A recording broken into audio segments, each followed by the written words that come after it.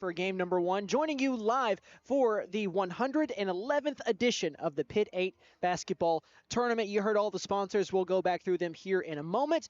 But guys, the time has arrived. We are in 2026, and once again, we have found ourselves kind of head first into another Pitt 8 tournament. We've got a great one for you, as we always do. Really quick, we're going to kind of run through what Monday is going to look like today. We'll give you the schedule every single day. But first, again, Chase McNutt joining you, and Nate Brown beside me for game number one. Nate, how are we doing today, my man? Hey, doing great, doing great. Happy to be here on the call for this first game. Going to make sure everything's going right with the stream, and then we're going to hand the headset over to our good friend Anden Dunn. He'll be taking care of you pretty much the rest of the way. Yeah, so remember that name, Anden Dunn, guys. You're going to hear him on the mic essentially every game after this first one. And it's going to be a fun week. We've got 22 games coming at you, starting off here at 4 o'clock, as we are going to have the Demonettes and the Lady Hornets of Stuart and Crowder here in game number one. Nate, last thing here before I kind of get rolling, man, I'm just excited to kind of be back here and doing this once more. Oh, yeah, it's always a great time out here at the Southeast Expo Center, one of the best run tournaments in the state. Pitt 8's always something I look forward to every year. Happy to be bringing you guys the second ever video stream of the Pitt 8 tournament as well. And we're looking forward to having it for you guys, as Nate just mentioned. So we're going to go ahead and jump into the tail of the tape of these two teams. Two Pitt 8 teams to start off are going to be the Crowder Demonettes and the Stuart Lady Hornets. We're going to start with the Demonettes. They are 13-4, ranked number 14 in Class B1. They are also riding 2 straight wins in a row. They've also won 6 of their last 7 games. So they're kind of hot at the perfect time. Also against Pitt 8 this year, their record not quite as appealing. They're just 3-2 in 5 games, but they did bounce back with a recent Pitt 8 win over Canadian not that long ago. But so far this season, they have wins over Stuart, Haileyville, and Canadian, with a loss to Pittsburgh and Indianola. Those are their 2 Pitt 8 losses and their 3 Pitt 8 wins. Now, they are not taking on a ranked team today, but when they have this season, they have struggled a bit. They are 2-4 versus ranked teams this season are the Demonettes, but they are averaging 14 points per game more than what they're giving up, Nate. That's not too bad. Yeah, I was going to say, is that good? It's not bad, partner. 51 points per game offensively. They've also scored up to 76. That's the most they've scored in a game this season. They're also 8-0 when they score over 50 points, which is what they average for the season. So essentially, if they're getting to 50 so far this year, they're winning the game. Yeah, you can almost count on it at this point. And as we mentioned, they're holding their opponents to just under 40 points per game, 37 points per game. But they're kind of on a nice little groove right now. Obviously, they did lose 3 games ago, but they've won 6 of their last 7. So they are certainly playing well so far. They've also been in another tournament already this season, in the Calvin tournament, in which they placed 3rd. And to get 3rd in the, or go ahead, Nate. Okay, that was my bad. I forgot to change that out. They were in the Moss tournament. Okay, so the Moss tournament, but still got 3rd. Yes. So for those of you that may not know how tournaments work, that means that they only lost 1 game. They went 2-1 in the tournament. They would have won the first, lost the second, and then won the 3rd place game, which is, if you got to win 2 games if you want to get to Saturday here in this tournament, because right. You are not guaranteed to play 3 games in the Pitt 8 tournament. No, you could very well go 0-2 and be right out of this tournament. Yeah, and that's why these first 2 days, as a shout out to my man Philip Jewell Jr., who helped me out with the vernacular. Today is Big Monday, and tomorrow is Super Tuesday, with a day off on Wednesday, well-deserved as well. A lot of games happening. Yes, a lot of games. And I know that we've got some weather coming this weekend, and I hate to even put it out there in case nothing happens, but right. There's been talk of maybe some games getting moved around with the weather coming possibly on Saturday. And if that happens, we will let you guys know. Right, yeah, there's a 40% chance of snow as it currently stands on Saturday. So you could see games potentially get moved to that Wednesday and have 5 straight days of basketball out here at the Southeast Expo Center. And I don't know if I have a problem with that. No, I wouldn't have a problem with that. No, I mean, unfortunately, I won't be able to be here for most of it, but that's true. You've got McAllister basketball tomorrow night. Right. We'll be here in town on Tuesday, and then Thursday, Friday, Saturday we'll make the trip up to Fort Gibson and cover the Old Fort Classic. Busy week for McAllister Radio, to say nothing yes. less. Busy week, but one of my favorite weeks of the year. It's so worth it. I hope you guys enjoy everything we bring you. I think, Nate, what were the final numbers on our stream last year on the YouTube for the entire week? I hate to put you on the spot if you don't know, but I believe it was over about 5,000 total views on the on the stream in general, but I can get you those numbers real quick. Well, my point was, folks, you hear those numbers? Let's pump those up. Let's get those up. We appreciate everybody that tuned in last year, but we want even more people on. So if you know about us and maybe you have some family or some friends that don't know about us, please let them know to check out the YouTube stream, as every single game, all 22 games will be live streamed starting today all the way through Saturday. And obviously we'll be on the radio side as well, but if you want to go back and see anything you've missed, we're going to have it the entire week. So tell your friends, tell your mom, tell your dad, tell your dog, tell everybody you can to come check out the McAllister radio stream. Yes, we had about 6,000 people and about 2.8 thousand on Championship Saturday. So let's see if we can't get Championship Saturday numbers today. Let's see if we can do it, guys. And I believe that we can. Anyways, I just wanted to get that out of the way. I also, my partner in crime, Madeline Nix, is here as well. She's going to be with us all week. So you guys need to come out. But, Nate, let's go ahead and get back to the task at hand here. Yes, sir. And that's the Demonettes and the Lady Hornets of Stuart getting ready to do battle here. We talked about the Demonettes. They're 13-4 right now, ranked number 14 in B1. Let's talk about Stuart. They are currently 7-10. And their head skipper is Chris Mitchell, who, if you've been living in this area for a long time, you know the name. Yeah, you know who Chris Mitchell is. It's so awesome to see her get this chance over at Stuart, and it's been a great season for them so far. Obviously, could have been a little bit better, but when you jump into season one, you got to expect there's going to be some hiccups along the way. So, and there certainly has been, but they're battling. They're just 3 games under 500. They're 7-10, but they are coming in on a win streak. I know people say one game isn't a win streak, but it is to me. So the only issue mainly with Stuart that I have kind of found in this kind of pregame notes of stuff that I've done is that at times they can struggle to score the basketball. They play well defensively. They hold teams to just 45 points per game defensively, but they score just under 40 on their own. They average 39 points per game this season, but this has also been a season of runs for Stuart. Nate, they started the season 1-6. They also were 0-4 in that stretch. They are 6-4 though since then. So and you'll see that with some of the teams that I did some prep on. For the Hornets, they are kind of in a back and forth right now though. They've not won more than 1 game in a row at 8 straight games. They are 5-4 in their last 9, and it's win-loss, win-loss, win-loss. They just have not been able to throw 2 in a row together. Could today be the start? It very well could be. I mean, if they continue following that pattern.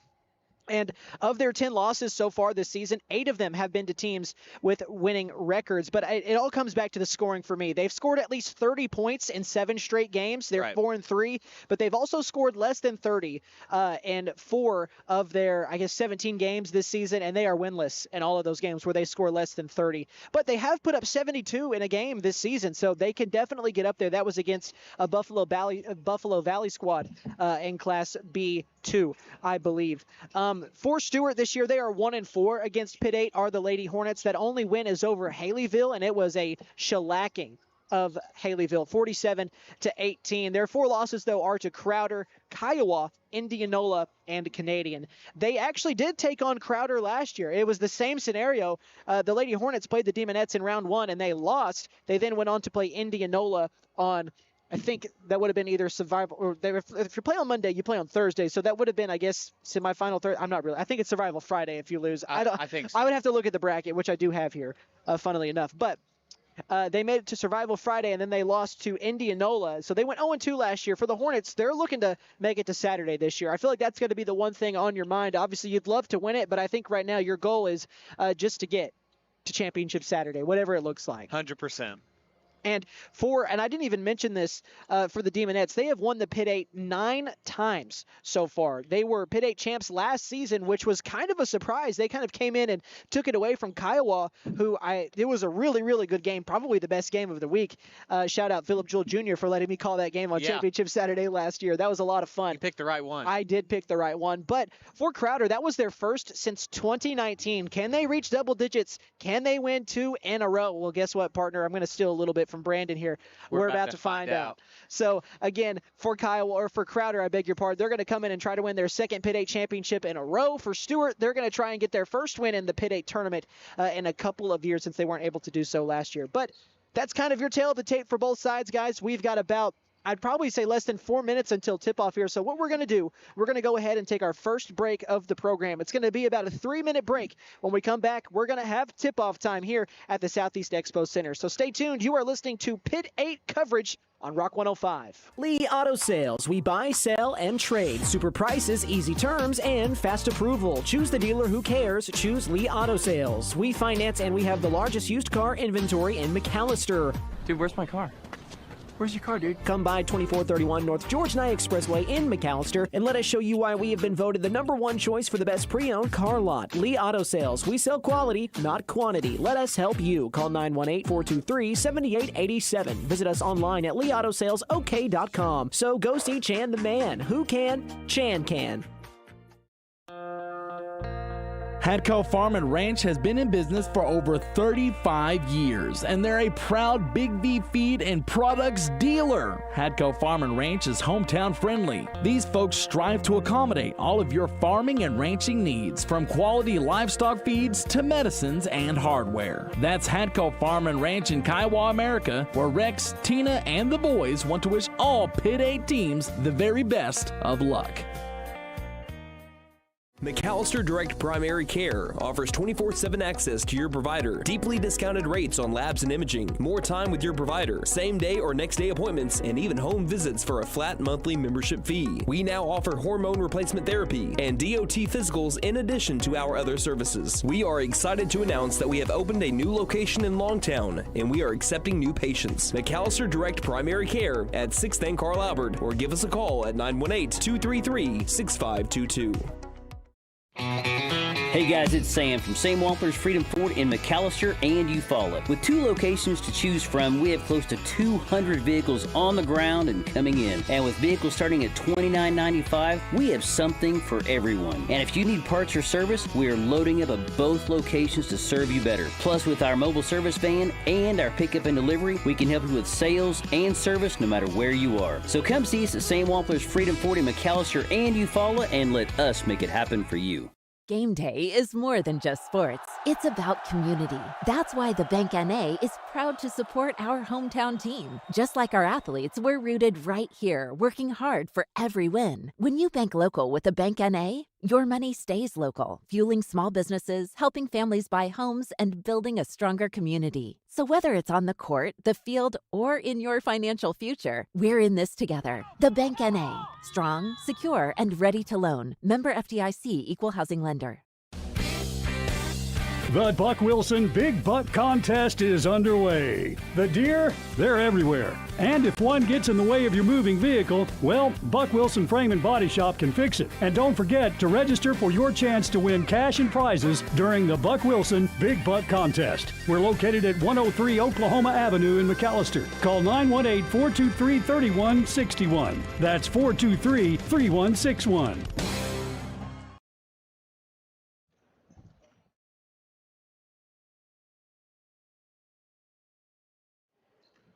Welcome back to the Southeast Expo Center. Chase McNutt and Nate Brown joining you as we are just about ready for game number 1. As if you're joining us on the YouTube, you can see that Stuart is going to be wearing their green road uniforms with pinstripes up the side, and Crowder's going to be wearing their white uniforms as well, as they're going to be the home side. But I believe we're about to get the national anthem right before the player intros and starting lineup. So without further ado, we'll send it over to the PA table.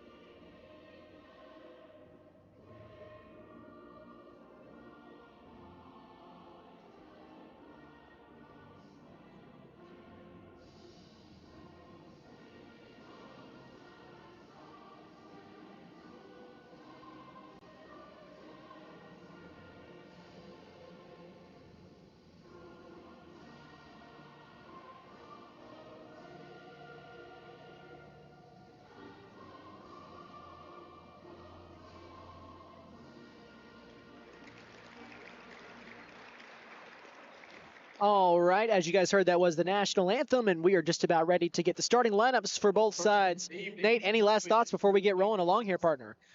I'm just ready to get this underway. We're going to get to see the defending champions take on an up-and-coming team.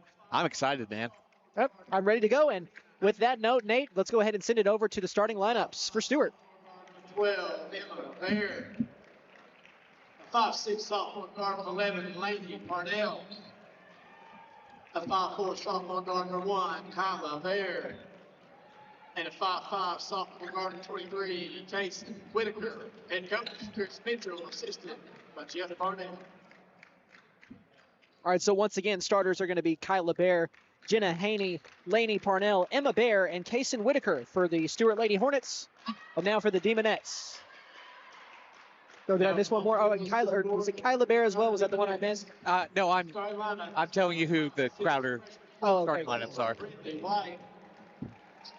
A 5'4" sophomore guard, number 1, Mackenzie White.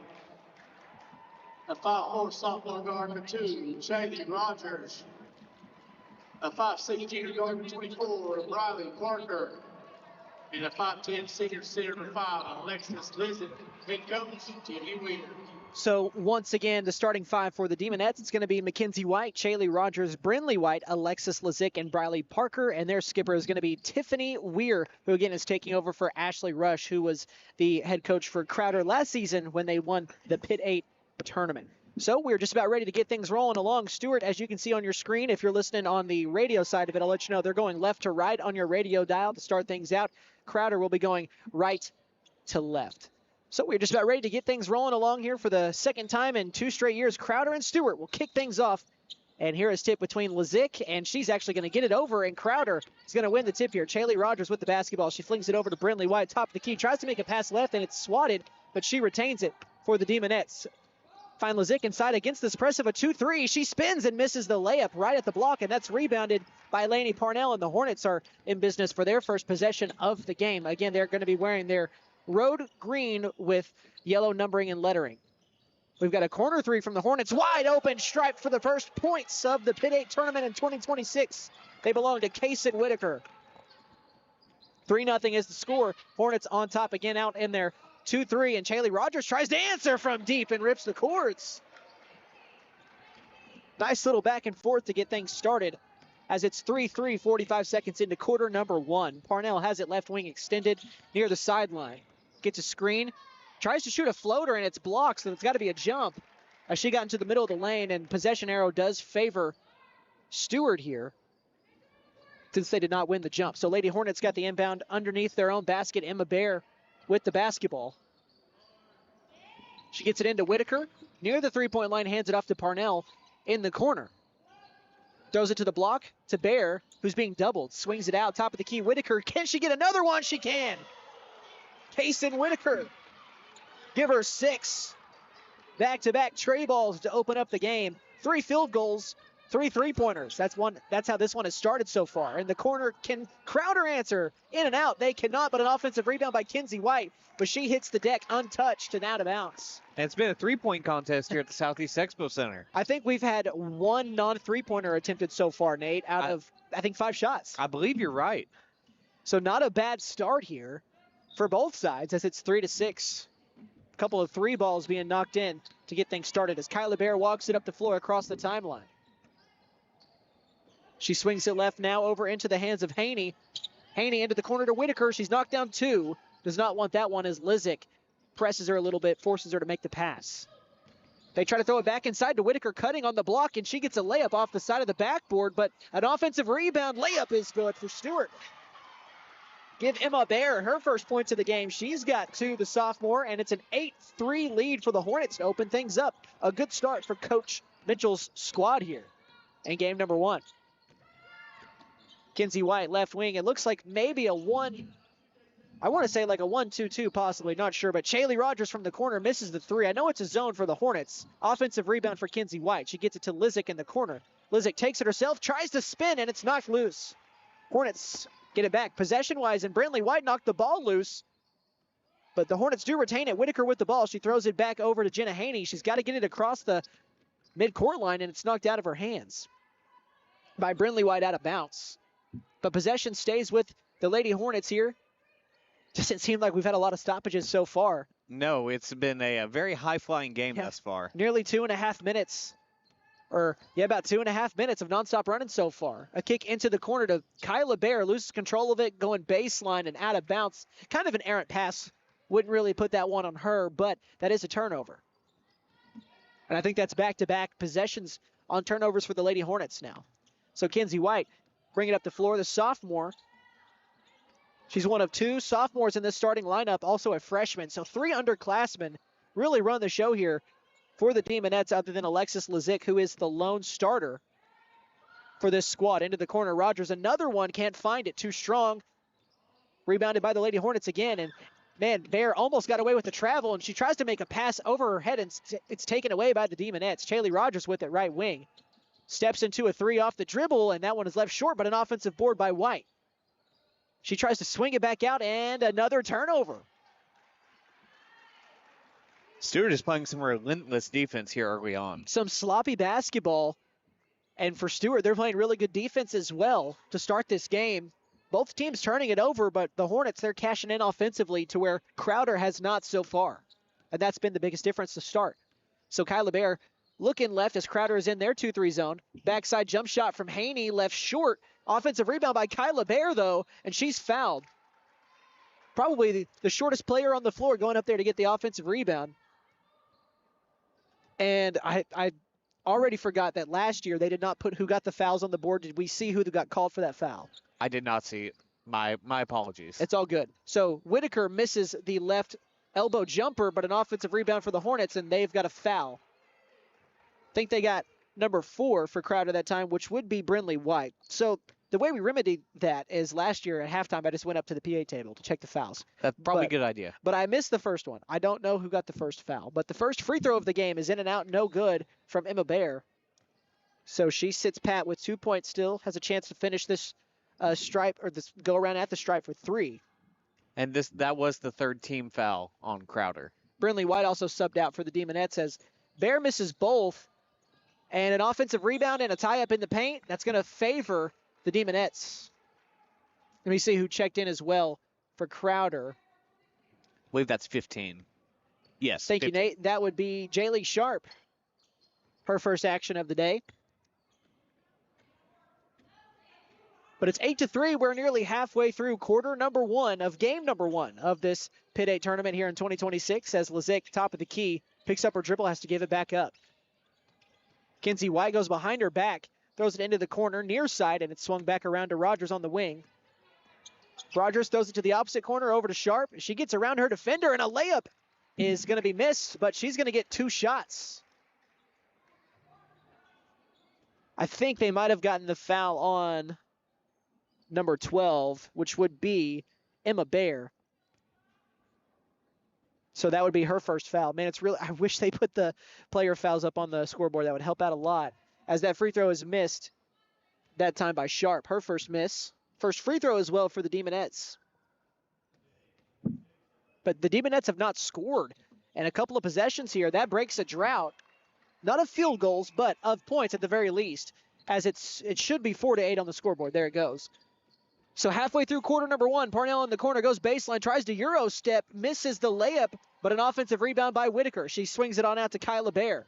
Bear over to Jenna Haney, a 3 from the right wing, air ball, rebounded that time by Briley Parker. The Demonettes get it back, and they'll push it up the floor. Outlet over to Rogers, right wing. Thought about a 3, instead drives the lane, and she's swatted on the floater. Rebound by Kaysen Whitaker, who forces the jump ball, and Stuart gets it back.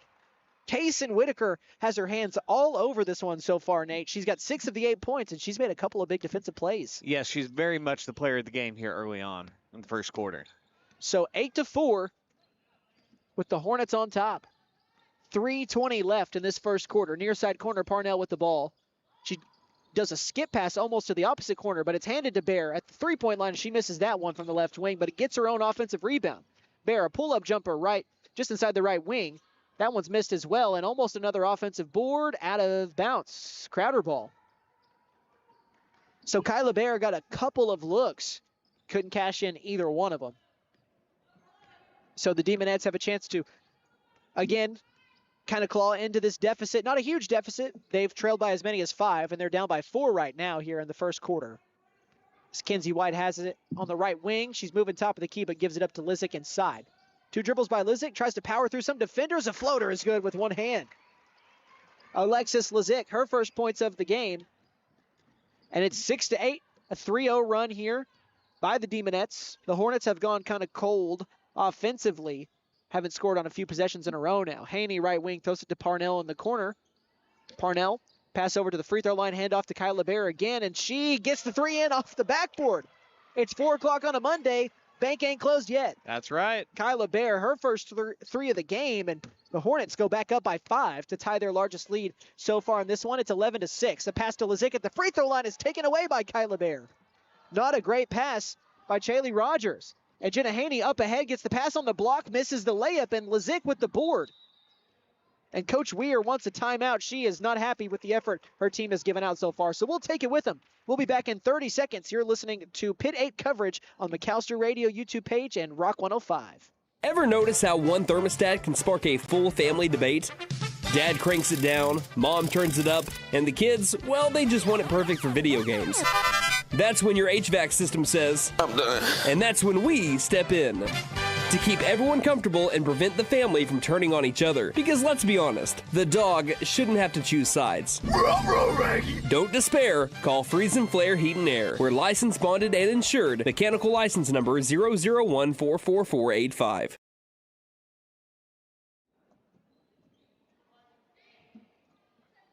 Welcome back to the Southeast Expo Center. Chase McNutt, Nate Brown joining you, and that was our first timeout of the tournament in this one. We're in game number 1, and right now it's the Lady Hornets of Stuart. They're on top of the Demonettes of Crowder, 11-6. We are about 6 minutes in to the first quarter. Crowder with possession out of that timeout. Again, Coach Weir, she's not very happy with kind of just the effort she's seen from her team so far. Seems like they've come out just a little bit slow, and Stuart has really brought the pressure so far.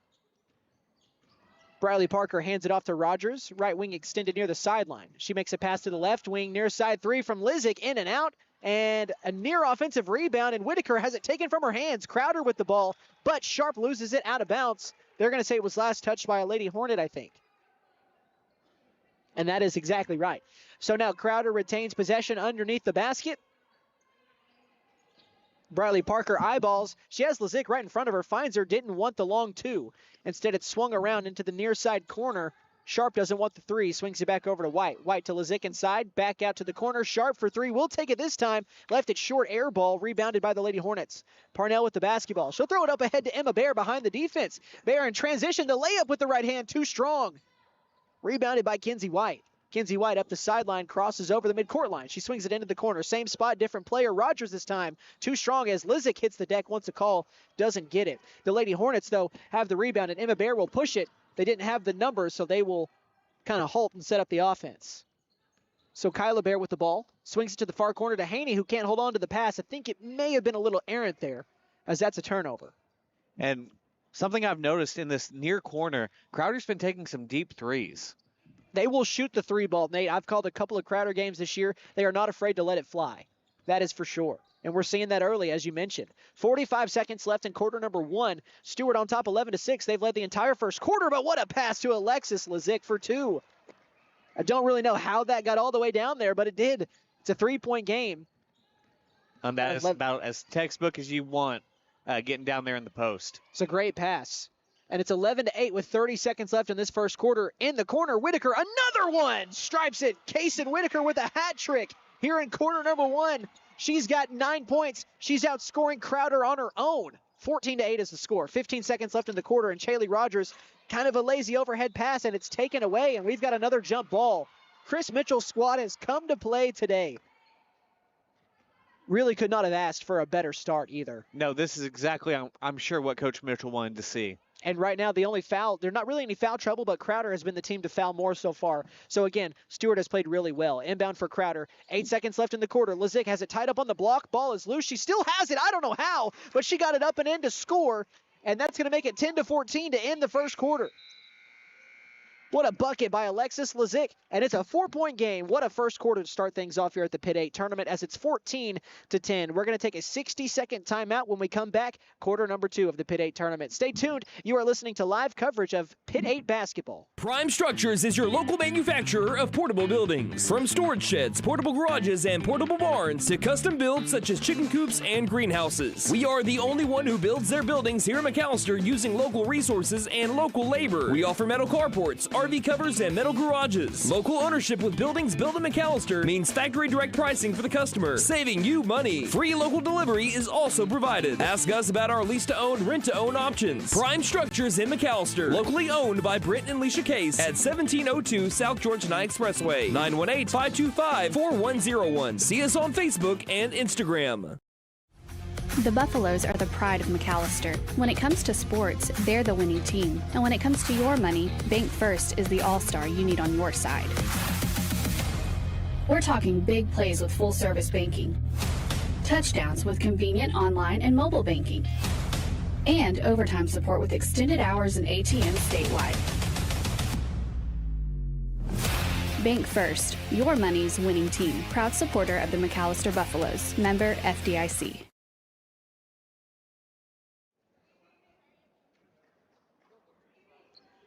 Welcome back. Quarter number 2 of the Pitt 8 tournament here on Big Monday in game number 1. And right now it's Stuart on top 14-10 over the Crowder Demonettes. Remember, Crowder is the reigning girls side champion from last year as they beat Kiowa in what was probably an upset to start. But now they're leading Crowder here early on as Stuart has the first possession and a quick shot from the corner. Parnell, she knocks in a 3. Nate, that is the 5th 3-pointer by the Hornets already. Yeah, they are absolutely finding it from 3-point range early on. For a second, I thought maybe she missed it. I thought I looked away because the 3-point came late on the scoreboard. But nonetheless, she did cash that in. But 5 already for the Hornets. 15 of their 17 points from deep.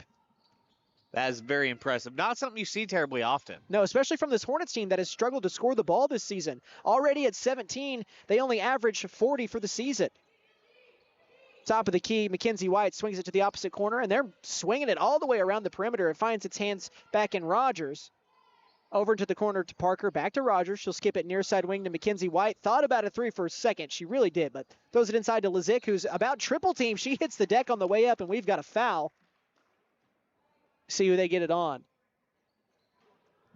Maybe 12? Yeah, I think they got 12. So that's going to be Emma Bear, which is her second. So I've missed 2. There are 2 fouls on Crowder I have unaccounted for right now, just because the official doesn't face us, so it's hard for us to see. Yeah, we'll get that figured out at halftime, folks. But Lazick has 6 points, make it 7 as she makes the first free throw. And it's 11 to 17 now. It's a 6-point game. Second free throw is up and in. So Lazick, the first 2 for 2 visit to the stripe by either side.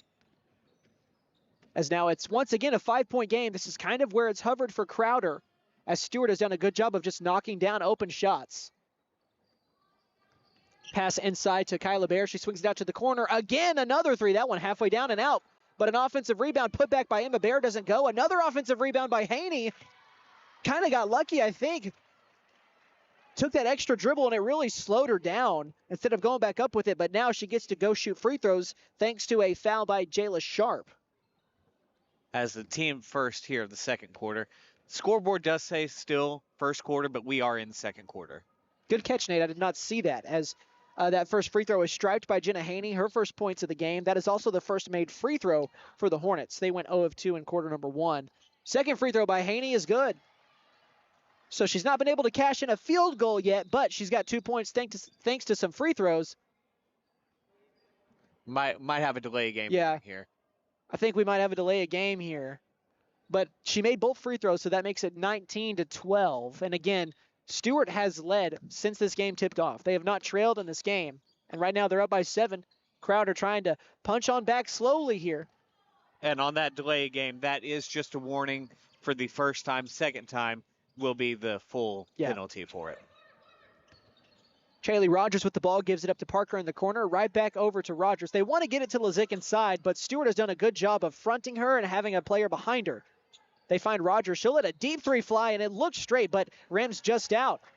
Parnell with a good rebound. That's been the difference so far, though, is Crowder has not made their threes, and Stuart has. I mean, they've made 5 3-pointers so far. Maybe another one from Bear as that one misses left. That one's out of bounds. And I think we've got a substitution on the Crowder side. Yes, we do. Checking in is Amira Schaefer. And sitting down is Jaylee Sharp. Or number 15, as Nate was getting ready to tell me. You're good. I don't have a roster in front of me as always, folks. So now Crowder, again, same score as the last time they had the ball offensively. Still down by 7. It's 12-19. They've scored just 2 points in the quarter to Stuart's 5. Chaley Rogers, a skip pass over to the near side corner to Lizick, who tries to go baseline. And Crowder just doesn't have a lot of movement against this zone defense. They find Rogers for 3. Didn't need a lot of movement there as she striped it. Her second 3 of the game. She's got 6 points, and it's 15-19. And that's the thing about running a zone defensively. You leave shooters open for shots, and Crowder just hadn't knocked it down so far, and there they do. As Haney saves a near turnover, and Kyla Bear threw it straight to a White shirt. I just don't think she saw her, so that's a turnover. Kinsey White down the lane, a pass to the right corner to Rogers. She falls down on the drive and just throws up a shot that's blocked, and it's going to be a miss. And Stuart gets out of that unscathed. Rogers just couldn't keep her feet, and maybe that has to do with the flooring, as it's only used once a year, as we've got a foul just as soon as the half-court line was crossed. So did they get a foul on 1 or 12 there? I thought you signaled 2. He did, but Stuart doesn't have a number 2 on the floor. No, excuse me, it was against Crowder, so you are correct, Nate. So that's against Chaley Rogers. Corner 3 from Whitaker, couldn't get that one. Believe she's 3 of 6 now, and we almost had a tie-up underneath on the rebound, but instead, Lizick finds Rogers, and they're running. Does she want to drive inside? She does not. She stops, swings it back out to White. Wide open for 3, too strong off the back rim, but an offensive board for Crowder. Lizick back over to Kinsey White, left wing. A bullet pass over to Lizick. A jumper in the paint is good. Got the shooter's touch. Alexis Lizick, she is the first player in double figures with 10. And just like that, Nate, it's down to a 2-point game, the closest it has been since this one started. And you knew you weren't going to keep a ranked team down for too long. 13-4 Crowder is 13-4 for a reason, and they're ranked as Nate mentioned. So, yeah, Crowder's on their mini run now. Can Stuart respond? Haney from deep, too strong. Rebounded by Chaley Rogers, and now Stuart has gone a little bit cold. They scored 5 quick points, but now Crowder's on the run back, and Kinsey White is trying to add to it. Misses the layup, but she's fouled. I think they got Kyla Bear. They did. Kyla Bear is going to be the guilty party. I don't know if she has more than one, but that is at least her first. Because, again, I did miss some fouls earlier. But to the line for the first time, Mackenzie White, who has not scored yet. And that changes. She knocks down the first, and it's a 1-point game. And this can be tied for the first time since it was 0-0. Kinsey White takes 1 dribble, lets it fly for free throw 2, and left it short, but gets her own rebound before it's knocked loose. Taken by Crowder, an offensive rebound. So now any made shot takes the lead on a field goal here. Of course, unless they go to free throws, then that changes. But Lizick, top of the key, skips it to the far side corner, gets it back on the give and go. Alexis Lizick, a great play and a great read from Schaefer to give it back to her.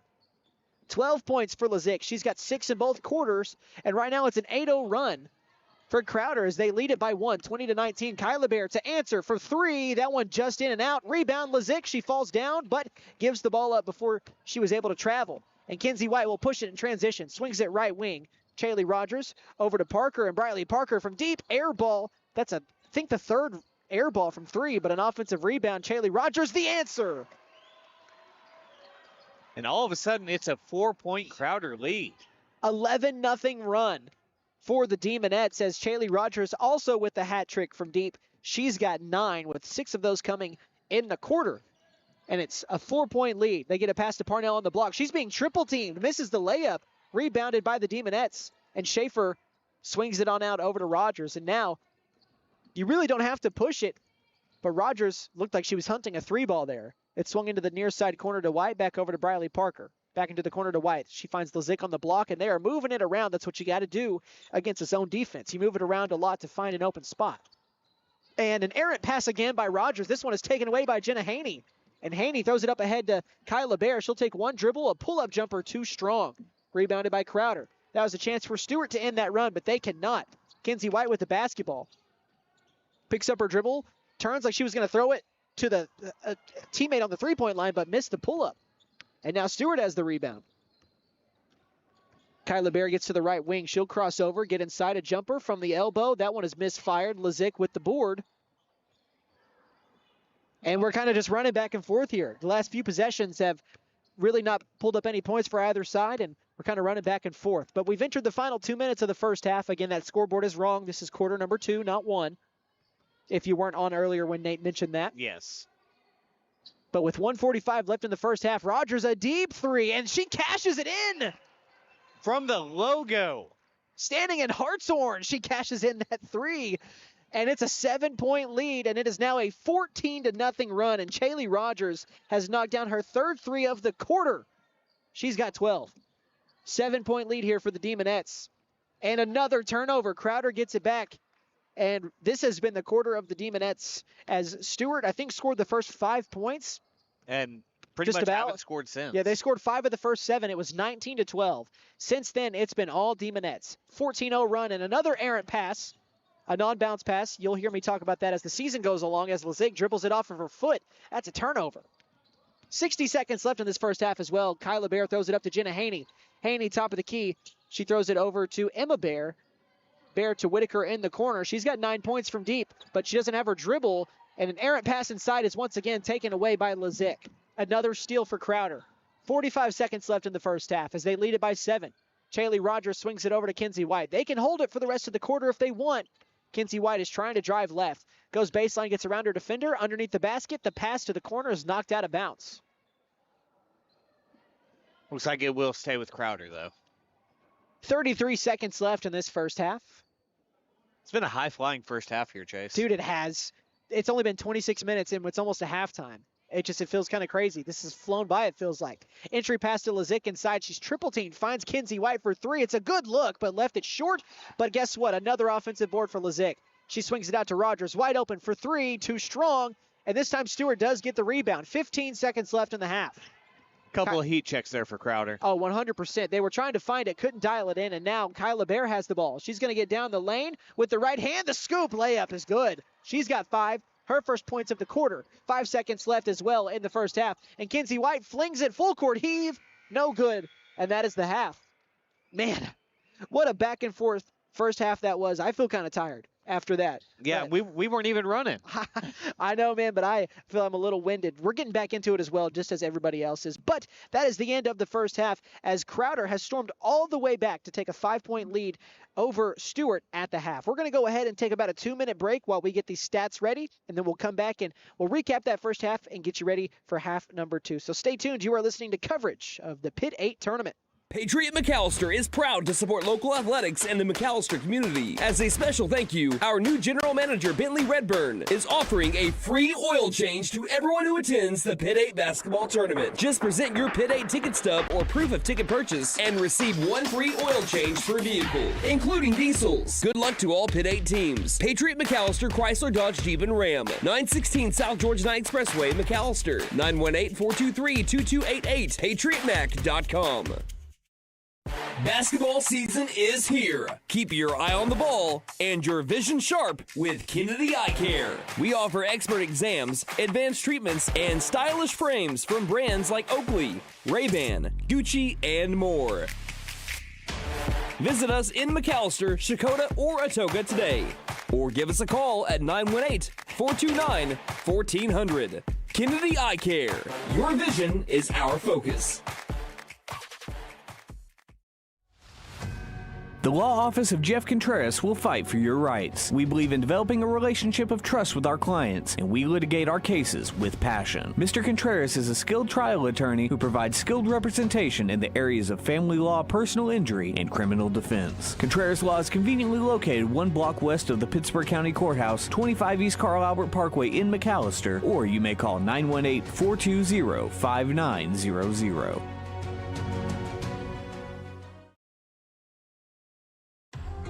When you free up time in your day, you make space for the world of possibility. A world where all those wishes, all those to-do notes become day-to-day realities. Whatever you dream of, First Bank wants to be a part of it. Open a checking account here. It only takes a few minutes, and realize more time for what's possible. First Bank, here for possibilities. Visit firstbank-ok.com. Member FDIC.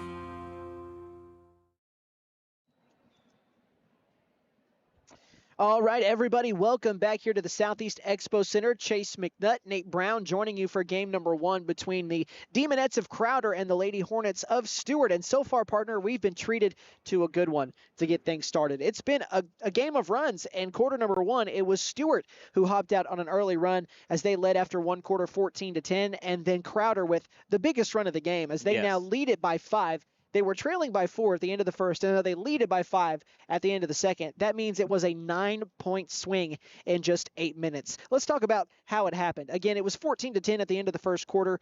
Really leading the way for the Stuart Hornets has been Kaysen Whitaker. All 9 of her points came in the first quarter. They were all 3-pointers. Kyla Bear has 5 right behind her. Again, this is for the Lady Hornets here. She knocked down a 3 in the first quarter, also had a layup in quarter number 2.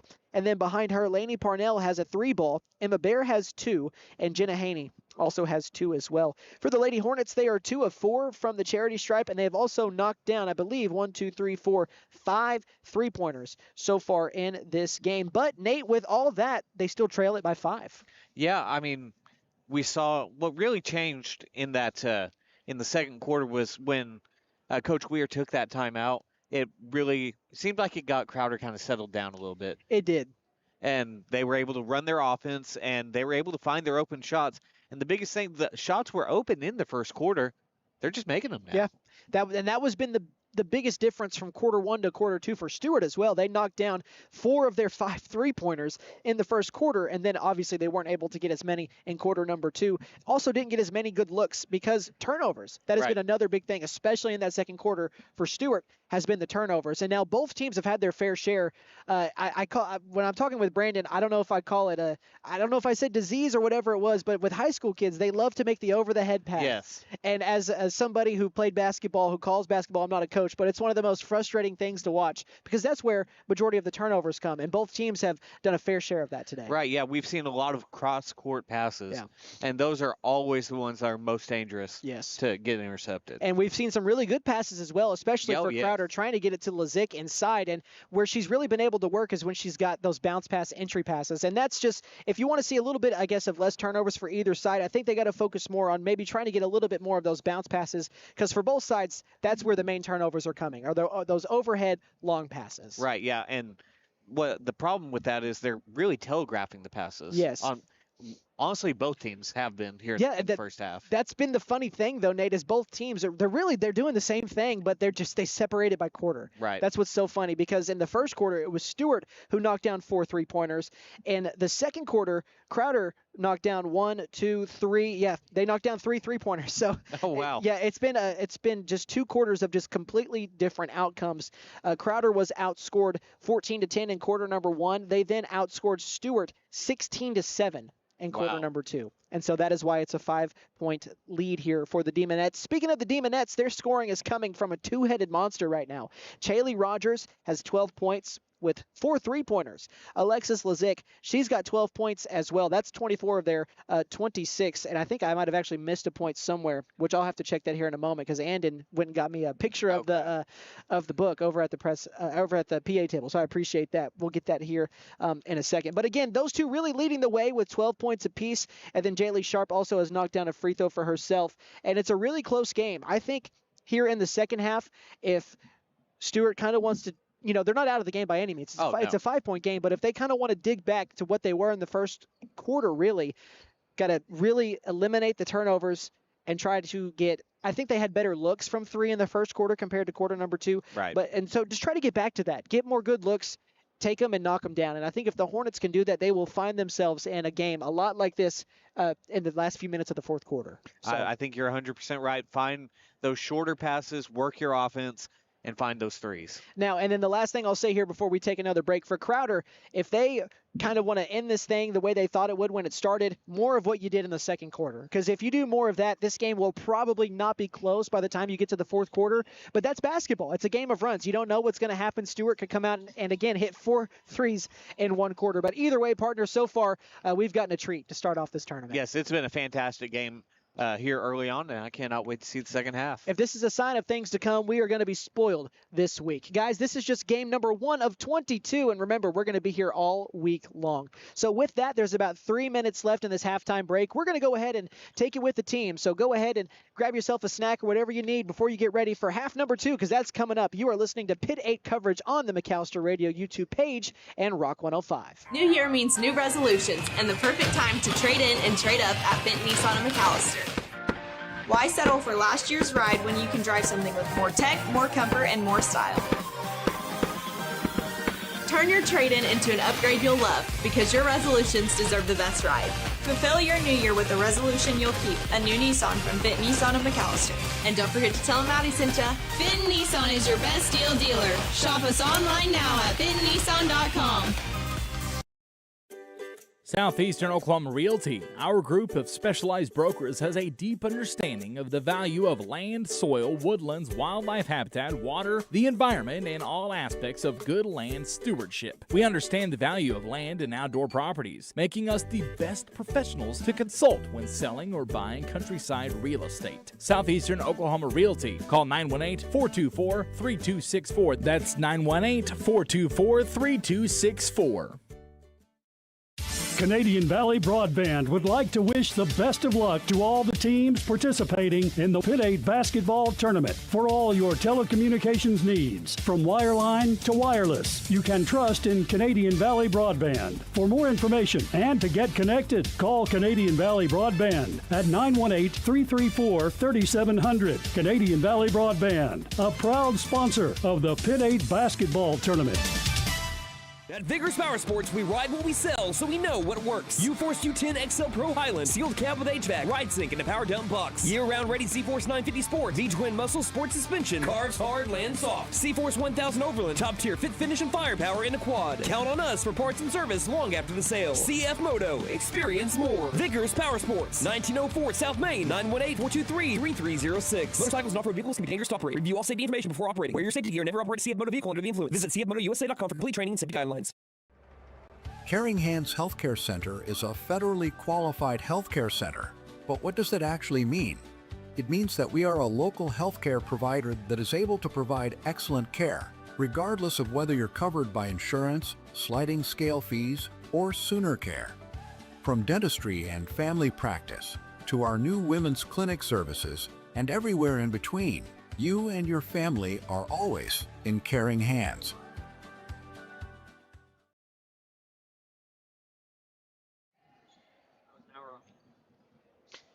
All right, everybody, welcome back to the Southeast Expo Center. Chase McNutt, Nate Brown joining you for half number 2 of game number 1 here in the 111th Pit 8 tournament. Only thing we're waiting on is officials right now. I see one, but we're still waiting on a couple. So while we wait, I'm going to go ahead and thank our sponsors, because without them, we would not be here doing this. Shout out Lee Auto Sales, Hadco Farm and Ranch, McAllister Direct Primary Care, Sam Wampler's Freedom Ford, The Bank and A, Buck Wilson Frame and Body Shop, Freeze and Flare Heat and Air, Prime Structures of McAllister, Bank First, Patriot Chrysler Dodge Jeep and Ram of McAllister, Kennedy Eye Care, Law Office of Jeff Contreras, First Bank of Kiowa, Fenton Nissan of McAllister, Southeastern Oklahoma Realty, Canadian Valley Broadband, Vickers Power Sports, and Caring Hands Healthcare Center. Shout out to all those businesses. Go give them some love, since they're the reason we're able to do this for you guys this season. Anyways, second half underway. Crowder with the basketball going left to right on your radio dial on Rock 105, with Stuart going right to left here in the second half. Chaley Rogers and Briley Parker were playing a back-and-forth game on a pass from the corner, but now it's swung around to the near side. Back into the hands of Rogers. Three-point line extended. A skip pass to the opposite wing over to Mackenzie White. Back to Lizick, top of the key. Lizick goes down the lane, swings it left. It's back over into the hands of White. Again, beyond the perimeter. She spins around her defender and gets right to the rack, but misses the left-handed layup. Had a great look at it, but just a little too strong on the misfire. And now Stewart gets it back down 5. 26-21. Parnell over to Bear. Bear right back to her. Into the corner, it's Haney, who splits the defenders, but her layup is swatted by Lizick, who gets the board. Great play to stop what was a short 2 points for the Lady Hornets. Great play by Lizick, who is tied for the game high in points right now with 12. Joining her, as I mentioned at the halftime break, is Chaley Rogers. Kinsey White with the basketball. Stewart coming out in what looks like a 1-3-1 defensively just about. And no, actually, it's a man that they've switched to here in the second half. And they're switching everything, is what it looks like. Kinsey White with the basketball into the corner. Three ball from Briley Parker. That one does not fall. Rebounded by, I think that's Kyla Bear. And she'll bring it up the floor, crosses the timeline, into the corner to her sister Emma. Emma throws it inside right to a white jersey, so that's another turnover. And it's, again, the same thing that plagued Stuart in the second quarter. A lot of turnovers, and Crowder has a chance to once again capitalize. With the basketball, Brindley White over to Briley Parker. Back top of the key over to White. Back into the hands of Kinsey White. She tries to lob it to Lizick and almost once again taken away. Nice defensive play by Ella Sheaver for the Hornets, who got the start in the second half. Hailey Rogers for three. She dials it in once more. Give her 15. All from three. She's knocked down 5 3-pointers here. And she now has the game high. And partner, I think it's a 17-2 run right now for Crowder going back to quarter number 2 as Kinsey White gets a steal. She's on the run with Hailey Rogers, doesn't have the numbers, and there is a double dribble. Thought maybe she was sneaky about it. I thought maybe she was going to get away with that, but they did catch her. And if you blinked, you would have missed it. So hope you didn't. Yeah. And for Kinsey White, again, unfortunately, that's a turnover for her Demonettes where they could have added 2 more. But for Stuart, that keeps you in it, only down 8. You're not down double digits. Nobody has been down double digits today. I think the biggest lead so far today is right now at 8, and it might swell with another steal. This time it goes to Brindley White here for the Demonettes, and Lizick will bring it up the floor. She gives it up to Kinsey White. Right wing thought about the 3. She gets another look at it. This time will fire for good reason. Rips the cords from deep. Kinsey White has 4 points now. That is her first field goal. And Jace, right now the Demonettes are red hot. It's a 20-2 run, partner. They were down 19-12, and Coach Chris Mitchell is going to take a timeout. We'll take it with her. I believe it's a 30-second timeout, so we'll be back in half a minute. You're listening to Pitt 8 coverage on Rock 105 and McAllister Radio YouTube page. Lee Auto Sales. We buy, sell, and trade. Super prices, easy terms, and fast approval. Choose the dealer who cares. Choose Lee Auto Sales. We finance and we have the largest used car inventory in McAllister. Dude, where's my car?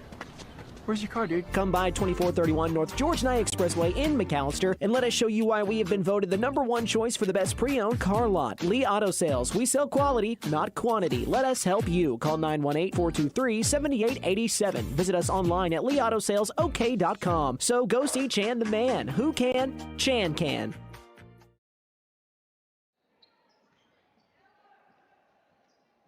Welcome back to the Pitt 8 tournament. Out of that timeout, Stuart has the ball down by 11. Their biggest deficit of the night, and the biggest deficit just in this game so far, as going baseline, Laney Parnell is fouled on the way up. She'll shoot 2. Nate, the Hornets have been struggling to score, partner, and thank you for giving me a call out on who that foul was on. That's Brindley White's 3rd, so she's the only one really in foul trouble. But I wanted to mention about the Hornets. They scored 14 in the first quarter, and that is the first point they've scored in this quarter. But Nate, just 7 total points since the first quarter. Yeah, Crowder's seemed like they've really tightened up the defense, especially after that first quarter. And Stuart just not getting their shot to fall right now, as the second free throw is off the back iron and no good, rebounded by Crowder.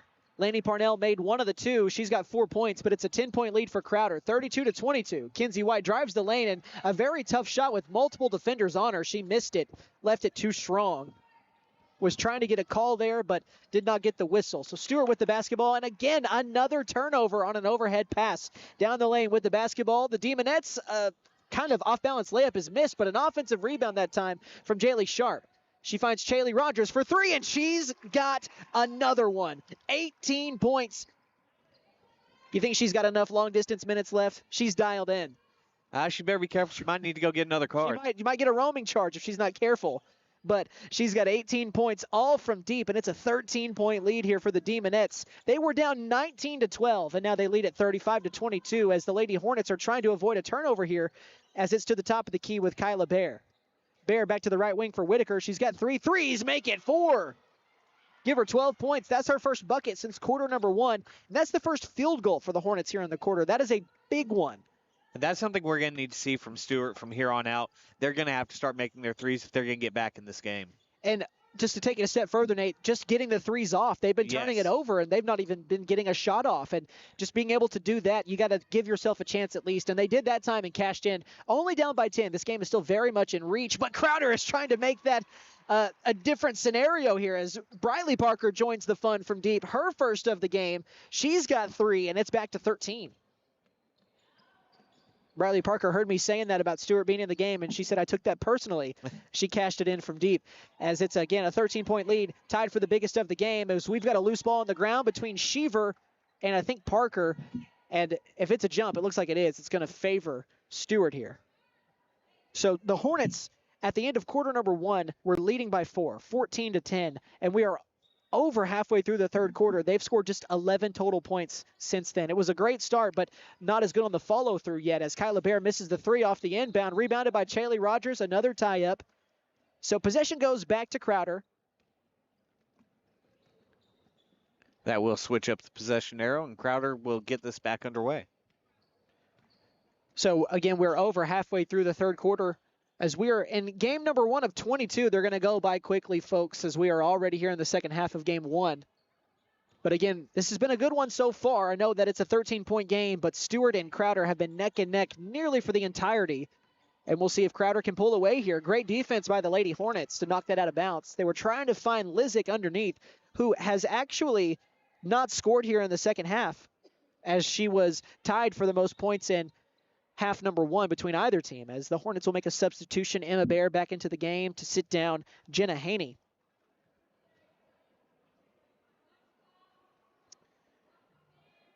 So Crowder the inbound, they get it to Lizick, wide open, a short jumper. It's too easy. Alexis Lizick with 14, her first points of the second half, and it's a 15-point lead. And oh no. Oh, I wasn't looking, I didn't see it, but they're going to say that Kyla Bear crossed over on the inbound, and that's a turnover. And that's just one of those mental lapses that you just absolutely cannot have. You know, I've seen that more often this year. I've seen it about 3 times this season, and I hadn't seen it before in 10 years. Parker for 3, airballed, rebounded by the Hornets, and that's right, Nate. We saw that in a McAllister game that I was with you guys on about a week ago, as we've got a foul against, I think, Jaylee Sharp. And in the Sequoia Tahlequah tournament, when McAllister traveled up there, we saw 2 in one game. That's just something you rarely ever see. And now I guess you've seen it 4 times. 4 times in a single season. Doubt you'll get that again next year, but hey, who knows? Man, I hope not. 15-point lead for the Demonettes, as they have scored 14 points in the quarter to just 4 for the Lady Hornets, as Kyla Bear gets underneath over to Whitaker. The short jumper is left short, rebounded by Sharp, and now it's Hailey Rogers behind the defense, and this is going to get her up to 20 if she can make it, and she can. Hailey Rogers, the first 20 bomb of the tournament here in game number 1. Looks like she wants to get some all-tournament honors here. That's right. At the end of the week, as it's a 17-point lead by Crowder. And if things hold, they're going to be playing on Saturday regardless of what happens when they play their second game of the week. As Kyla Bear pull up along, too. I think it hit the rim maybe 30 times before it fell through, but it did. Kyla Bear cashes it in. She's scored in every single quarter up to this point. She's got 7. Lizick passing the short corner back over to the top of the key, over to White. She finds Rogers, who could have pulled it, didn't want it. We've seen her pull deeper threes today and this season, of course, as a pass inside to Sharp is going to lead to a foul by the Lady Hornets. I think they got Whitaker on that one. If so, that is going to be her second. And Jenna Haney checking back in. She's going to sit down Ella Sheavers, who that looks like.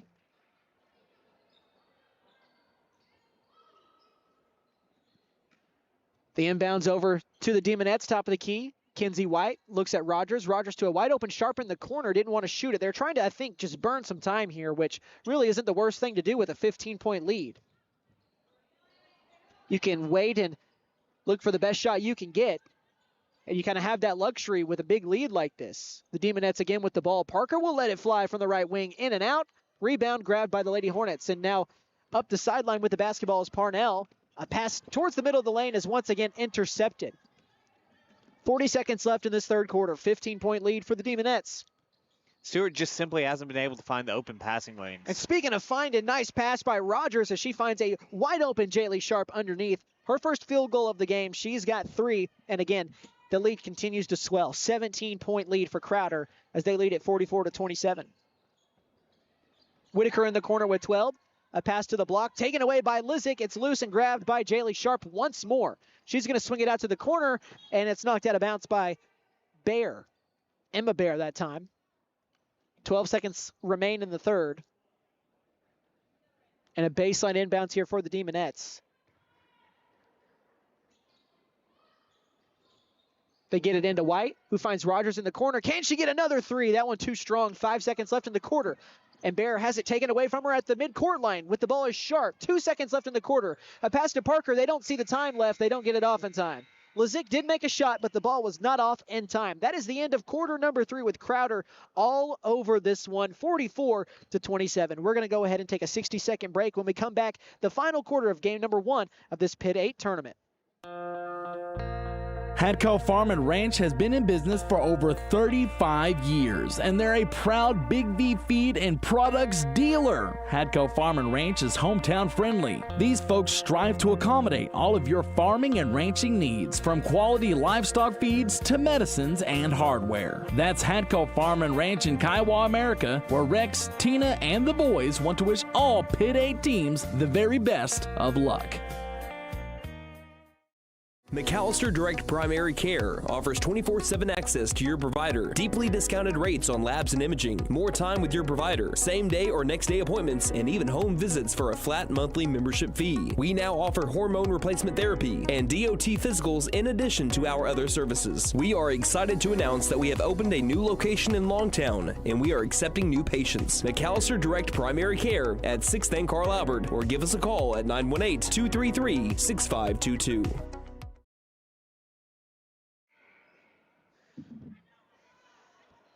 Welcome back to the Pitt 8 tournament, quarter number 4. We are just about ready to get rolling along here as game number 1 is just about decided. We just have the formality of 8 minutes as Crowder leads Stuart 44-27 in the first girls game. Really quickly wanted to give a shout out to Pop's Kettle Corn. They were our tip-off sponsor. Perfect for weddings, graduations, baby showers, birthdays, and other special occasions. Gluten-free and keto-friendly. Veteran-owned business. Call 918-404-5630.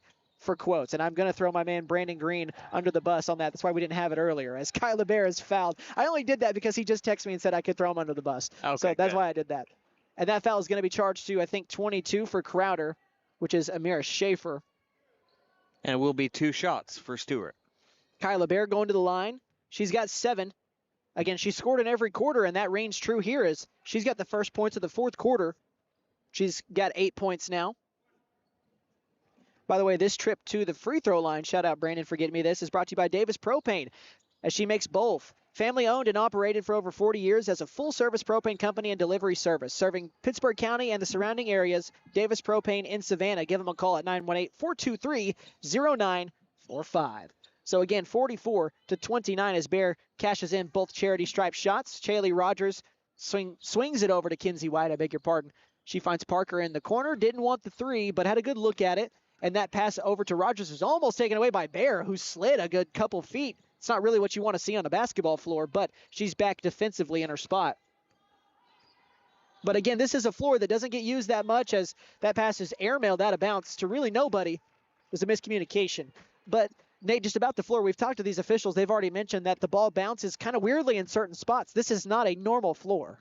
No, this floor only gets used once, maybe twice a year. Yeah, and I think that it's pretty new with, you know, the type of flooring that they have, as that's a long 2 that's cashed in by Emma Bear.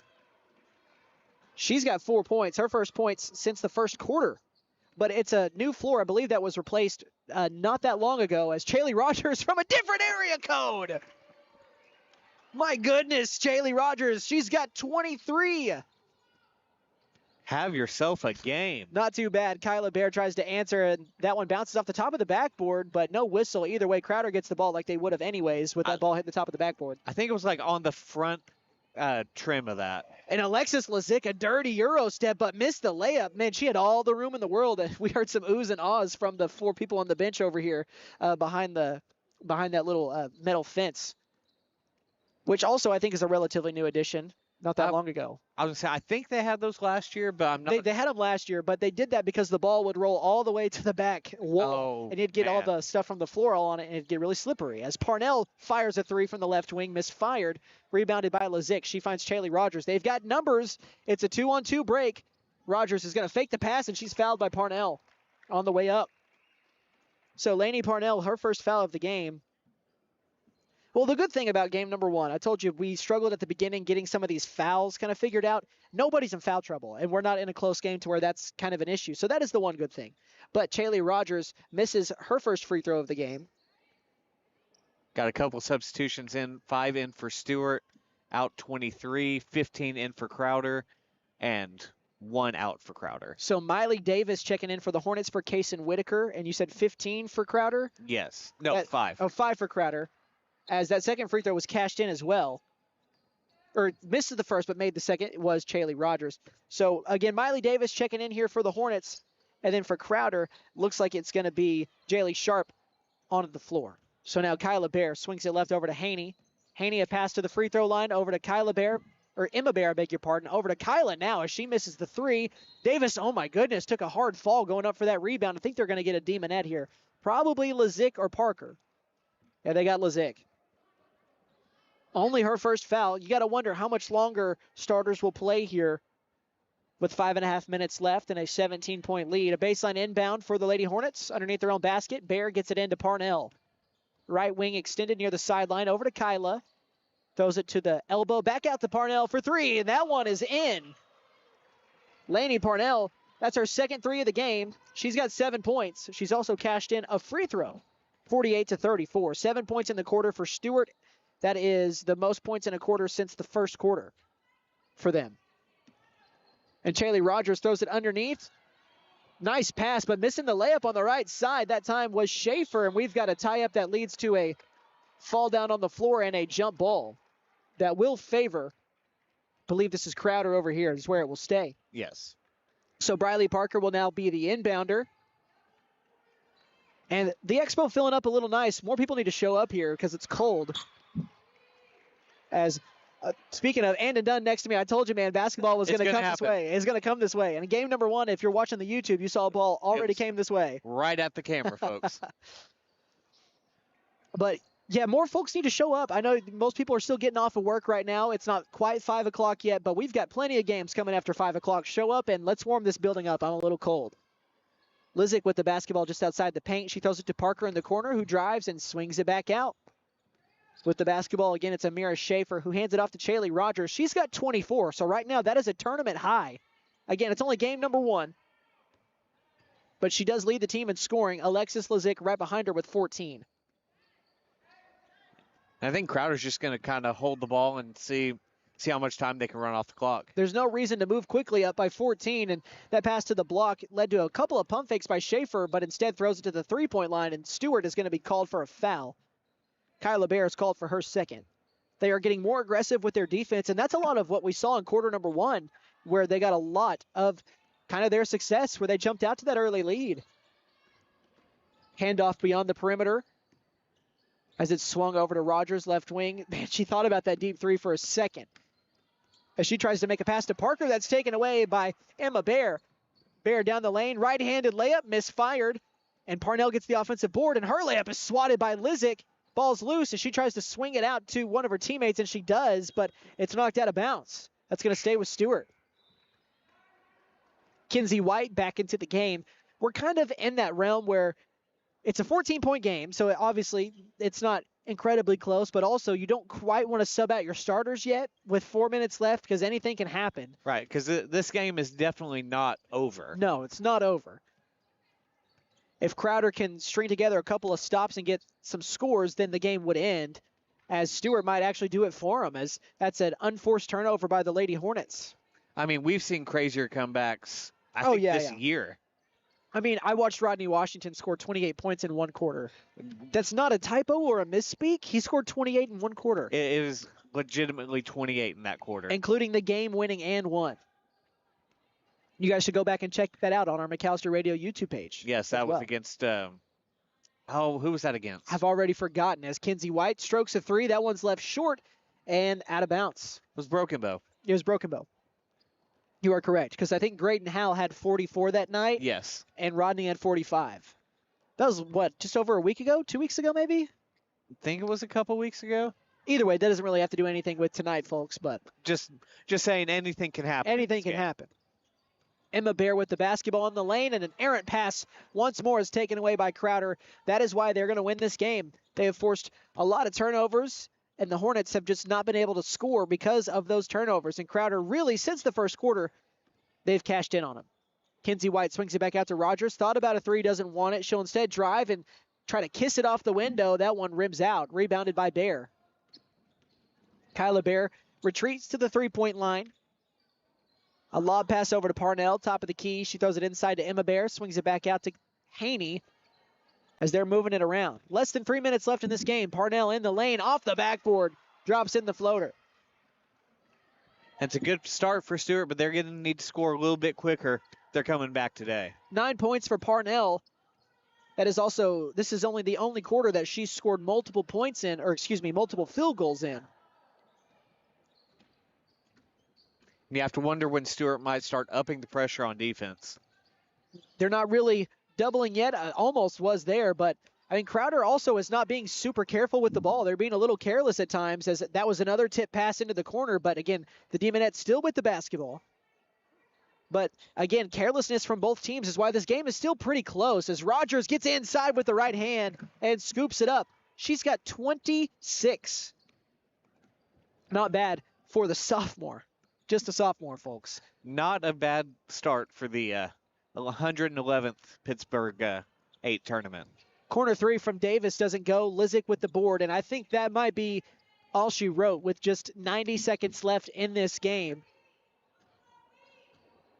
And Stuart not really pressing all the way out. Kyla Bear is picking up beyond the three-point line, but no doubles really, as I think they know it's a little bit too far stretched out deficit-wise. As Rogers down the lane with the left hand, again kisses it off the window. She's got 28. I'm running out of space. I need her to stop scoring. I'm running out of space on my sheet. She's got 28. She only had 3 points in the first quarter. That's what's insane. What a game for Hailey Rogers. And if she plays like this every game, Crowder will find themselves playing late Saturday night once again, as that pass is knocked out of bounds. And a substitution. Looks like Kaysen Whitaker. It is. Who's she going to sit down? I think Miley Davis. Just 64 seconds left in this game, though. Side out for the Hornets in front of their own bench. They get it into Kyla Bear.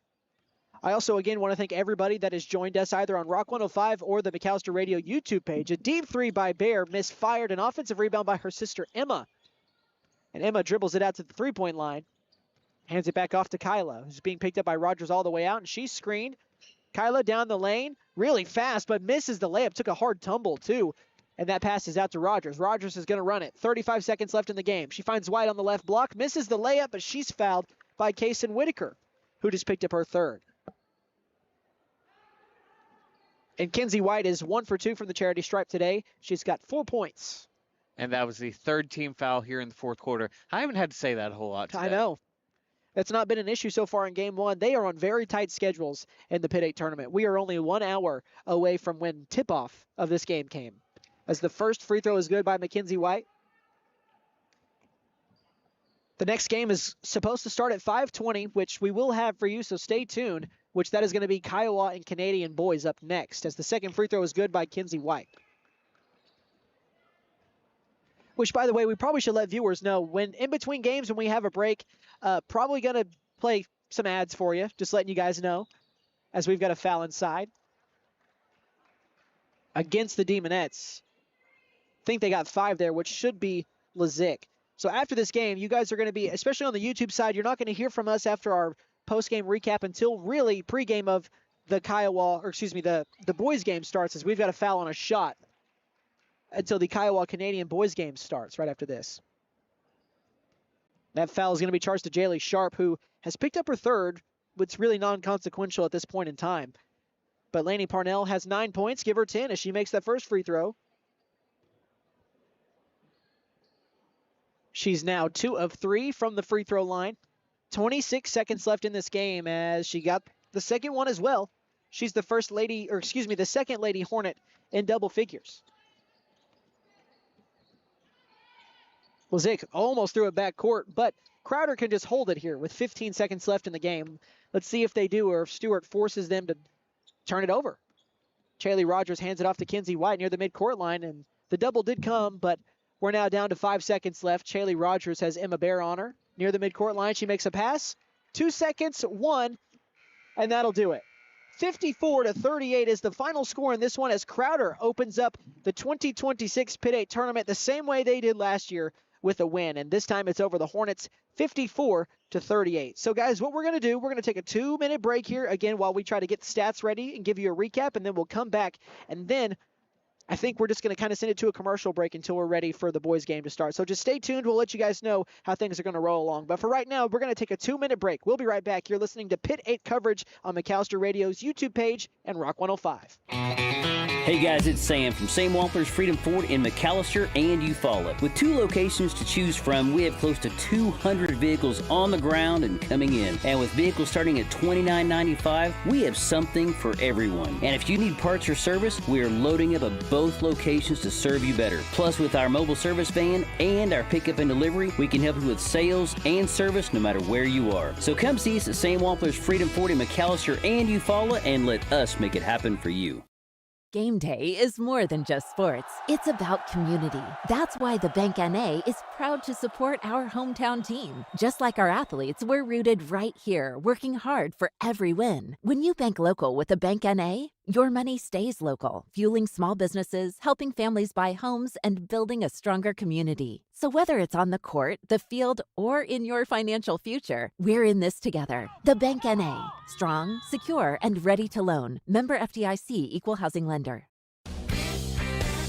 The Buck Wilson Big Buck Contest is underway. The deer, they're everywhere. And if one gets in the way of your moving vehicle, well, Buck Wilson Frame and Body Shop can fix it. And don't forget to register for your chance to win cash and prizes during the Buck Wilson Big Buck Contest. We're located at 103 Oklahoma Avenue in McAllister. Call 918-423-3161. That's 423-3161. Ever notice how one thermostat can spark a full family debate? Dad cranks it down, mom turns it up, and the kids, well, they just want it perfect for video games. That's when your HVAC system says, I'm done. And that's when we step in to keep everyone comfortable and prevent the family from turning on each other. Because let's be honest, the dog shouldn't have to choose sides. Don't despair. Call Freeze and Flare Heat and Air. We're licensed, bonded, and insured. Mechanical license number 0014445. Welcome back to the conclusion of game number 1 of the 2026 Pit 8 tournament. And this one was the Crowder Demonettes storming back after trailing after 1 quarter to beat the Stuart Lady Hornets by 16, 54-38. Let's go ahead and recap this one for you really quick before we get ready to send things over for game number 2 here. So, again, the Demonettes, they got the big win by 16 points. They actually trailed after the first quarter, 14-10. But after that, it was pretty much all Demonettes as they would go on to outscore the Lady Hornets 44-24 after the first quarter. That's a 20-point differential to help them grab that 16-point win. For Crowder, leading the way, I mean, you know who it is. It's Hailey Rogers. She had 28 points tonight, 28 of the 54. Behind her, Alexis Lazick had 14. Mackenzie White had 6. Briley Parker and Jaylee Sharp both had 3. They were 7 of 10 from the free throw line as well. That is the final numbers for the Crowder Demonettes, who have now won 3 in a row, and they improved to 14-4 on the season. And they will next play on Thursday in semifinal Thursday. Stuart, they will now play the loser of Savannah or Pittsburgh on Survival Friday. Speaking of Stuart, again, they only put up 38 in this one after a great start in that first quarter, but leading the way for them was Kaysen Whitaker, who had 12 points all in the first half. Behind her, Laney Parnell had 11 points, Kyla Bear had 9, and then Emma Bear had 4, and Jenna Haney had 2. So, Nate, before I kind of close things out here for game number 1, what are your final thoughts of Crowder and Stuart?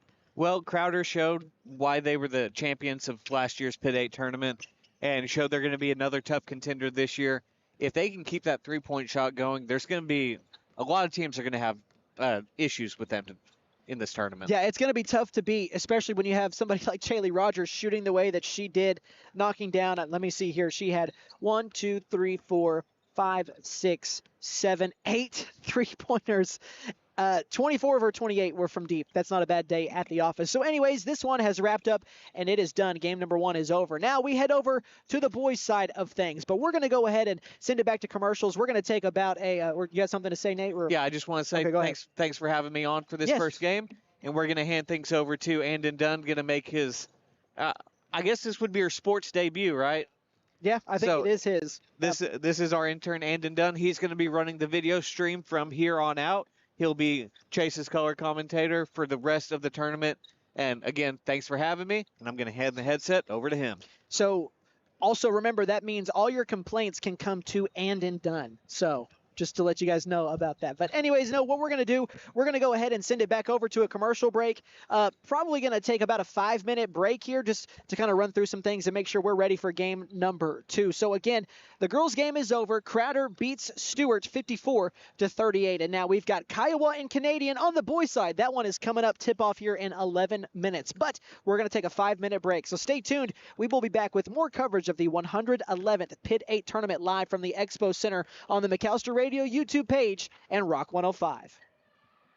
Prime Structures is your local manufacturer of portable buildings. From storage sheds, portable garages, and portable barns to custom builds such as chicken coops and greenhouses. We are the only one who builds their buildings here in McAllister using local resources and local labor. We offer metal carports, RV covers, and metal garages. Local ownership with buildings built in McAllister means factory direct pricing for the customer, saving you money. Free local delivery is also provided. Ask us about our lease-to-own, rent-to-own options. Prime Structures in McAllister, locally owned by Brent and Leisha Case at 1702 South Georgia Expressway, 918-525-4101. See us on Facebook and Instagram. The Buffaloes are the pride of McAllister. When it comes to sports, they're the winning team. And when it comes to your money, Bank First is the all-star you need on your side. We're talking big plays with full-service banking, touchdowns with convenient online and mobile banking, and overtime support with extended hours and ATMs statewide.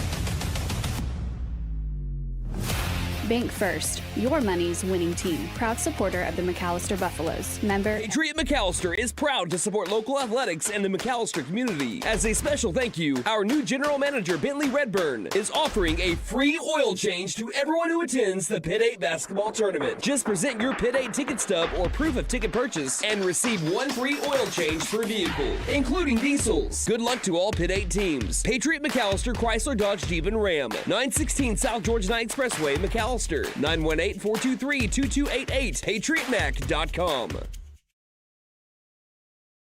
Basketball season is here. Keep your eye on the ball and your vision sharp with Kennedy Eye Care. We offer expert exams, advanced treatments, and stylish frames from brands like Oakley, Ray-Ban, Gucci, and more. Visit us in McAllister, Shakota, or Atoka today. Or give us a call at 918-429-1400. Kennedy Eye Care. Your vision is our focus. The law office of Jeff Contreras will fight for your rights. We believe in developing a relationship of trust with our clients, and we litigate our cases with passion. Mr. Contreras is a skilled trial attorney who provides skilled representation in the areas of family law, personal injury, and criminal defense. Contreras Law is conveniently located 1 block west of the Pittsburgh County Courthouse, 25 East Carl Albert Parkway in McAllister, or you may call 918-420-5900. When you free up time in your day, you make space for the world of possibility. A world where all those wishes, all those to-do notes become day-to-day realities. Whatever you dream of, First Bank wants to be a part of it. Open a checking account here. It only takes a few minutes, and realize more time for what's possible. First Bank, here for possibilities. Visit firstbank-ok.com. Member FDIC. New year means new resolutions and the perfect time to trade in and trade up at Bent Nissan of McAllister. Why settle for last year's ride when you can drive something with more tech, more comfort, and more style? Turn your trade-in into an upgrade you'll love, because your resolutions deserve the best ride. Fulfill your new year with a resolution you'll keep, a new Nissan from Bent Nissan of McAllister. And don't forget to tell them Maddie sent ya. Benton Nissan is your best deal dealer. Shop us online now at bentonnissan.com. Southeastern Oklahoma Realty, our group of specialized brokers, has a deep understanding of the value of land, soil, woodlands, wildlife habitat, water, the environment, and all aspects of good land stewardship. We understand the value of land and outdoor properties, making us the best professionals to consult when selling or buying countryside real estate. Southeastern Oklahoma Realty. Call 918-424-3264. That's 918-424-3264.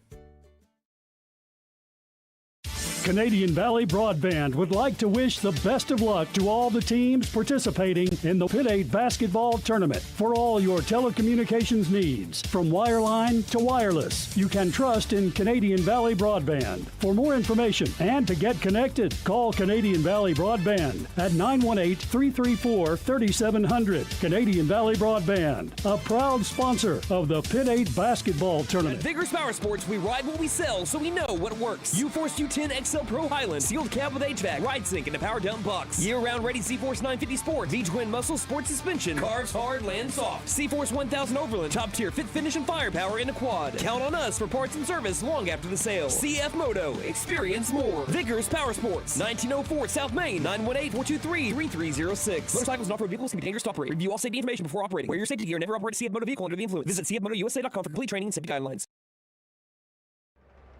Caring Hands Healthcare Center is a federally qualified healthcare center. But what does that actually mean? It means that we are a local healthcare provider that is able to provide excellent care, regardless of whether you're covered by insurance, sliding scale fees, or Sooner Care.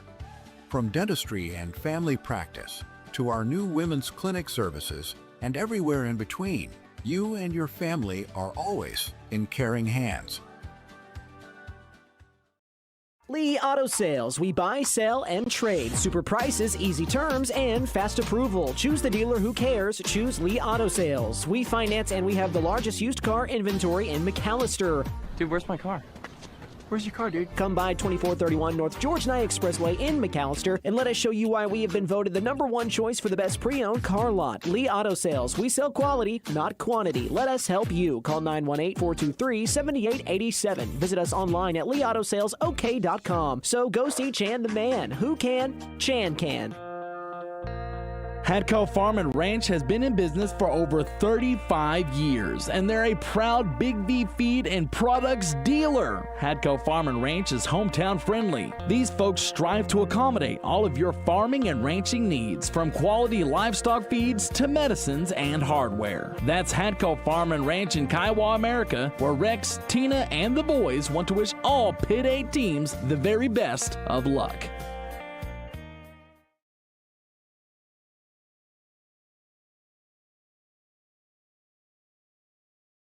Back here to the Southeast Expo Center, Chase McNutt, and now Anden Dunn. I'm ready. Joining you guys live here on Rock 105 and the McAllister Radio YouTube page. Anden, you were sitting here for the entirety of that girls' game, and now we're getting ready to do the boys' game. I know you grew up around here. Obviously, you knew about the Pitt 8 tournament, but we were talking earlier. This is your first time getting to actually be here, cover it. Are you excited? Just kind of share your thoughts. I am so excited. You know, I'm ready to be on the mic, be here with you, the iconic Chase McNutt, you know. I don't know about that, but I appreciate that. You know, I got to listen to you cover it last year, and I listened to various people cover it over the years, but there's nothing like being here, I feel like. That first game was amazing. You know, Kaylee Rogers from the three, 28 points? 28 points, man. Insane. She could not miss. She was pulling it from deep like it was nothing, so.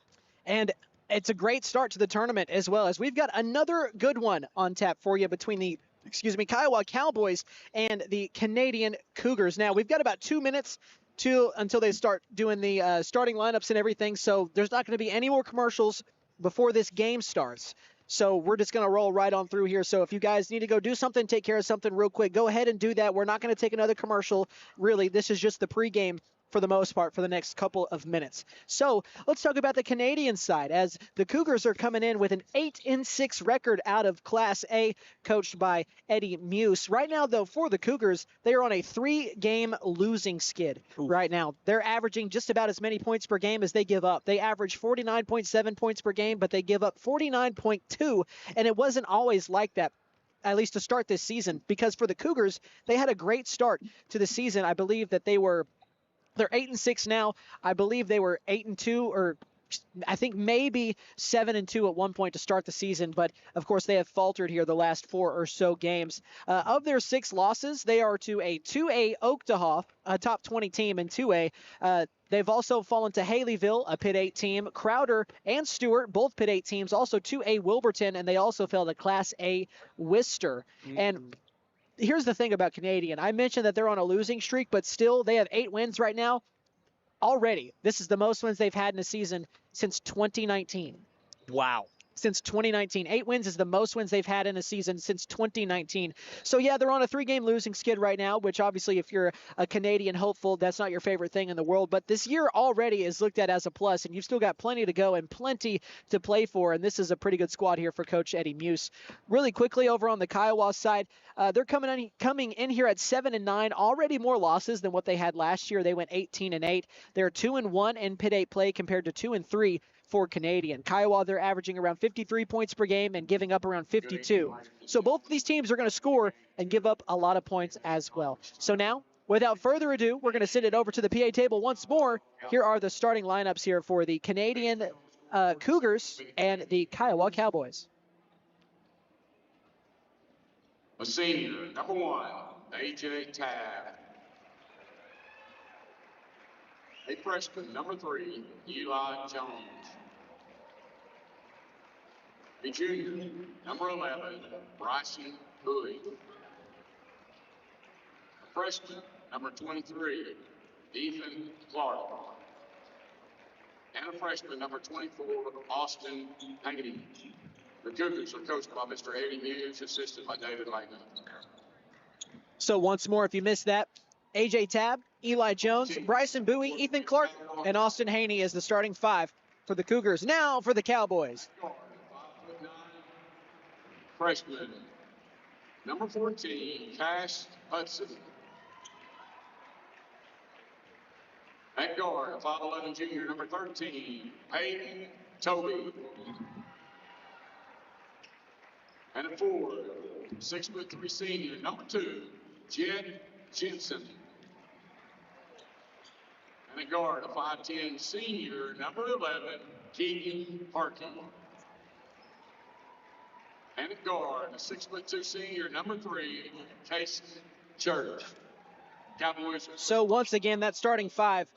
Jet Jensen, Kaysen Church, Keaton Harkey, Hayden Toby, and Cash Hudson. One interesting thing of note is that Kiowa, their last game, was a buzzer-beating win in overtime. Keaton Harkey knocked down a 3 to beat Savannah 80-77. They've not played since then, and now they're going to jump in for one of the first times as well without Eli Forrest and Cash Clift as well, who will not be Kiowa Cowboys for the rest of this semester. So we'll see how they can get things done as Kaysen Church wins the tip, and we are ready to roll along here in game number 2. First game for the boys. I also need to, as we have a quick turnover, Bob's Kettle Corn was our sponsor on the tip-off, and I'll give them their read here in a second as we've got a 3 from Clark that is striped in. Ethan Clark, the freshman, gets things started for the Cougars as they lead it 3-0. Real quickly, Pop's Kettle Corn, they were our tip-off sponsor. They're over at 2714 North Main Street. Perfect for weddings, graduations, baby showers, birthdays, and all other special occasions. Call them at 918-404-5630 for quotes. They are a veteran-owned business.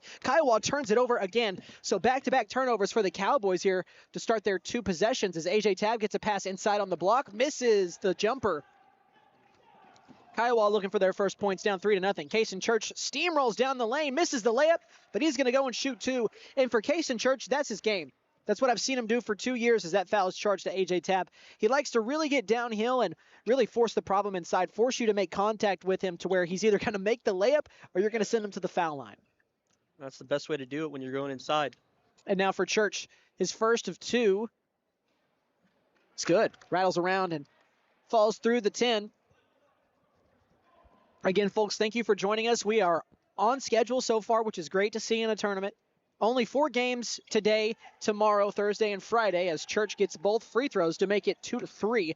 6 games on Saturday, though, excuse me.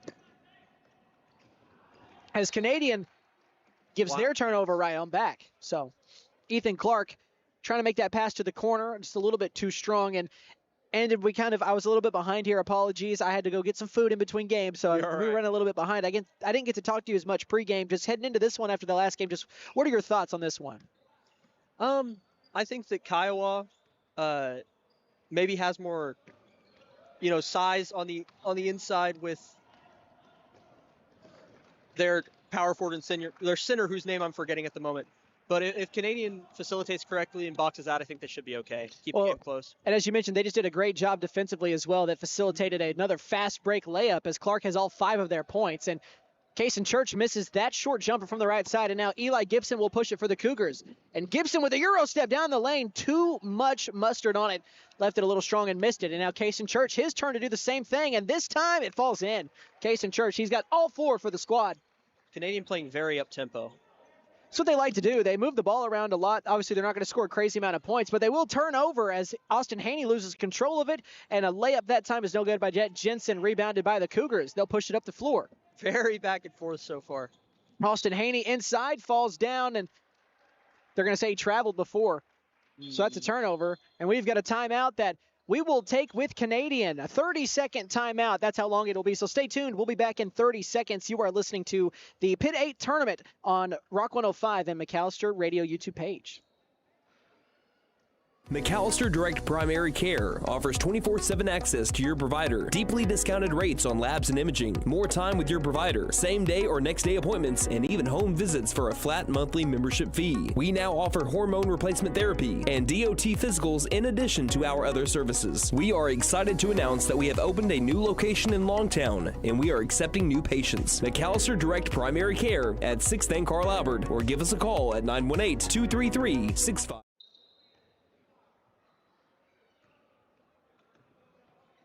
All right, welcome back out of that short timeout, the first of the game. Right now, it's Kiowa on top, or excuse me, trailing 4-5, trying to get back on top. As early Canadian has really pushed it offensively and forced a lot of issues defensively as well.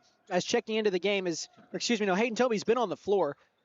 I just didn't call his name earlier. As that shot is missed, Canadian has the ball back. Freshman Ethan Clark with it, throws it to Gibson in the corner, and actually that's Eli Jones, and he cashes it in. Are they calling it a 3? They are. So Kiowa's coming in with a different look here this game, correct? Yes. Starters gone or out, or okay. Not playing today, so it's a little bit different looking for Kiowa as they find Kason Church inside with the bump. And one. Austin Haney, his first foul. As Kason Church has now all 6 of the points here for his squad. Very aggressive on the inside, like you were saying. That's the way Church likes to play, and he's got the and one free throw. I mean, hey, he's going to keep attacking those lanes. We'll see what happens. 3 points the old-fashioned way, and now it's a 1-point game as Canadian breaks the press pretty easily, I might add, as Ethan Clark has it on the wing. A pass inside to Bryson Bowie, and he drops it in for 2. His first points of the game. One of 2 upperclassmen in this starting lineup for Canadian.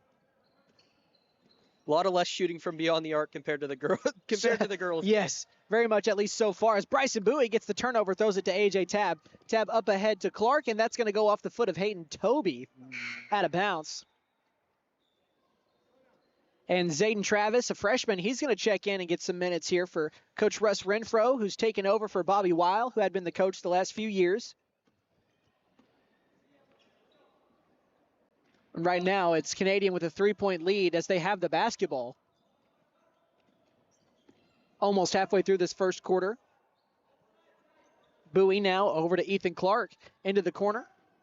Pass to Bowie, right back out to the 3-point line. 4-3, Jones airballs this one. He cashed in the other one, and Jones commits a frustration foul after the miss on Kason Church. So that's Jones's third. That's also first. That's the third team foul as well.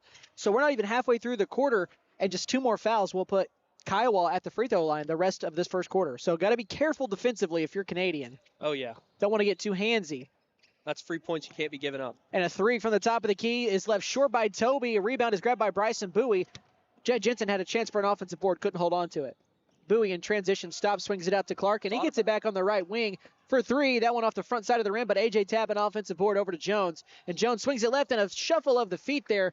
That is a travel by Austin Haney. So 4 minutes left in this first quarter. First substitution of the game. Sitting down is going to be Austin Haney, and Jaden Kennedy will check in. Kennedy has started some games this season, but coming off the bench the last few we've done for Canadian. Harkey, a pass inside to Church. He swings it right on back. Again, Harkey hit the game-winning 3-pointer the other night over Savannah to help give them the win in overtime. Harkey going baseline, swings it out to Toby. Back over to Church, top of the key. Church picks up his dribble and takes a contested 3. That one is too strong. Rebound is by Toby. So it stays here with Kiowa. Swung to the opposite corner over to Keaton Harkey. Harkey back to Church. And Canadian is going to play this kind of a 2-3, 3-2 zone here. They've got no problem with it, forcing you into some shots. Going baseline and dropping in the floater. Nice little floater there. Yeah, nice shot by Zayden Travis, the freshman. He's got his first 2 of the game, the first non-Case and Church points of the game for Kiowa. Jones over to A.J. Tab, top of the key. Tab looks right, throws it left to Jones. Jones calling for a screen. Doesn't get it, and now is barking out signals here offensively. Gives it up to Bowie. Bowie over to the right wing to Kennedy. Under 3 minutes left in this first quarter. 1-point game, and that pass to Tab is taken away. I think Toby forced the turnover, and it's grabbed by Case and Church. Church top of the key. Inside the lane, off the backboard, missed almost everything, but it's an offensive rebound over to Keaton Harkey. Harkey finds Church in the corner, too strong from 3, but another offensive rebound. This time Harkey has it, and he says, I'll take it myself. Keaton Harkey with 2. He's got his first points of the game, and it's now a lead for Kiowa and a steal for Jett Jensen, but he stepped on the line right in front of us. I had a pretty good look at it. That is the right call. That is a turnover. I didn't see it there. It was just ever so slight, but he sure did. He stepped on that black. He was close. Otherwise, he would have had 2 points going back the other way. Would have been his first points of the game as well. Just over 2 minutes left here in this first quarter of play. Jaden Kennedy, right wing, man, had a 3, did not want it. Case and Church is not respecting his ability to shoot. They throw it inside to A.J. Tab. A turnaround shot is missed. Offensive putback by Bryson Bowie is not good either. That one caromed around 2 or 3 times before coming out, but an offensive rebound leads to another shot, and it's a cashed-in 3 from the top of the key by Ethan Clark, who has 8 points already in this one. Second 3, right? That is his second 3. And that's a 2-point lead once more for Canadian here. Left wing a long 2 by Toby. Misfires. Offensive rebound, though, and there's a foul on the rebound. Are they going to get A.J. Tab? I didn't see from here. They are. That's his second foul. So one more foul also puts Kiowa at the free throw line for the remainder of the quarter. Zayden Travis, the inbounder, gets it to Church, right wing. And now it looks like they're going to go into their zone offense, but Keaton Harkey behind the defense. It's a lob pass that leads to a layup. Nice pass by Church. He gets the assist there, and it's a tied-up game at 13, and Eli Jones almost double-dribbled, but throws it out to Kennedy, who missed a short 2 on the air ball. Church has it in the outlet, throws it to Keaton Harkey. Harkey skies and lays it up easily with the touch off the window. He's got 6. Bryson Bowie will break the press on his own, get into the lane, swing it back out to Eli Jones for 3, and he's going to cash it in. He's got multiple now. Give him 6. Wearing the SGA 001 Converse as well. I see your game, Eli Jones. And that's going to be a very, very telegraphed pass stolen by Bryson Bowie. Bowie with the pass to Jones on the trail, but never set his feet and just went up with it and left the layup short. That's just kind of a lapse in concentration there. And that could have extended their lead. They still do lead it by 1. 15-16, and another bad pass. Bowie with a steal once more, and this time he's going to get the payoff himself. Bryson Bowie has forced back-to-back turnovers, and he's got 4. 3-point lead here. This is some great Canadian defense right now. Not too bad. Not too bad.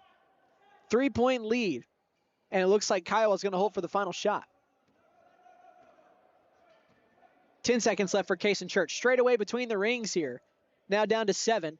He's going to the right wing, throws the entry pass to Jett Jensen, back out to Toby. 3 seconds left, over to Church, a 3 with a hand in his face. Doesn't matter. I thought he got a whistle, but he did not. But Church ties up the game at the end of the first quarter to give him 10 first quarter points. Man, oh man, what a first quarter that was. We're all knotted up at 18 apiece. We're going to go ahead and take a 60-second break. When we come back, quarter number 2, you're listening to Pitt 8 basketball on Rock 105 and the McAllister Radio YouTube page. Hey guys, it's Sam from Sam Wampler's Freedom Ford in McAllister and Eufaula. With 2 locations to choose from, we have close to 200 vehicles on the ground and coming in. And with vehicles starting at $29.95, we have something for everyone. And if you need parts or service, we are loading up at both locations to serve you better. Plus, with our mobile service van and our pickup and delivery, we can help you with sales and service no matter where you are. So come see us at Sam Wampler's Freedom Ford in McAllister and Eufaula and let us make it happen for you. Game day is more than than just sports. It's about community. That's why the Bank NA is proud to support our hometown team. Just like our athletes, we're rooted right here, working hard for every win. When you bank local with a Bank NA, your money stays local, fueling small businesses, helping families buy homes, and building a stronger community. So whether it's on the court, the field, or in your financial future, we're in this together. The Bank NA. Strong, secure, and ready to loan. Member FDIC, Equal Housing Lender.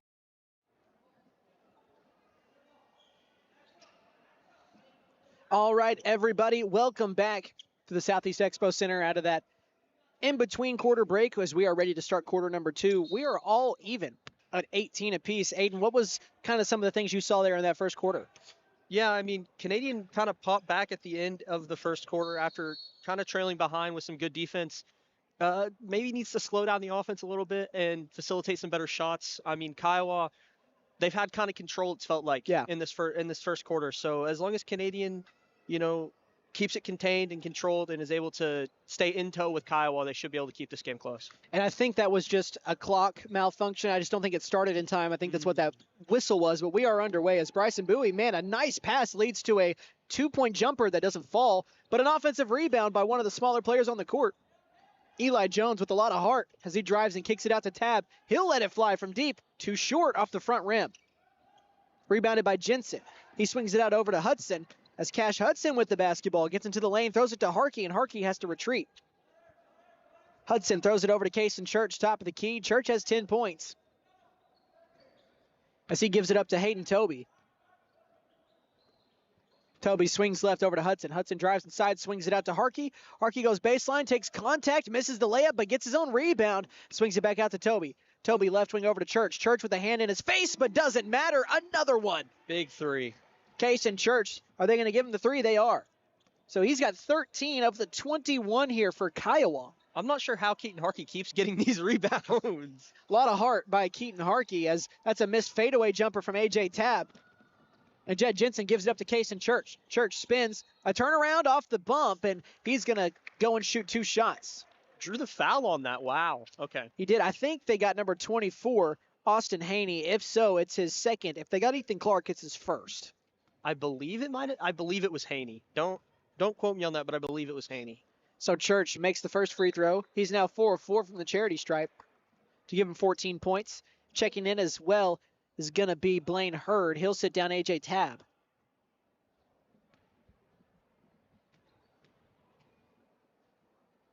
Second free throw from Church is good. He's cashed them all in. Nice little 5 of 5. He's got 15 of the 23 points here for Kiowa. Canadian has 18 total. Good game for himself. Yeah, not bad starting out so far. He's keeping the Cowboys in this game, along with the help of Keaton Harkey as well. Bryson Bowie, a give and go on the block. No shot, has to give it up and turns it over. Good defense. Keaton Harkey with the steal over to Case and Church in transition. Right down the lane and too strong on the layup. Bryson Bowie with the board. Had a good look at it, but just way too much on it. Bowie likes what he sees, throws it up ahead behind the defense, and a pump fake on the catch.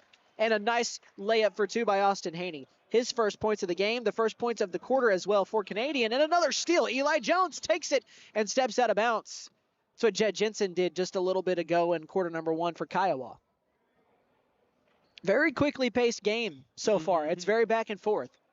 Can't get too far behind or you'll not be able to catch up. Inside Church. Back out to Harkey, top of the key. Again, Canadian in this zone. Both teams love this fast-paced offense. Nice pass inside. As that leads to another 2 for Case and Church. What's he at now, 17? 17 off the nice pass from, I think, Zayden Travis. Actually, that might have been Cash Hudson on the drive in the pass, and it was. So he gets the assist. Eli Jones now with the basketball. Swings it over to Bowie. We're just about 2.5 minutes into this second quarter. A lob inside to Bowie, and he tips it out to the corner. Eli Jones, a long 2 is good. Not a high percentage shot, but you'll take it. Whether it's a layup or, as long as a 2 can be, it counts the same. Great tip there. It was a great pass by Bowie, who didn't get a great pass on his, cut inside and just one hand tipped it out like it was a jump ball. A drive and swing out to Keaton Harkey, wide open for 3, and that one hits the front of the rim on the short side, rebounded by the Cougars. Blaine Hurd with the board. And Canadian trails it by 3. They led a good amount of that first quarter, not by a lot, but just for the majority, they led And now they find themselves trailing as a corner three. It does not go from Austin Haney. Can't be missing those. We've got a foul on the rebound on Eli Jones, who has now picked up 2 frustration loose ball fouls. Got to be careful with that. Or no, I guess they're going to call the foul against. I was looking down. I didn't see who they got the foul on, but Eli Jones must have gotten pushed. So that foul is going to be charged to somebody on Kiowa. That would be their first team foul. Nobody has picked up a foul yet until just then. A pass over to Ethan Clark, who fakes the pass right, but misses the layup. And Kason Church gets the rebound, and he'll bring it out himself, and he's pushing it. He may be going coast to coast. Instead, finds his teammate Harkey for 3, in and out. Rebound by Jet Jensen, and a jump ball that will favor Kiowa. It was a good jump ball there, honestly. Kiowa needed to slow down that possession, it felt like. Baseline inbound for the Cowboys.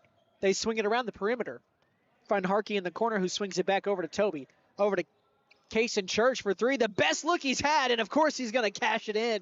He's got 20 first half points. 20. And I'm running out of room on my stat sheet. He's got 20 of the 28 for Kiowa. He's just 2 points away from matching what Canadian has. A corner 3 from Hurd is good. His first points of the game, Blaine Hurd cashes in a 3. I think that is the 5th 3 of the game for Canadian. They must have heard me when I said there wasn't that many shots from beyond the arc. They must have. And driving inside is Hayden Toby. He's going to go shoot 2. As trying to take a charge was Austin Haney, who's now picked up 3 fouls.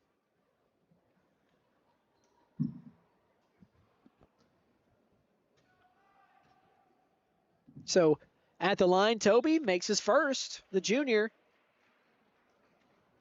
Couple of substitutions. AJ Tabb will check in for Haney for Canadian. Sitting down for Kiowa is Cash Hudson. Checking in for him is Zayden Travis. And do we have a timeout?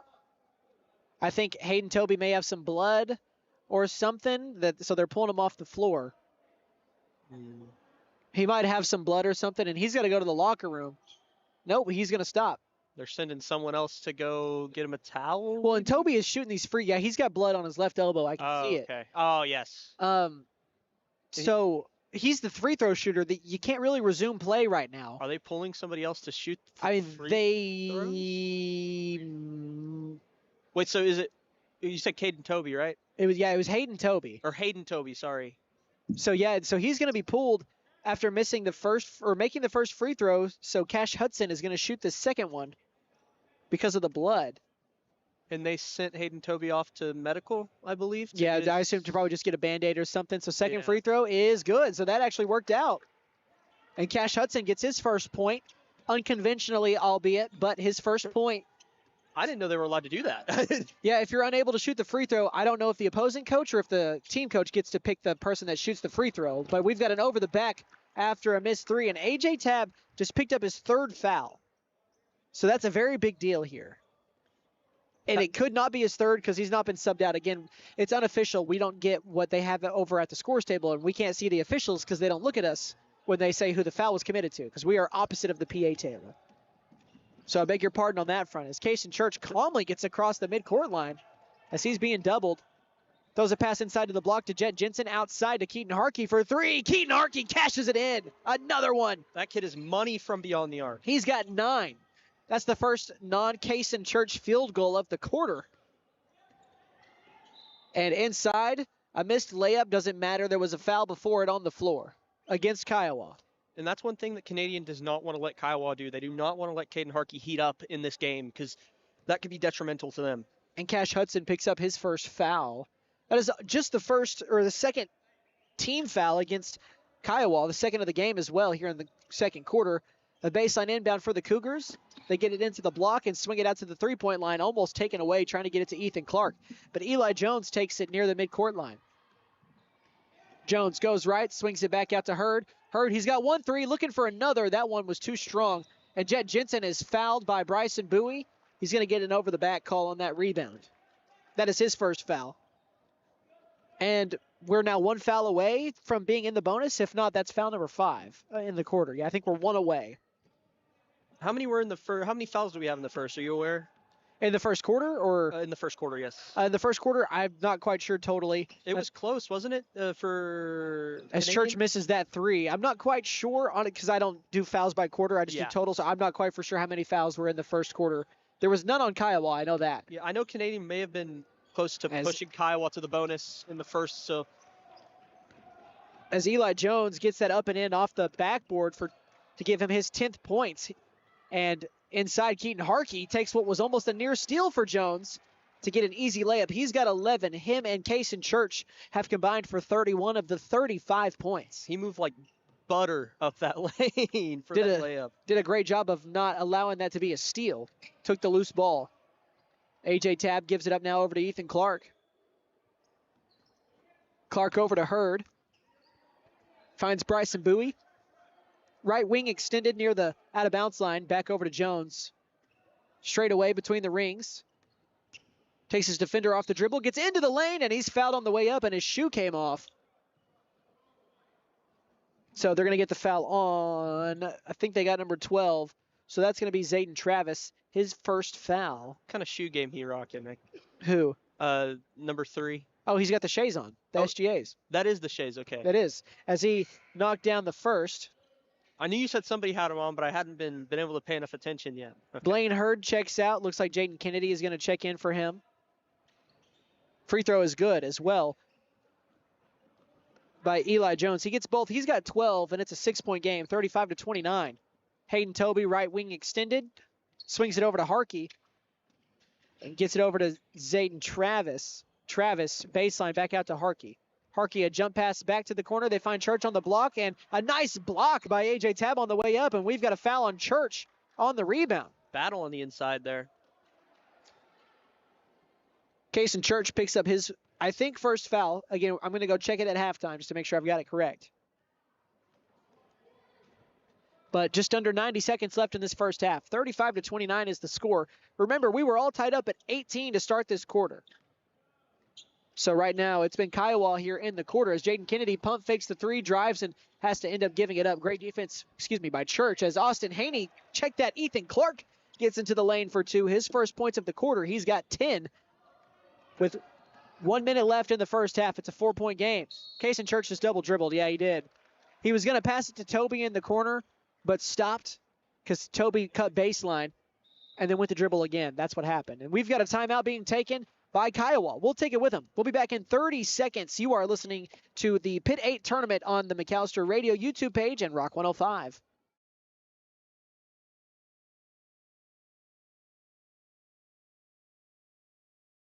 At Vigorous Power Sports, we ride what we sell, so we know what works. U-Force U10 XL Pro. The Buck Wilson Big Buck Contest is underway. The deer, they're everywhere. And if one gets in the way of your moving vehicle, well, Buck Wilson Frame and Body Shop can fix it. And don't forget to register for your chance to win cash and prizes during the Buck Wilson Big Buck Contest. We're located at 103 Oklahoma Avenue in McAllister. Call 918-423. Welcome back out of that timeout. We are nearing halftime of game number 2 here, the first boys game of the day and of the tournament, and we've got a good one. It's a 4-point game with just 55 seconds left in quarter number 2. Canadian with the ball, down by 4. Remember, it was all even at 18 at the end of the first quarter, and right now Kiowa is outscoring Canadian in this quarter, 17 to 13. Passing to the far corner to Ethan Clark, gets it back to Jaden Kennedy, over to Bryson Bowie. Right wing extended. He wants a screen from A.J. Tabb, and he gets to Tabb on the pick and pop, but nothing's there. 30 seconds remain in the first half. And Canadian is probably holding for the final shot. Can't say I blame him. Jaden Kennedy with the ball, over to Eli Jones, right wing. Jones with a very clear as day push-off. Trying to make something happen, but it was great defense. So, Jones, that is his second foul. Doesn't count against the team. It's just an offensive foul. And a very lazy pass by Keaton Harkey is almost taken away by Ethan Clark. And Harkey is lucky Canadian did not have 2 more points up on the scoreboard there. So now we're going to flop sides of inbounding here from the near side to the far side. And the inbound over to Church. And Church just went back court. What are we... Getting ahead of himself, honestly. I mean, back-to-back, just lack of concentration on Kiowa's part. A lazy pass from Keaton Harkey, and then Kaysen Church crossing midcourt line and coming back across. Kiowa Again, just needs to calm down right now. 10 seconds left in the first half. Kiowa up by 4, 35-31. They get it to Tab on the block, guarded by Toby. A power dribble, and then goes up with it. Missed it after 2 jumps, and a loose ball on the rebound. Church has it. He's not going to get a shot up in time, although he did get one off. But that is the end of the first half. Kiowa on top by just 4. Folks, this is a good one. I would want to stay here if I was you. So 35-31, Kiowa on top of Canadian in the first boys game of the day. We're going to go ahead and take a 2-minute break here so we can get the halftime stats ready for you. And then when we come back, we'll recap half number 1 and get you ready for half number 2. So stay tuned. We'll be back in 2 minutes. You are listening and watching McAllister Radio's coverage of the Pitt 8 tournament on Rock 105 and on YouTube. Ever notice how one thermostat can spark a full family debate? Dad cranks it down, Mom turns it up, and the kids, well, they just want it perfect for video games. That's when your HVAC system says, I'm done. And that's when we step in to keep everyone comfortable and prevent the family from turning on each other. Because let's be honest, the dog shouldn't have to choose sides. Don't despair. Call Freeze and Flare Heat and Air. We're licensed, bonded, and insured. Mechanical license number 0014445. Prime Structures is your local manufacturer of portable buildings. From storage sheds, portable garages, and portable barns to custom builds such as chicken coops and greenhouses. We are the only one who builds their buildings here in McAllister using local resources and local labor. We offer metal carports, RV covers, and metal garages. Local ownership with buildings built in McAllister means factory direct pricing for the customer, saving you money. Free local delivery is also provided. Ask us about our lease-to-own, rent-to-own options. Prime Structures in McAllister, locally owned by Brent and Leisha Case at 1702 South Georgia Expressway, 918-525-4101. See us on Facebook and Instagram. The Buffaloes are the pride of McAllister. When it comes to sports, they're the winning team. And when it comes to your money, Bank First is the all-star you need on your side. We're talking big plays with full-service banking, touchdowns with convenient online and mobile banking, and overtime support with extended hours and ATM statewide. Bank First, your money's winning team. Proud supporter of the McAllister Buffaloes. Member Patriot McAllister is proud to support local athletics and the McAllister community. As a special thank you, our new general manager, Bentley Redburn, is offering a free oil change to everyone who attends the Pitt 8 basketball tournament. Just present your Pitt 8 ticket stub or proof of ticket purchase and receive 1 free oil change per vehicle, including diesels. Good luck to all Pitt 8 teams. Patriot McAllister, Chrysler, Dodge, Jeep, and Ram. 916 South Georgia Expressway, McAllister. 918-423-2288. PatriotMac.com. All right, welcome back to halftime of game number 2. Hard to believe we are halfway to the halfway mark, if that makes sense. Once this game ends, we're halfway done with day number 1 because there's only 4 games today. I said that in a really confusing way, I feel like, but for the most part, we're getting there. It's kind of crazy how fast these games are already going by. But again, at the half right now, it is Kiowa on top, 35-31 over Canadian. Now, this one was deadlocked after the first 8 minutes of play at 18 apiece. A big reason for that, and just in total, has been Kaysen Church. We'll start on the Kiowa side. He's leading the way with 20 points. He had 10 points in each quarter, 10 in the first, 10 in the second. Keaton Harkey behind him. He has 11. He had 6 in the first, 5 in the second. And then Zayden Travis has 2. And then Hayden Toby and Cash Hudson both have 1 apiece because they split that free throw trip when Hayden Toby had to come off and get kind of a wrap on his elbow because he was bleeding. Over here on the Canadian side, leading the way is Eli Jones. He's got 12 points, 6 in each quarter. Behind him, Ethan Clark has 10. He scored 8 in the first, 2 in the second. Behind him, Bryson Bowie has 4, and then Blaine Hurd has 3, and Austin Haney has 2. For Kiowa and Canadian, nobody's missed a free throw yet, combined 9 of 9. Kiowa, they are 7 of 7. They've also knocked down 3 3-pointers, I believe, all Kaysen Church. I beg your pardon. They've knocked down 4. Kaysen Church has knocked down 3, and Keaton Harkey has the other one. 4 3-pointers as well over on the Canadian side. They've only shot 2 free throws, but they've made both. So, Anden, this has been a pretty good game so far, back and forth, and right now Kiowa only leads it by 4. Just kind of give us your synopsis of that first half. Yeah, for Canadian, right now down by 4, like you said, going into the second half. I believe it is going to come down to Canadian being able to stop Keaton Harkey and also being able to stop Kason Church. Getting back on that transition defense and covering their guys and, making stops on defense and not letting them get back to the line.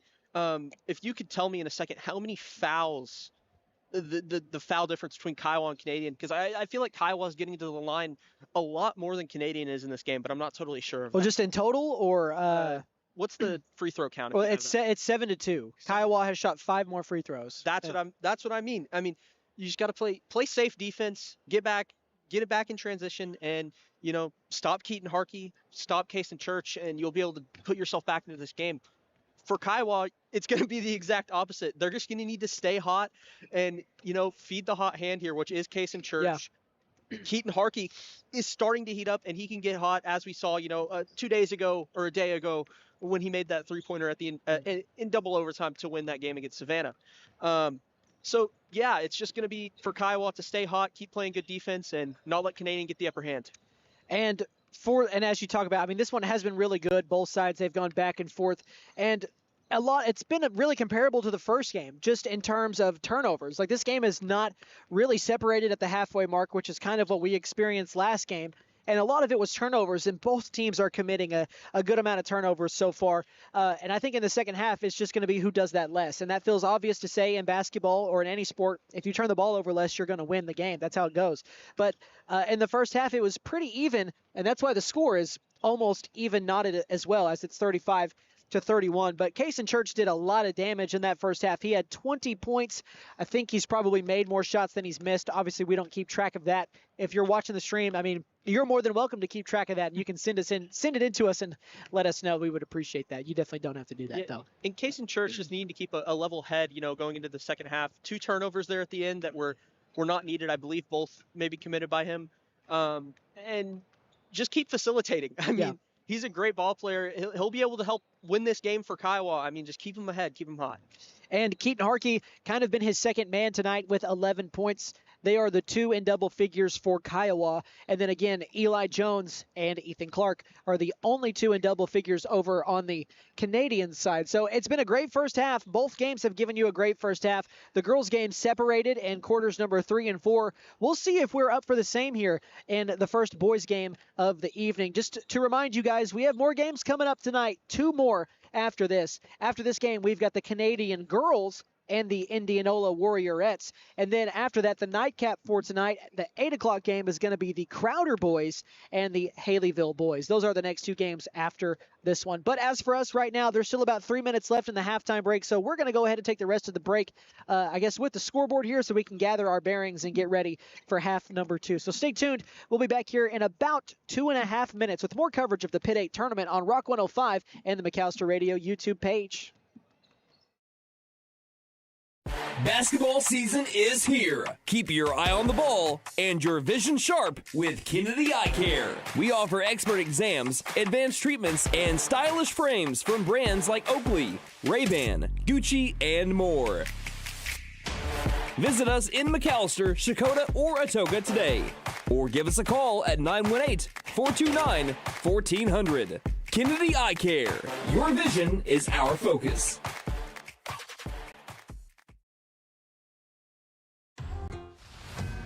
The law office of Jeff Contreras will fight for your rights. We believe in developing a relationship of trust with our clients, and we litigate our cases with passion. Mr. Contreras is a skilled trial attorney who provides skilled representation in the areas of family law, personal injury, and criminal defense. Contreras Law is conveniently located 1 block west of the Pittsburgh County Courthouse, 25 East Carl Albert Parkway in McAllister, or you may call 918-420-5900.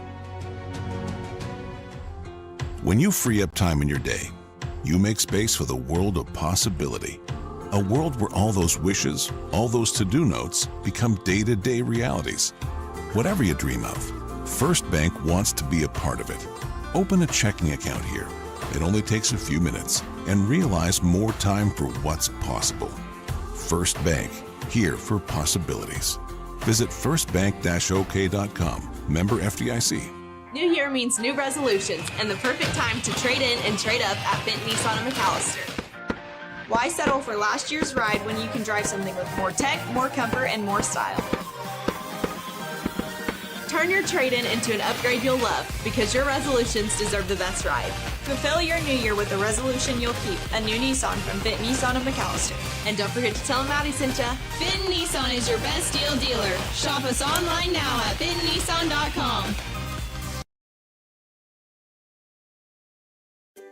Southeastern Oklahoma Realty, our group of specialized brokers, has a deep understanding of the value of land, soil, woodlands, wildlife habitat, water, the environment, and all aspects of good land stewardship. We understand the value of land and outdoor properties, making us the best professionals to consult when selling or buying countryside real estate. Southeastern Oklahoma Realty. Call 918-424-3264. That's 918-424-3264. Welcome back, everybody, to the Southeast Expo Center. I've got my jacket on because it's been really, really cold inside. I feel great right now. Yeah, I mean, it was freezing when they opened the door behind us. Dude, it was freezing. It was freezing. And if you're here, obviously, you're probably not listening to us. But if you were here at all, tonight and you were watching it earlier, it's cold and it's 30 degrees outside. So I feel like it was this cold last year, though, outside, but it wasn't this cold in the gym. It's much colder this year. Anyways, I'm going to stop crying about that. We are underway for half number 2. Canadian with the ball. If you're listening on Rock 105, they will be going right to left on your radio dial here in the second half. Kiowa, left to right. So the original starting 5, Bryson Bowie on the floor with A.J. Tabb, Eli Jones, Ethan Clark, and Austin Haney. For Kiowa, it's Jet Jensen, Kason Church, Keaton Harkey, Hayden Toby, and Cash Hudson. In the corner, Eli Jones will let it fly from deep, and he's got it. Eli Jones, the first points of the second half. He's got 15. And it's a one-point game. Kiowa leads it by 1. They trailed a good amount of the first quarter. Again, not by a lot. But now their lead has dwindled. Is it into the corner once more to Hudson for 3. That one is misfired off the back rim. But an offensive rebound by Toby. His pass, though, is taken away. And this is going to be a breakaway. Easy 2 for Eli Jones. He's got 17. And Keaton Harkey will bring it up the floor as Kiowa sees the lead they had for the majority of the second quarter just completely vanish as they now trail it by 1. They were up by 4. Inside, a pass to the block. Jet Jensen with the contact. I think it's Eli Jones. And if it is, that's his 3rd foul. It is. That is Eli Jones' 3rd foul. And I've called a couple of Canadian games this year. He did foul out in one of them. So he's going to have to be careful, because they're going to need him. Again, he leads the team in scoring so far tonight. Yeah, they're getting close on a couple of players fouling out. As Jet Jensen gets both from the stripe. His first points of the game, and it's a 1-point lead here as Jensen has 2 points. 37-36 here in quarter number 3. Bryson Bowie takes the pass on the opposite wing, throws it to the block over to Tabb, and Tabb has it knocked loose. It's on the ground, taken away by Toby. He gets it over to Kason Church for Kiowa, and he goes with the Euro step down the lane. Too strong on the finish, though, and that rebound caroms into the hands of a Cougar over to Eli Jones, and Jones has a lob over to Tabb on the block. He'll swing it back out to Ethan Clark for 3, looking for another one, misfires, but an offensive rebound. Haney's put back is blocked, but another offensive rebound, which is also blocked on the way up. Hayden Toby has the rebound, and we've got a tie-up. Great defense. Whew. Let me take a breath here. Oh, Kiowa basketball after that tie-up. Possession favors them as well. And Canadian with about as many looks as you could have wanted at the basket. They just couldn't get it to fall. And now Kiowa with the ball up by 1, a chance to expand on that lead that they just regained. Into the short corner with the ball. It's Jet Jensen back out to the corner. A dangerous pass to Cash Hudson, who was fouled by Ethan Clark. Dancing there. Every single person in the starting 5 for Canadian now has picked up a foul.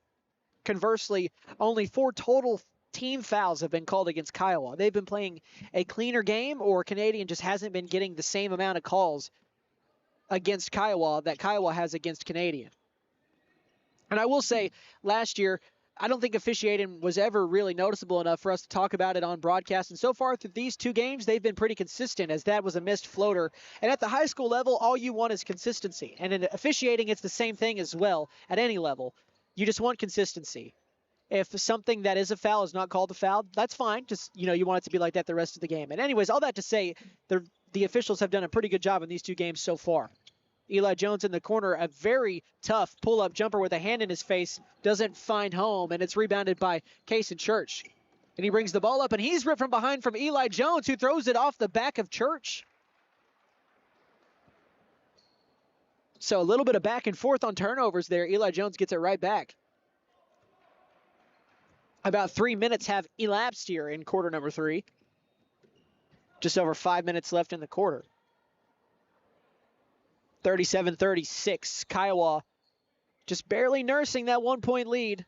Canadian need to look for some good shots here. This has been a little bit of a longer possession already. As you mentioned, Anden, got to look for a good shot. That's what they're seemingly doing, at least here on this possession. Waiting, passing, and, looking for the best shot as Haney, man, a crossover and right down the lane. Kason Church was not ready for that, and a great move by Haney to get down the lane for his 3rd and 4th points of the game. As Toby in the corner throws it to Cash Clift, over to Keaton Harkey. He finds a wide open man in the corner for 3. Another one for Kiowa, and that one comes courtesy of Cash Hudson. He's got 4. That's his first field goal of the game, 40-38. And with a couple of the recent departures from this Kiowa team, as we mentioned, guys like Hudson, as that's a missed layup, are going to get more chances. As Eli Jones gets the rebound in the putback, he's got 19. And that 4th point for Hudson coming from that single free throw, right? Yes. When they split it with Toby, who got the wrap on his elbow. Speaking of Toby, on the left block, kisses it off the glass for 2. That was a nice jump shot. Hayden Toby, give him another one. That's his first field goal, but he's got 3 points as he knocked in a free throw. And off the dribble, 3, air ball by Eli Jones, just forcing it there. A couple of times, Jones has gotten to some spots where he's just forced it a little bit, and they've not been able to find it. But that being said, he has been the best player for Canadian tonight. They're going to need him to continue to take shots just a little bit better than that last one. As Church throws it to Toby in the near side corner, who swings it back. Church a deep 3, and that one rims out. I thought that was going in. I thought it was too. Into the hands of Jed Jensen, who swings it out to believe that was Hudson. But again, it's an offensive rebound. Kason Church down the lane, crossing over, back out to Toby for 3. That one is misfired. He was a little bit off balance there. My eyesight must not be good. I thought that one was going in too, I'll be honest. That one just a bit misfired. And now again, Canadian down by 2. They've been trailing. They did take a short, small 1-point lead here early in the 3rd, but Kiowa ripped it right back the very next possession, and then it was tied up at 40, and Kiowa now leads at 42-40. 3 minutes left in the 3rd quarter. Kason Church, who has 20 points, has not scored yet in this quarter. 3 Cowboys have scored, and Church is not one of them here in the 3rd quarter. Eli Jones and Austin Haney are the only Canadian Cougars that have scored yet in this 3rd quarter, as Jones has scored 7 points in the quarter. Haney with 2. Speaking of Jones, he passes it over to Ethan Clark, who drives the lane. Scoop with the left hand is missed on the layup. Rebound for Kiowa in transition. Harkey off the glass, misses the layup. Offensive rebound is blocked on the putback by Canadian. Bryson Bowie has the ball. He'll bring it up the floor. He sees what he likes and eyes it. A pass inside is knocked out of bounds. So now that's going to stay underneath the basket here for the Cougars. A lob pass to A.J. Tabb is knocked out of bounds. He might have been the last to touch it. He was not. It was close. I think it was knocked out of bounds from behind him. Jones, the inbounder again. Looks around. A lob pass to the free throw line, almost taken away by Harkey. Gets it to Bryson Bowie, right out to Haney. Haney drives, swings it back out. Taken away by Keaton Harkey. A jump pass over to Toby. Toby doesn't know that he's got Jed Jensen on his other side. Doesn't matter. He's going to go shoot free throws. Ethan Clark picks up his 2nd foul. Just didn't see him, but Hayden Toby had Jed Jensen on the right side of the lane. Would have been an easy 2, but, I mean, if he makes the free throws here, then it doesn't matter. But he's got 3 points. Misses the first free throw. He made the one earlier that he got to split with Cash Hudson. Is it the first missed free throw of the game, or has somebody else missed one? No, that's a good catch. That is the first missed free throw of the game.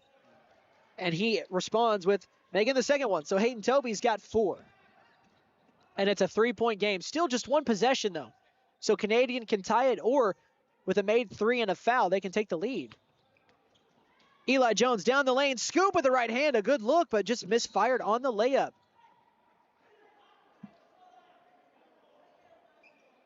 And Kiowa's going to have to go back and re-inbound the ball here. So we're going to get a substitution. Checking in is Zayden Travis, and he's going to sit down Cash Hudson for Kiowa. And Canadian made a substitution. I didn't see everybody that sat down. It looked like Austin Haney sat down. It looks like Jaden Kennedy has entered the game as well for the Cougars. And Harkey just lackadaisical pass over to Travis. Just misfired him. I don't know, probably half a foot as that's thrown out of bounds. Final 2 minutes of the third. Canadian trying to end this 3-game losing skid. And for Kiowa, obviously coming off an emotional, dramatic last-second overtime win against Savannah their last time out. So they're trying to keep the ball rolling as they're 2 games under 500. Canadian is 2 games over. Much different than where things were last year when these teams entered the Pitt 8 tournament. As A.J. Tabb misses that short jumper, and Keaton Harkey trying to go back to his right hand, almost got his pocket picked, and now it's a 5-on-4 as it looks like Jones does get back in time, but was lacking a little bit. Was able to get back into the front court and get things set up defensively. Looks like a 2-1-2 zone defensively. Kason Church in the short corner. He's being doubled, and he's in a tough spot. Jaden Kennedy has grabbed the ball. We've got a whistle from the opposite official in front of the bench because there's a timeout taken by Russ Renfro and the Kiowa Cowboys. We'll take it with them. We'll be back in 30 seconds now. You are listening to You're listening to the Pitt 8 tournament on Rock 105 and the McAllister Radio YouTube page.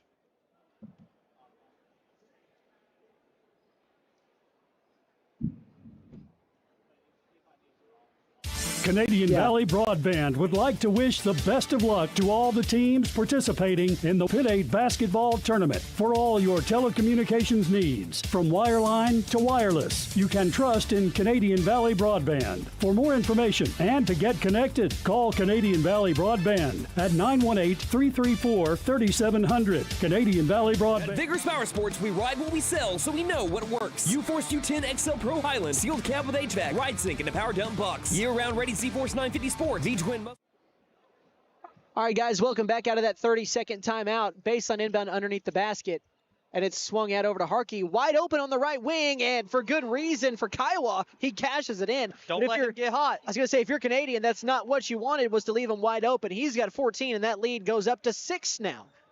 45 seconds left in the third. Clark over to Jones, left wing, guarded by, looks like that's Travis. A lob to the opposite block over to Kennedy. Swings it back out to Clark, who's got 12 points. 10 points, I beg your pardon, has not scored in the third quarter, and we've got a whistle inside against Kiowa. Think that they got Caden Toby on the foul. And again, Canadian is just 1 foul away from putting Kiowa at the free throw line with 4. They've done that twice now as Bryson Bowie comes wide open on the inbound play. That is a coach's dream on an inbound play. A screen leading to a wide open layup for 2. And now Bowie almost with a steal as Travis takes the pass, throws it to Jet Jensen on the block, who makes a lazy pass that was almost stolen, but taken by Travis. His 2 is no good. A.J. Tabb with the board, taken by Kason Church, and Jet Jensen tries to save it and throw it off a green shirt, and he does. Great heads-up play there was that Jet Jensen? Yeah, what a play. Wow. Nice play made by Jensen, and now a baseline inbounds for Kason Church and the Kiowa Cowboys. That was just a hustle play. 13 seconds left in the third. A bounce pass is taken away and out of bounds. Oh, we've got 2 different officials calling different ways here. The baseline official is fairly certain that's Canadian's ball, while the other one here on the sideline thought it was Kiowa, and he will be overruled, and that's Canadian basketball. 10 seconds left in the quarter as Jones walks it up the floor. Down to 5 seconds as he crosses the midcourt line. He's not really moving towards the basket. Throws it to the right wing to Clark. A deep 3. It's good if it goes, and that hits the bottom of the rim. And that is the end of the third quarter. We will head to the final frame of the first boys game of the tournament as it is 46-42. We will be back in 60 seconds. You're listening to Pitt 8 coverage on McAllister Radio's YouTube page and Rock 105. At Vigorous Power Sports, we ride what we sell, so we know what works. U-Force U10 XL Pro Highland, sealed cab with HVAC, ride sync, and a power dump box. Year-round ready Z-Force 950 Sport, V-Twin Muscle Sports Suspension, carves hard, lands soft. C-Force 1000 Overland, top-tier fit finish and firepower in a quad. Count on us for parts and service long after the sale. CF Moto, experience more. Vigorous Power Sports, 1904 South Main, 918-423-3306. Motorcycles and off-road vehicles can be dangerous to operate. Review all safety information before operating. Wear your safety gear and never operate a CF Moto vehicle under the influence. Visit cfmotousa.com for complete training and safety guidelines. Caring Hands Healthcare Center is a federally qualified healthcare center. But what does that actually mean? It means that we are a local healthcare provider that is able to provide excellent care, regardless of whether you're covered by insurance, sliding scale fees, or Sooner Care. From dentistry and family practice to our new women's clinic services and everywhere in between, you and your family are always in caring hands.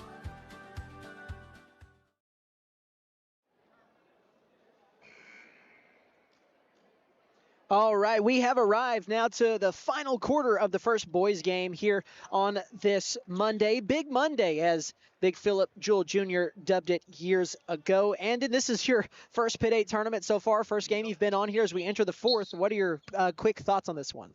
Yeah, I mean, Canadian honestly has been staying in this game better than I think a lot thought they would going into this fourth, just needing to, again, facilitate, get good shots, and play some good defense. Yeah, they've hung around and not really let Kiowa run away with it as A.J. Tabb tries to get some two, and he does. He adds to their tally as now A.J. Tabb has scored his first points of the game. He's got 2 points. Kiowa with the basketball as they do get it across the midcourt line. Hudson over to Travis in the corner. It's swung over to Harkey, and somehow he gets it off the deflection from Clark. Back over to Travis, right wing. And another errant pass is stolen. This time it's taken by Jaden Kennedy. Kennedy over to Eli Jones. Down the lane, Euro step. He's got 2 more. Eli Jones, he's got 21. And just like that, 4 points and 50 seconds here to start this fourth quarter. And it's a tie ball game at 46 all between Canadian and Kiowa. Driving inside and ripped out of his hands was Cash Hudson, but are they going to say he traveled? I looked down. I didn't see what the call was, but they called it a turnover. Is that what they signaled? Was it a travel? Did you see it? I believe it was a travel. Substitution sitting down as Travis. Looked like, I think, Hayden Toby checking back in. For Kiowa, that is. Jones now with the basketball. Swings it over to Bowie. Right sideline. Over to Kennedy, top of the key. They're moving it around, trying to find a good shot. They again get it to Tabb on the block, and Tabb just pile drives through a defender. Can't do that. He's called for a foul. That is his fourth. Needs to be careful. He does. And again, it's all unofficial here on our fouls. The points are pretty close to being official, but the fouls are the ones that we kind of not have to guess on, but it's hard sometimes to see because the officials don't look at us to show us the number of the person that committed the foul, especially if we don't see who it was. Now a 3 from Kiowa doesn't go from the right wing, but Toby rising up for an offensive rebound for his Cowboys. Hayden Toby now goes baseline and just runs right through A.J. Tabb, who was moving. Now Toby lowered his shoulder, and that would have been an offensive foul, but A.J. Tabb jumped into position there at the last second and was still sliding over. And I believe that's Tabb's 5th foul. Yeah, he's done. A.J. Tabb just fouled out. Wow. So it makes me feel better to know that I was on track with my fouls. I hate to see the young man foul out, but I feel a lot better about myself knowing that I've been tallying the fouls correctly, at the very least of that. And Tabb had 2 on the night? Say that again? Tabb had 2 on the night? Yes, 2 points is what he subs out. He just scored his first 2 points of the game, too. In for him is Blaine Hurd for the Cougars. Again, it's tied 46 all. Church will try to change that from the corner of 3. That one bounces around and gets the shooter's touch. Kaysen Church has got 23, his first points of the second half. He had 20 in the first 2 quarters, none in the third, and now he's back to give Kiowa a 3-point lead with 6 minutes left in this game. The winner of this game will make it to semifinal Thursday as Eli Jones tries to answer and he responds. What a shot. Folks, if you're not watching this, and I'm speaking to people who aren't watching, I guess you're not going to hear it. You need to be watching or listening. If you're radio only, go to YouTube as Kaysen Church. McAllister Radio on YouTube. He's got another one. Obviously, we appreciate you guys listening on the radio, but you might want to watch this one. This has been really, really good and back and forth. Hey, how would an overtime game be for the first boys game? How about that? Wow. We'll see. Still a lot of time to go, but 5.5 left in the fourth. It's a 2-point game. Kiowa holding on to a 2-point lead. They've kind of held on to a slim lead this second half as we've got a push on the drive by Jet Jensen. Only his first foul. And you don't have any foul trouble on the Kiowa side. That is not even a conversation. Nobody has more than 2 fouls, and it's just Cash Hudson. And they try to find Bryson Bowie again on the inbound to kind of the reminiscent of what they did earlier, but Kaysen Church was there to knock it out of bounds. In Kaysen Church, not happy with that call, arguing with the official a little bit, but.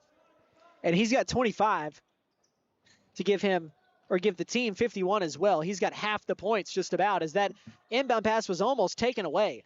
Eli Jones with the ball in the corner, tries to push to the top of the key, and a step back made the defender fall, but not a good shot. He airballed a step back three with a hand in his face. I like the confidence, but again, that was a tough shot in that position, and Jet Jensen is fouled on the way up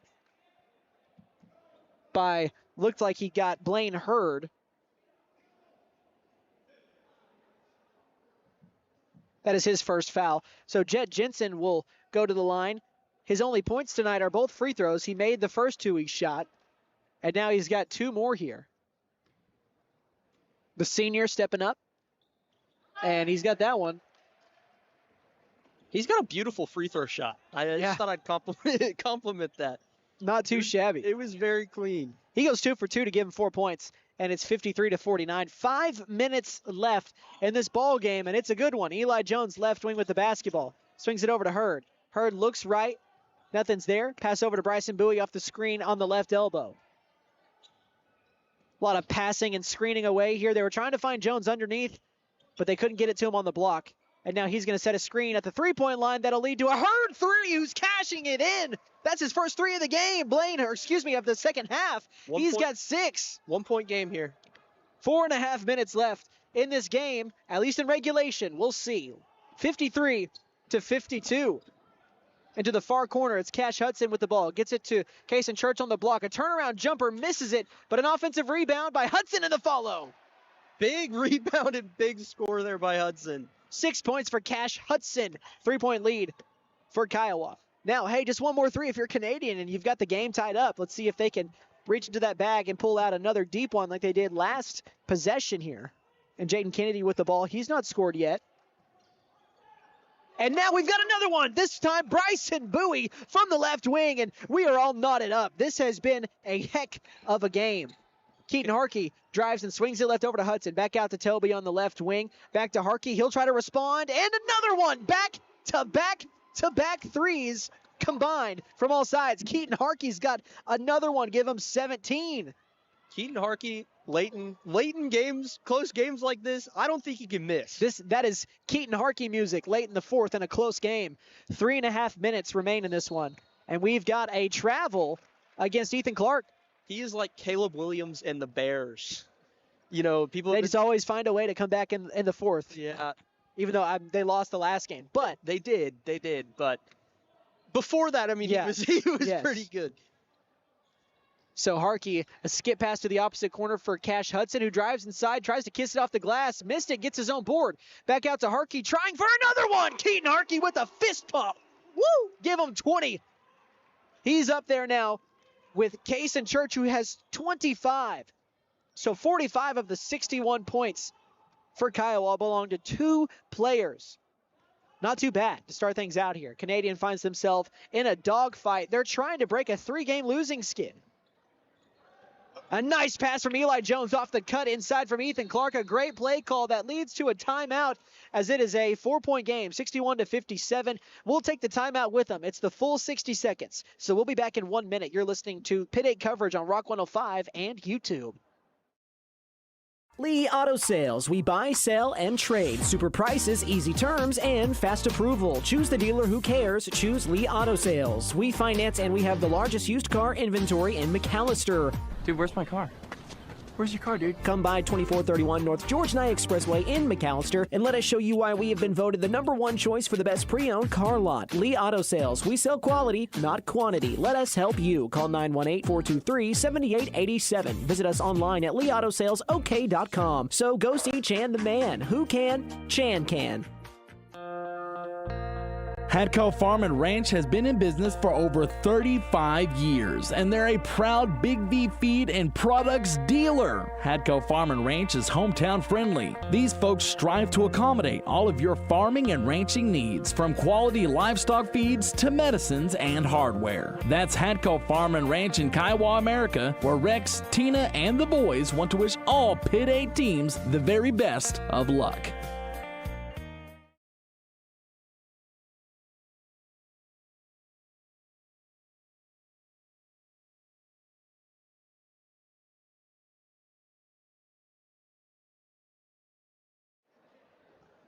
So for those of you on the YouTube side of it, Jet Jensen, you could see it, but he got fouled. He's going to go and shoot two. I didn't see who they got the foul on because I looked away. Either way, it's a foul against Canadian.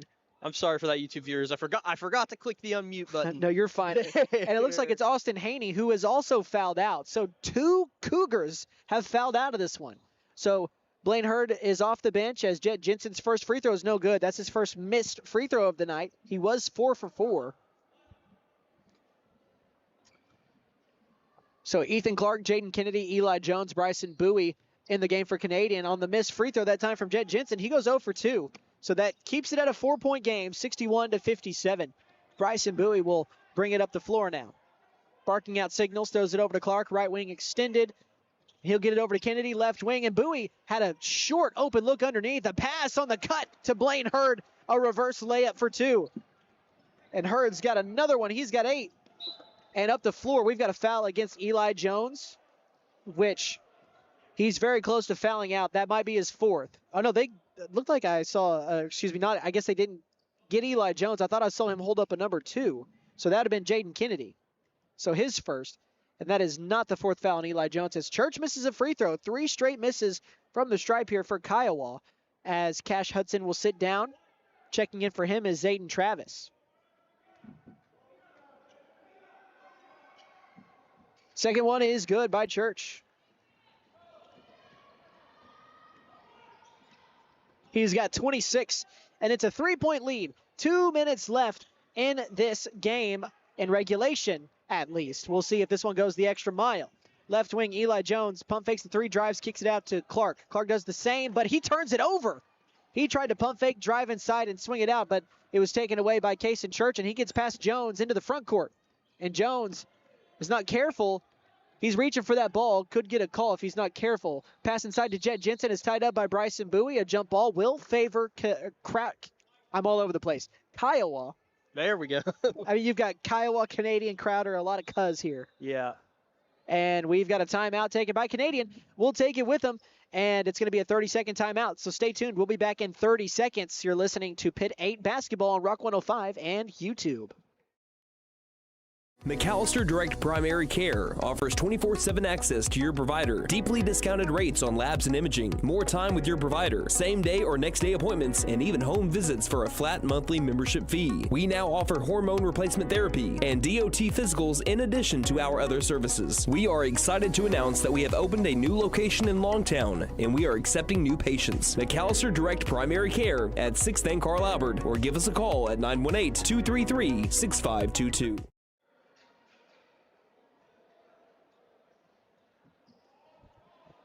All right. Well, are you not entertained? 90 seconds left here in just game 2 of 22 this week, and it's a 3-point game. Kiowa leads Canadian 62-59 with 1:38 left to play in regulation as Church gets it into the corner to Travis. He has his dribble, opts not to use it, hands it off to Church that somehow gets out of that corner without a turnover. And he's fouled by, I think, either Jaden Kennedy or Bryson Bowie. And that is 5. If you are not entertained, you don't know what entertainment is. So they got Kennedy on the foul, his second. And now Church will go and shoot free throws. His make stopped 3 misses his last time up that were in a row. Give him another one.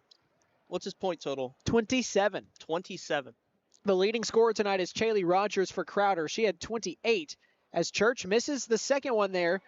And not an offensive rebound. Canadian with the board. Up by 4 is Kiowa here. And we'll see if that stands pat. Canadian, you got to get points here. Down by 4. And Canadian is not close to being able to get free throws as Kiowa has only committed 1 team foul in the quarter. Top of the key, Ethan Clark drives the lane. It's knocked loose as he goes up. Out of bounds. Last touch by Kiowa. No foul called on that? I thought there would have been, to be honest. I thought they may have called a blocking foul or something. But looks like somebody may have just knocked it out before he was able to go up with the basketball as Jones gets it into Jaden Kennedy, top of the key. A good look at 3, a rainbow. Almost kissed it in off the glass, but an offensive rebound for Hurd. Back out to Bryson Bowie. Bowie tries to drive the lane, swings it back out to Clark. Clark over to Kennedy. Kennedy into the near side corner to Hurd. Less than a minute left in this game, and it's a 4-point lead for Kiowa as Bowie shoots a 3. That one doesn't go. Kennedy almost with the board, knocked out of bounds. Last touch by Jet Jensen. So that stays here with the green and gold. Those were good looks. by was it Bowie who shot those 2 threes? Oh no, Bowie. Or was it Kennedy? Jaden Kennedy shot one of them, but Bowie takes the inbound, a long two, stripes it. There we go. What a look by Bryson Bowie. As we've got another timeout taken on the floor. It's a full 60-second timeout, so I know we just took a timeout, folks, so I'm sorry, but we're going to send it back as it's the full minute timeout. So stay tuned. We will be back in 60 seconds with more basketball on Rock 105 and the McAllister Radio YouTube page.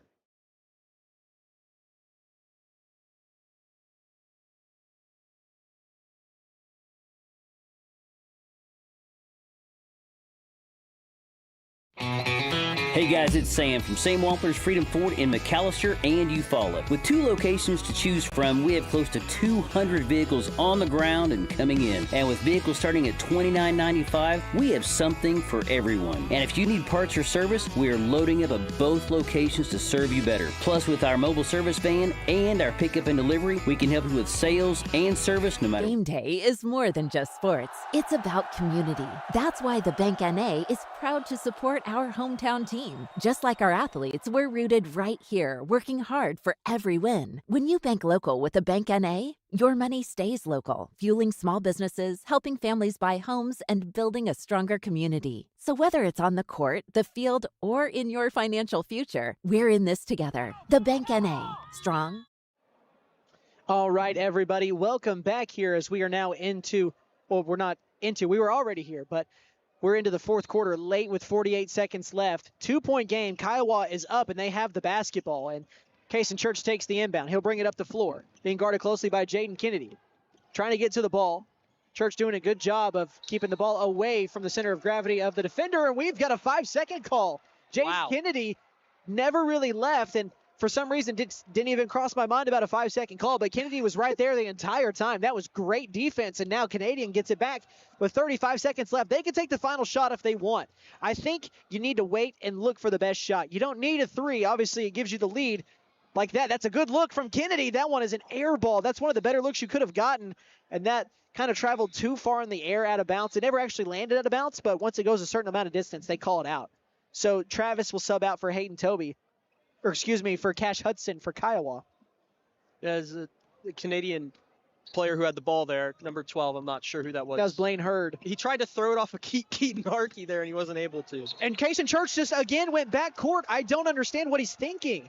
That is the second time he has crossed half court and just gone back on his own. And Church could end up being a costly turnover this time around. It did not affect them in the first half when he did it the last time. It has been a story of errors for this Kiowa team. 15 seconds left in the game. 63-61 as Jones falls down and Church takes the loose ball. Cason Church will bring it up the floor. They don't have to do anything with it now with 7 seconds left, and we've got a foul. It's going to be 2 free throws for Cason Church after the turnover by Eli Jones. So that foul, I think they got, I didn't see, 23, so that's going to be Ethan Clark, his third. These Canadian players look exhausted. Everybody's got to be tired here as Church makes that free throw to give him 28. He's now tied up with Hailey Rogers for a game high tonight. She had 28 in the first girls game. And Church, his second is good. Clutch free throws. He is 4 for 6 from the free throw line here in the quarter with 6 seconds left and a 4-point lead. Canadian wants a timeout that we'll take with them. We're going to start with a 30. I haven't gotten a signal yet. So at least 30 seconds. We'll be back and maybe even longer after that. So stay tuned. More Pitt 8 basketball coming up on Rock 105 and YouTube.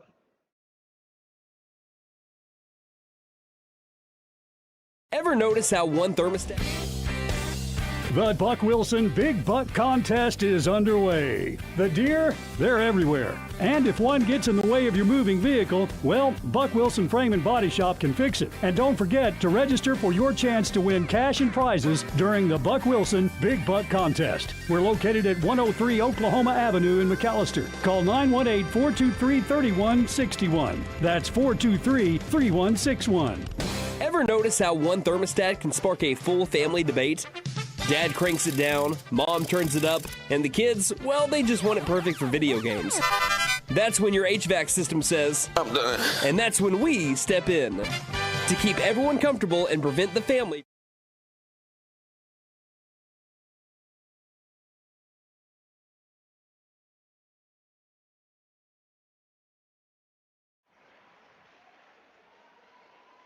All right, guys, welcome back. Well, they took a 60-second timeout, but they broke it way earlier than that, and this game has actually concluded. We would have broke in and brought you the final one if it was a one-possession game, but it was not, with just 6 seconds left. The game was over, and that is the final score, 65-61. So, again, I apologize if you just didn't get to see the final possession there, but, again, it was inconsequential with a 4-point lead as this one was already decided. So 65-61 is the final score, and now for the boys, Kiowa moves on to semi-final Thursday, and Canadian, they go to Survival Friday. So now you've got to wait out the rest of the week before you get to play again.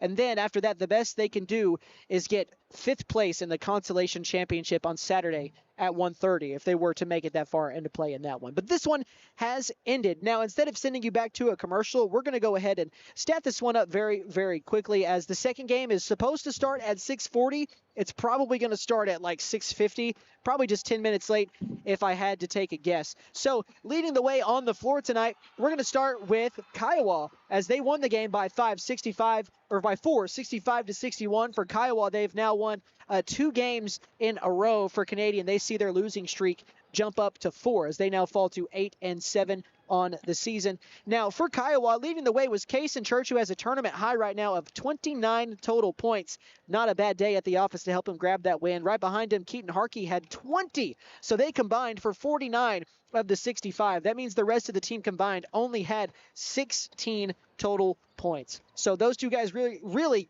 carried the load offensively tonight. Behind those two, you had Cash Hudson with 6 points. Hayden Toby and Jet Jensen both had 4, and then Zayden Travis had 2. Now, over on the Canadian Cougars side, leading the way in scoring was Eli Jones with 24. He had a great night, 12 in the first half, 12 in the second half. Right behind him with 12 points was Ethan Clark, and then Bryson Bowie had 11. You also had a couple of guys with 4, but before I get there, with 8 points tonight was Blaine Hurd.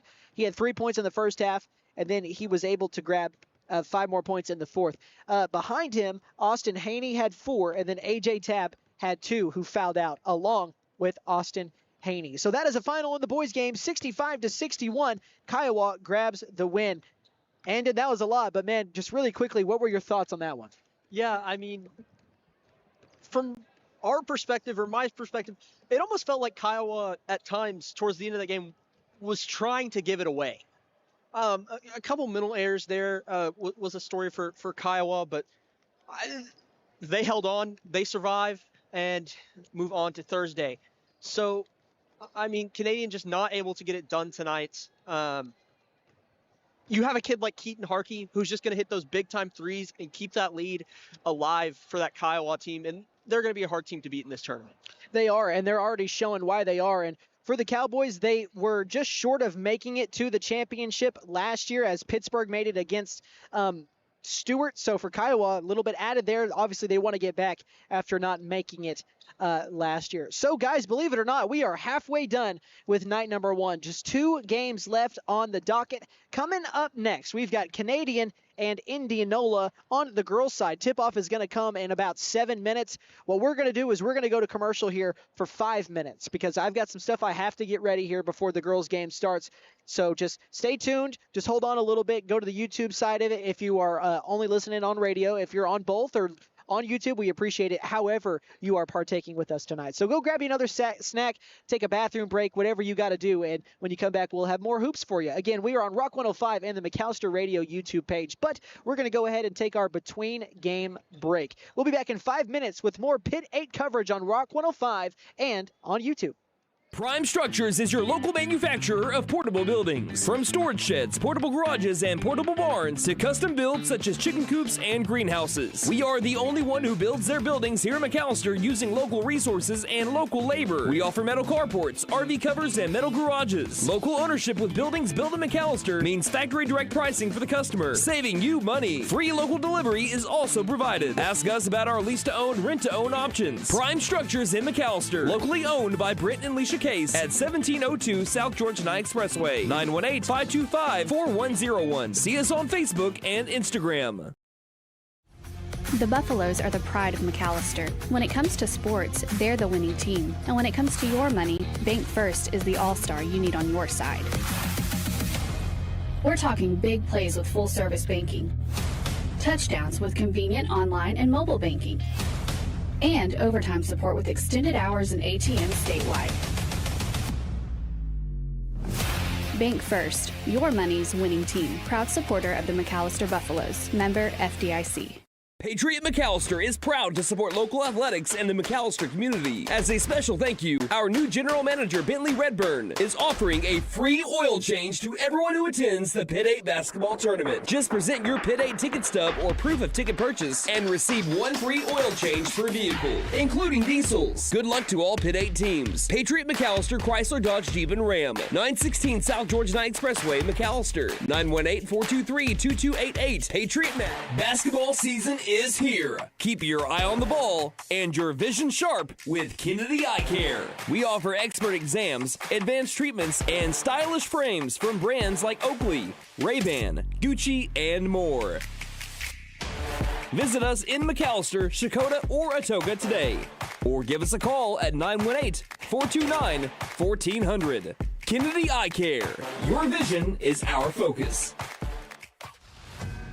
The law office of Jeff Contreras will fight for your rights. We believe in developing a relationship of trust with our clients, and we litigate our cases with passion. Mr. Contreras is a skilled trial attorney who provides skilled representation in the areas of family law, personal injury, and criminal defense. Contreras Law is conveniently located 1 block west of the Pittsburgh County Courthouse, 25 East Carl Albert Parkway in McAllister, or you may call 918-420-5900. When you free up time in your day, you make space for the world of possibility. A world where all those wishes, all those to-do notes become day-to-day realities. Whatever you dream of, First Bank wants to be a part of it. Open a checking account here. It only takes a few minutes, and realize more time for what's possible.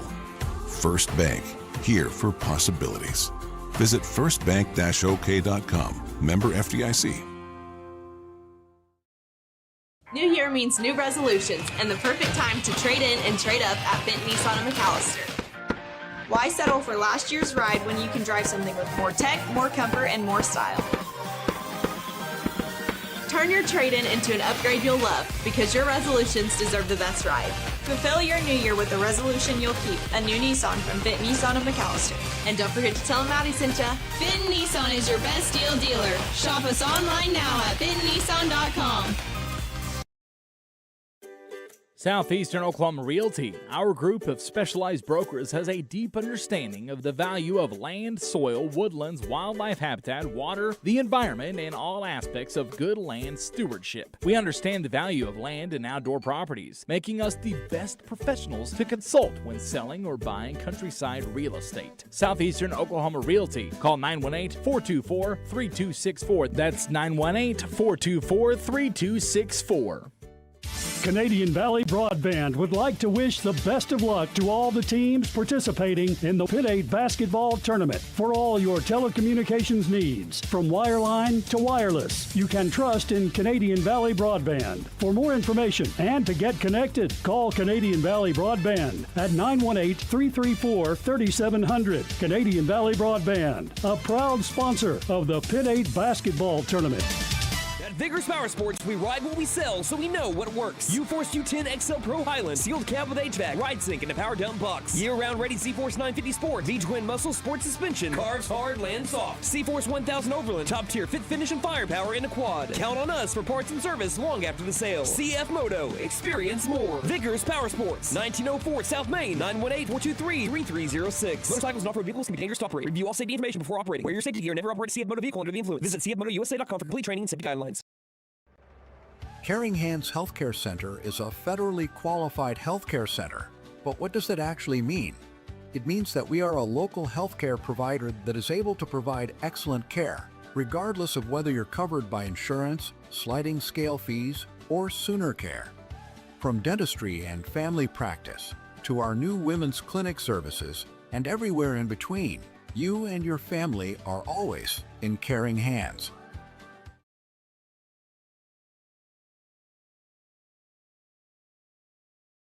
All right, everybody, welcome back. I'm gonna be honest, folks. I'm gonna blow into my hands real quick because they're cold.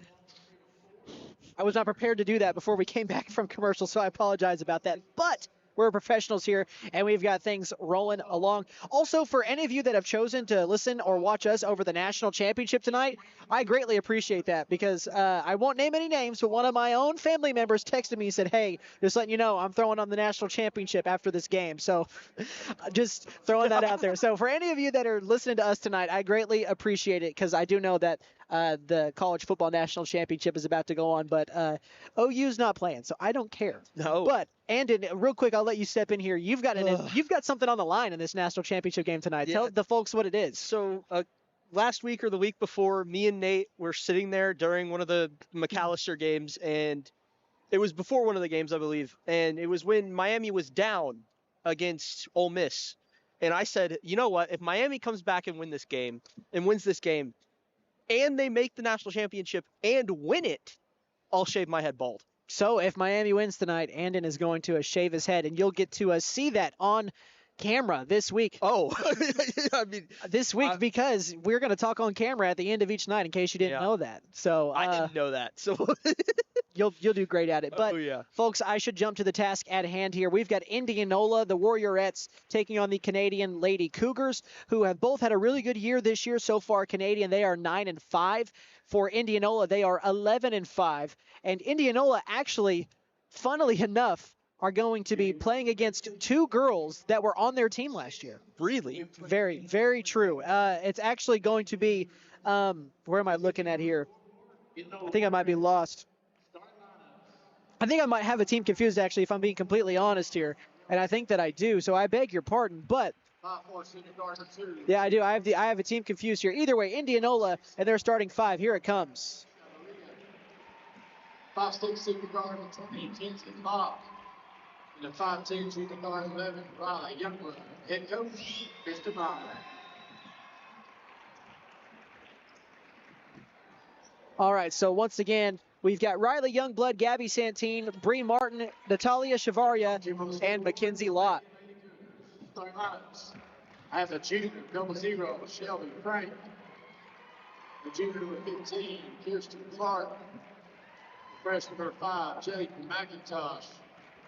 Senior number 10, Kylie Doody. And senior number 11, Ari Nichols. Head coach, Alex Tucker, assistant, David Lane. All right, so we are just about ready to get this one rolling along. Again, that starting 5 is going to be Shelby Frank, Kylie Dooney, Yonaria Nichols, Jaden McIntosh, and Abby Jones. Funnily enough, not funny, but the last game I called for Canadian, Abby actually did not play in that game, and they lost. Abby is one of the better players on this team. She was last year as well, so they're going to need her. So it's good to see her back in the starting lineup and getting ready to play. And then before this one rolls along, partner, just what are your quick thoughts? Yeah, I think it's going to be a very, back and forth game. Also, one more thing, kind of off topic, not very important. 00 is the best number to wear in any sport. It's a great number. And we're seeing one out here tonight, and who's wearing it? That is Shelby Frank. Shelby Frank. So shout out Shelby Frank for wearing 00. We love a good 00. Also, shout out to Indianola, who has brought some really good environmental factors here tonight as they're cheering from the bench, being loud. As the tip is won by the Lady Cougars. Jaden McIntosh hit it into the front court. Kylie Dooney has it. She goes baseline, a pass to the opposite block, and a missed layup, and already a foul, and free throws coming up. Not a bad little way to get things started. That was quick. It looked like, and again, I looked away before they called who the foul was on, so again, that was my fault. Correct me if I'm wrong, over to our right, is that a student section to our right for Indianola? Yeah. Wow. It looks like some of them have shown up. School is out now because it's 6:45. But Saturday will really be the day where it's packed with people. Thursday and Friday will be fun as well, but Saturday is the real day as McIntosh misses the second one. But that's when this place really gets rocking. Looking forward to that. Oh, yeah. And bringing it up the floor now with the basketball looks like it's going to be Riley Youngblood, who cashes in a 2 off the backboard. And they're doing dances on the sideline for Indianola every time they score. They are locked in, man. Driving the lane is Kylie Dooney, and she's going to be called for the charge. Riley Youngblood. That Indianola sideline is alive right now. They are lit up, and they are really, really into it. As I think that's going to be the first foul against Kylie Dooney. As the the Indianola student section telling Kylie Dooney, you can't do that. So, and now Riley Youngblood, she'll take the inbound and she'll bring it up the floor, being fully manned by Shelby Frank, and we've got a bit of a reach foul here. And now,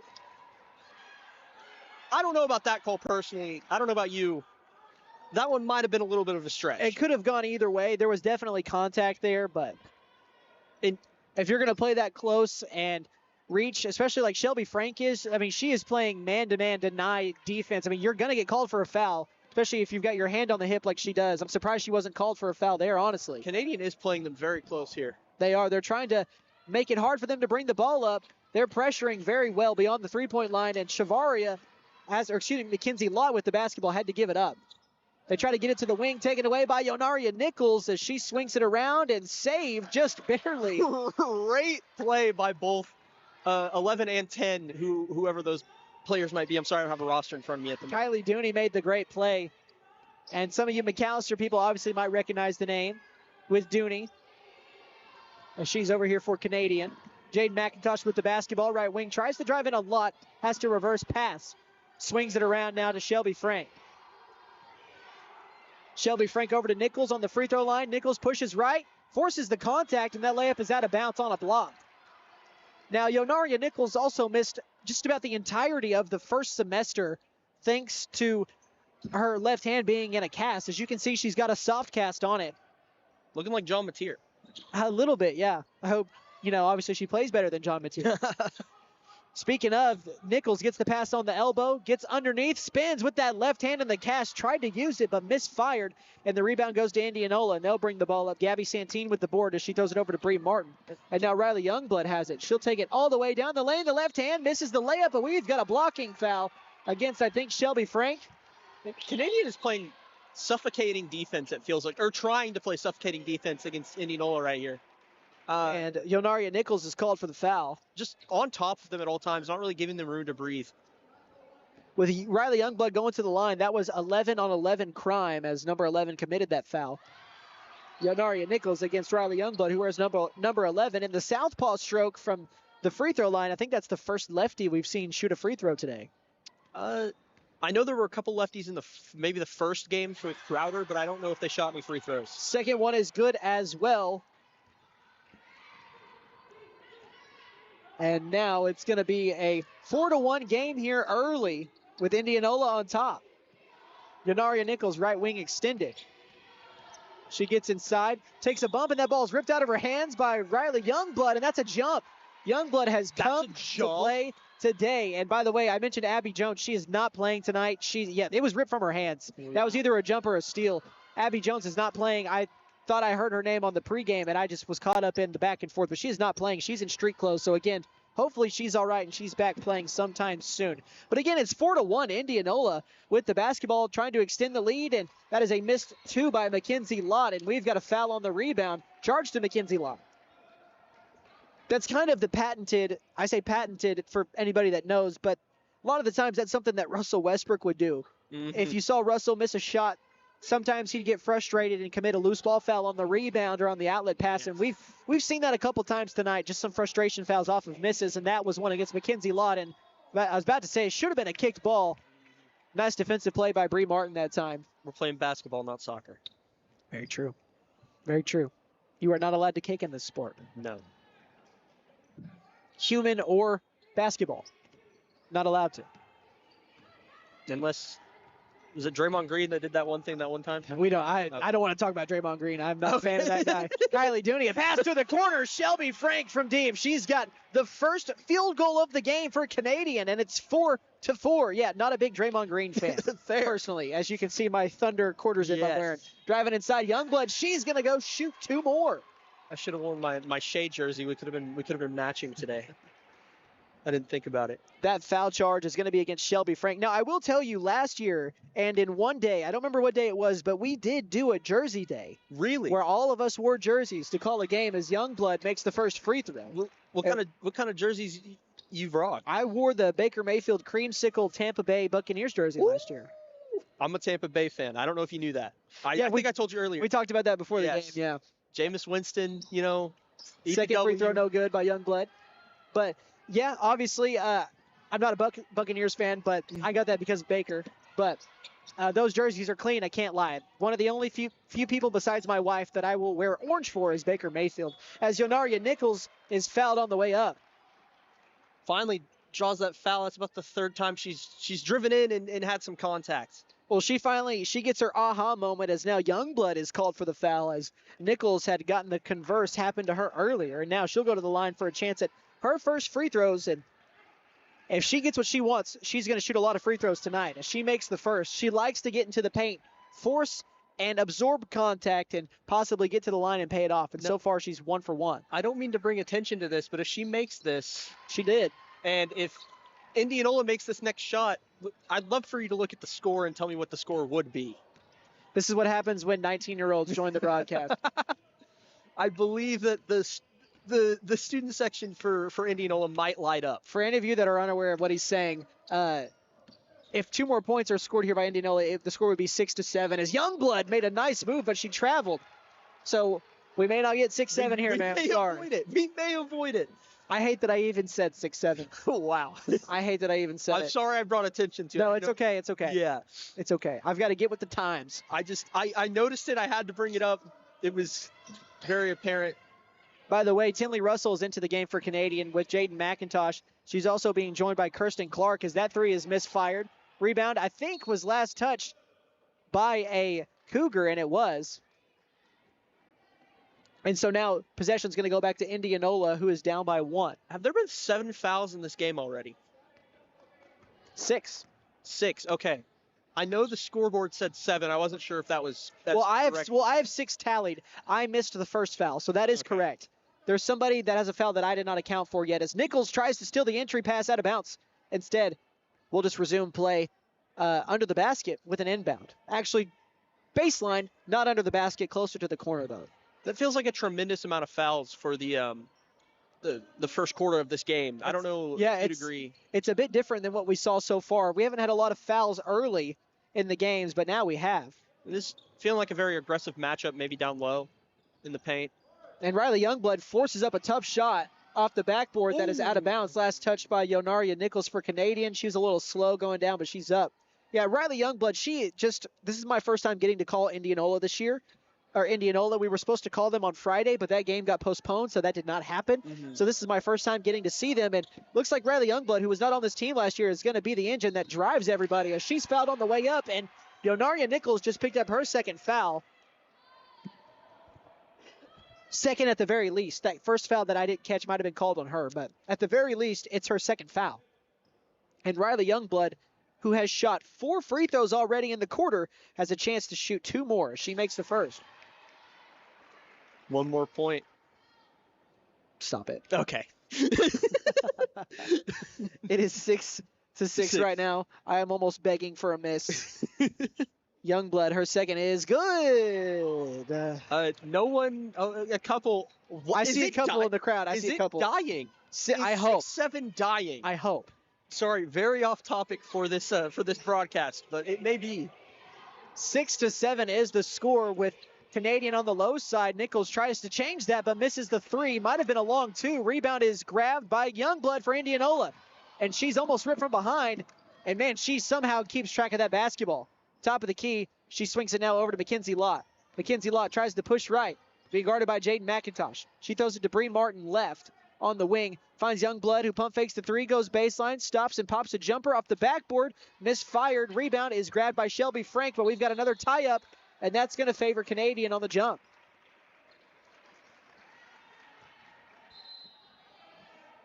And a timeout being taken by Canadian. We will take it with them. We'll be back in 30 seconds. You are listening to Pitt 8 coverage of the tournament on Rock 105 and YouTube.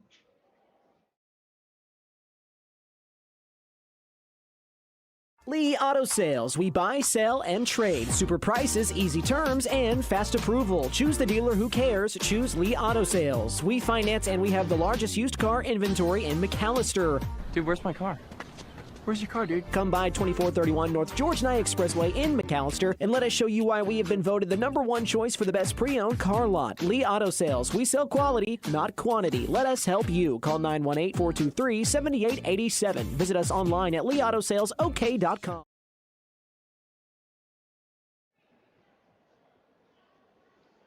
Welcome back here to the final girls game of the night. We are at the penultimate game of game number 1. I love that word. Penultimate? Mm-hmm.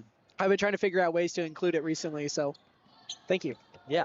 I know you didn't compliment me, just the word, but yeah. Either way, the final girls game of the night. It was very good execution. As now inside Yonaria Nichols backs down her defender for an easy 2. That is her first field goal of the game, but she does have 2 free throws to go along with it. She's got 4 points. She is the leading scorer for her squad. The only person to score for Indianola so far is Riley Youngblood, and that's not going to change, at least on that shot, as she misses that one inside. And Canadian, again, has retaken the lead. And we'll see if they can hold on to it here. Up by 1, 8-7. Right wing Shelby Frank with it. Over to Jaden McIntosh. McIntosh swings it now over to Tinley Russell. Russell now back over to Frank on the wing. Yonaria Nichols takes an entry pass, spins to her left, and goes up with the left hand, but misfires on the layup. Again, it's Indianola with the basketball. Riley Youngblood. We'll see if somebody else besides her gets a point for Indianola in this one, and they'll try it with Mackenzie Lott from the corner, and she's going to go shoot 3 free throws. She was fouled by Jaden McIntosh. Oh, no, he's holding up a 2. It's just 2 shots. Either way, the point remains the same. As that Indianola bench lit up there for the first time in a couple minutes here, as they had kind of quieted down there for a moment. They have been pretty consistent just with how loud they've been. Yeah. But as you mentioned, had quieted back down, but now have a reason to be loud. Mackenzie Lott to the line. Her first of 2 is good. She stripes it. Did they get her at the 3-point line or the 2-point line? They called it a long 2. Oh, okay. Second free throw is good by Mackenzie Lott. So with 2 minutes left, every foul by Canadian will send Indianola to the free throw line here. So they've got to be careful defensively as Yonaria Nichols takes a pass inside. 2 steps left, misses the scoop layup, gets the rebound, and misses the putback. Rebounded by Gabby Santine. Santine will sling it back out. Say that again? Too much sauce. Too much sauce. Riley Youngblood across the timeline. Top of the key. Tries to go left. Down the lane with the left hand, and she's got another 2. Riley Youngblood. Nobody else has scored a field goal besides her. Is she left-handed? I think so. And so far, she's got 9. As Santine almost got a steal, and Shelby Frank is going to be called for a backcourt, but that ball was deflected. I'm confused as to why that was called a backcourt. A questionable call. I believe that ball was deflected. I believe so as well. The refs having a conversation. I don't think they're going to change the call, though. Wow. Double down if you must. Checking in is Brayson Haney for Indianola, and they're going to sit down Gabby Santine. And also a point check real quick. Riley Youngblood has 9, not 8. Okay. Because Mackenzie Lott has the other 2 to give them 11. Speaking of the inbound, Mackenzie Lott, she takes the inbound. Got about 1:15 left to play in this first quarter. She swings it to the right wing now, over to Haney. Haney gets a screen from Youngblood, and she'll pull a 3 wide open as that just rims out. A rebound is grabbed that time by the Lady Cougars. They'll bring it up the floor, down by 3. Indianola has led seemingly the entire first quarter except for a short period of time. Jaden McIntosh, top of the key. She gets a screen. She'll go down the lane with the right hand and give her to Jaden McIntosh. Her first field goal. She's got 3 points. And now it's a 1-point game with 35 seconds left in the first quarter. Youngblood, as it swung over into the corner for 3. That one too strong that time. And a rebound by the Cougars. After the miss from Shavaria, Yonaria Nichols took a tumble in the background. And a scoop layup by Russell. Misfires, but she gets her own rebound. Somehow doesn't step out of bounds. Swings it top of the key over to Clark. Pump fakes, drive, swings it back out to the corner to McIntosh. McIntosh picks up her dribble on the drive and back out with 10 seconds left in the quarter. Down to 7. Nichols on the block. Fakes the spin left, goes right, misses the layup, and we've got over the back on Jaden McIntosh. Her second foul. Foul total going up to 8 or 9. And that's free throws. Yeah, that's free throws that's now. free throws. Okay. That's the 7th free throw, or excuse me, I was going to say 7th foul, but I meant 8 because I keep forgetting I missed the first foul. So that is the 8th team foul in the quarter. And that's going to be free throws for Mackenzie Lott, who is 2 for 2.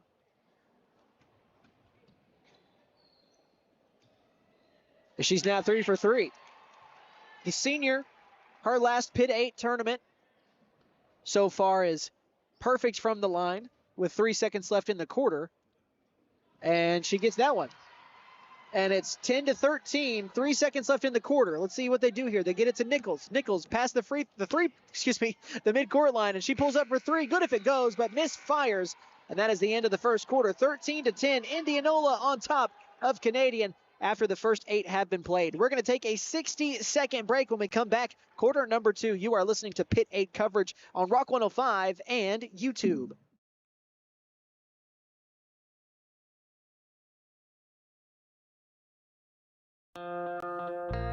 Hadco Farm and Ranch has been in business for over 35 years, and they're a proud Big V feed and products dealer. Hadco Farm and Ranch is hometown friendly. These folks strive to accommodate all of your farming and ranching needs, from quality livestock feeds to medicines and hardware. That's Hadco Farm and Ranch in Kiowa, America, where Rex, Tina, and the boys want to wish all Pitt 8 teams the very McAllister Direct Primary Care offers 24/7 access to your provider, deeply discounted rates on labs and imaging, more time with your provider, same day or next day appointments, and even home visits for a flat monthly membership fee. We now offer hormone replacement therapy and DOT physicals in addition to our other services. We are excited to announce that we have opened a new location in Longtown, and we are accepting new patients. McAllister Direct Primary Care at 6th and Carl Albert, or give us a call at 918-233-6522.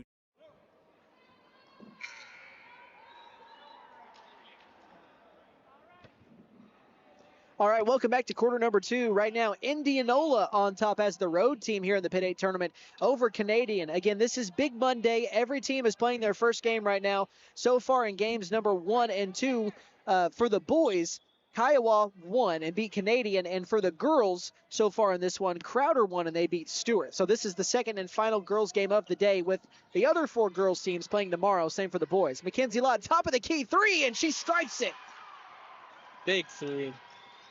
That is her first field goal of the game. She's the only other person to score besides Riley Youngblood. Mackenzie Lott has 7. Youngblood has 9. That is their 16. Kylie Dooney down the lane. A pass to Nichols is taken away by Mackenzie Lott. Lott across the timeline, and Shelby Frank hits the deck. I don't know if it was because of a crossover, but a missed layup by Mackenzie Lott. I believe she may have just tripped. Kylie Dooney down the lane with the ball coast to coast. Misses the layup. Offensive rebound by Shelby Frank, and Frank will retreat near the midcourt line. Indianola's fans getting loud here. They sure are. Shelby Frank with the ball. She throws it to Nichols on the right block. She's not been able to cash in any layups. She misses another one, gets her own rebound after taking it away from her teammate. She gets it over to Kirsten Clark, who gives it to McIntosh in the corner. Ball's loose, out of bounds. Last touch by. We still don't have a signal. I assume, though, it's going to stay here. Yeah.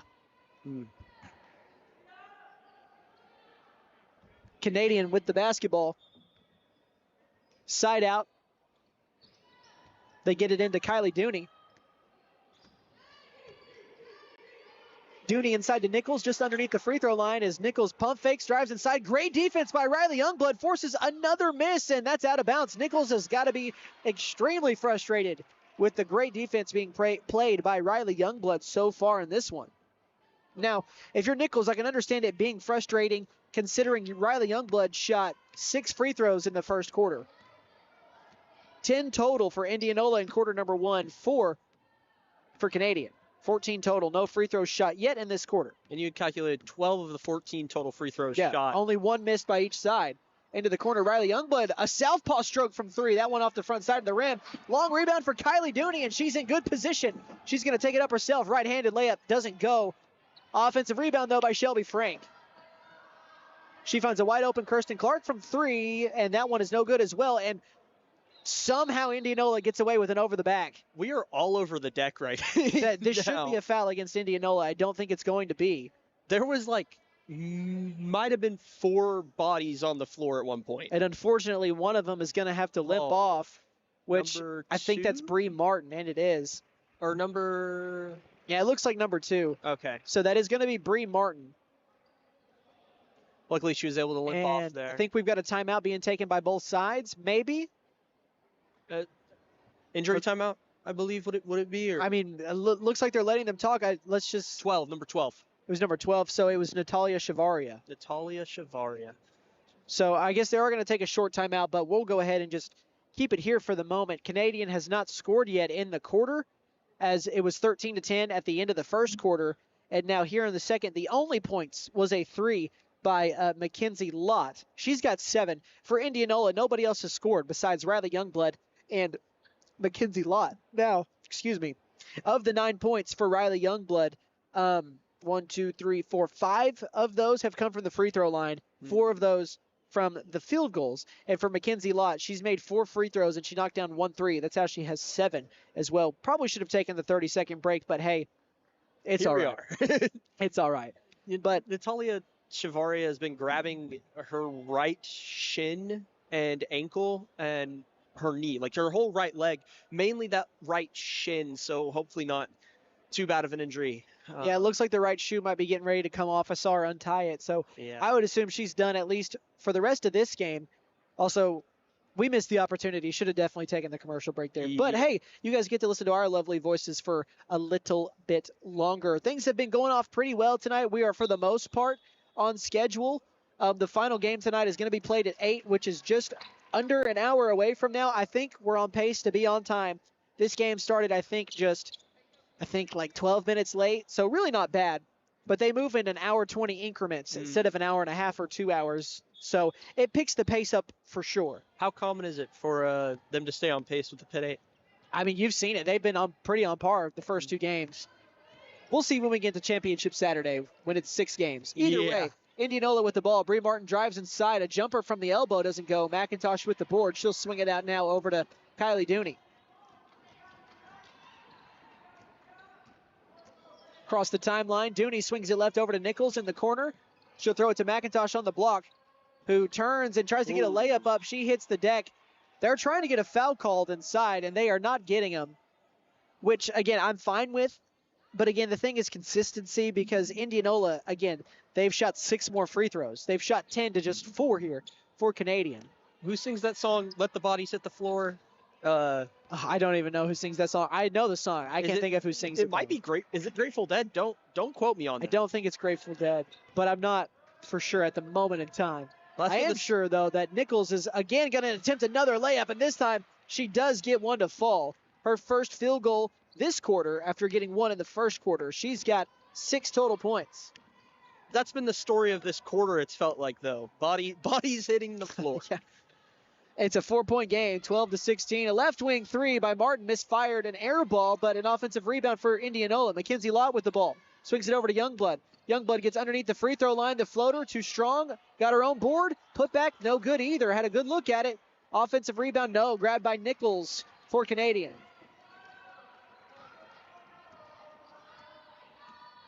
Almost halfway through this second quarter. About 4:45 left to play in it.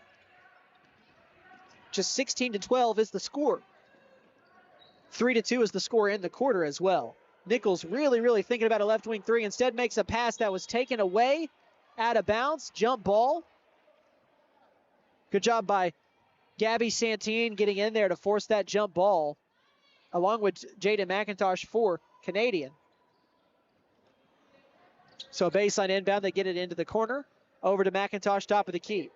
McIntosh swings it back to the corner over to Russell as Russell drives inside with a floater. That one too strong. Youngblood with the board. And again, Youngblood, she's going to take her time. She'll walk it up across the floor here as we are halfway through the second quarter. Just 4 minutes remaining in this first half of play. Mackenzie Lott swings it over into the corner, driving inside, dribbling it off the foot of a Cougar, but retaining possession is Indianola. Mackenzie Lott for 3, doesn't fall. Offensive rebound over to Riley Youngblood, and She gets it up and in for 2. Her first points of the quarter. She's got 11. I can tell you, Canadian is missing Abby Jones. And this quarter's been all about the post action, it's felt like. You know, we're working the post and trying to find those shots. And Dooney gets inside, swings it over right wing, and it's swung around to Nichols on the left wing. Another 3 from her. That one is misfired to the right. Riley Youngblood with the rebound, and let's see if she decides to run it. She's going to. They don't have the numbers, and Nichols, I think that might have been Dooney, actually getting the deflection on the way up, and then a turnover on the outlet pass.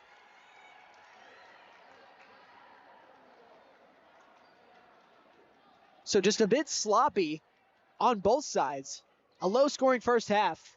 5 points. I beg your pardon. No, that I am correct. 5 points in the quarter for Indianola to just 3. 2. There you go for Canadian. I can count. Mackenzie Lott for a 3. I take my statement back. Little bit Lou Dort-esque for how high that ball went. Oh, yeah. Might have gotten caught in the rafters, but 10 points for Mackenzie Lott. Of the 21, nobody has scored besides Riley Youngblood and Mackenzie Lott, who are both in double figures. That's one way to get it done. 3 minutes left in the first half. Kylie Dooney goes baseline, spins, picks up a dribble. Over to Yonaria Nichols. Nichols in the paint, spins left, and a layup up and in with the left hand. Shout out Big Lou. Shout out Big Lou. And for Yonaria, a lot better on those layups here in the second quarter than what she was in the first quarter. 2-3 zone here still for Canadian. Youngblood up the floor, swings it into to the left wing. Back to Youngblood, top of the key. Drives, swings it out for 3. That one is no good that time from Brayson Haney, but a rebound for Canadian will give them the ball back down 7. Again, you're not in desperation worry mode yet, but they have been trailing here the entirety of this game by about 7 points or less, as they're down by 7. 21-14. Dooney, top of the key, crossing over, gets into the paint, to the block. I pass over to Nichols on the opposite block. She powers up a layup with 3 defenders on her. Missed it. Rebound, though, is going to stay here offensively. Clark with the ball over to McIntosh. McIntosh gets to the left wing. Jade McIntosh pushes right down the lane. Swings it out to Russell. For 3 from the corner, too strong. That one did barely catch rim. Rebound that time by Brayson Haney. And a timeout taken by Indianola. We'll take it with them. 30 seconds on this timeout, so a short one. Stay tuned. You're listening to Pitt 8 coverage on Rock 105.1 and McAllister Radio YouTube's page.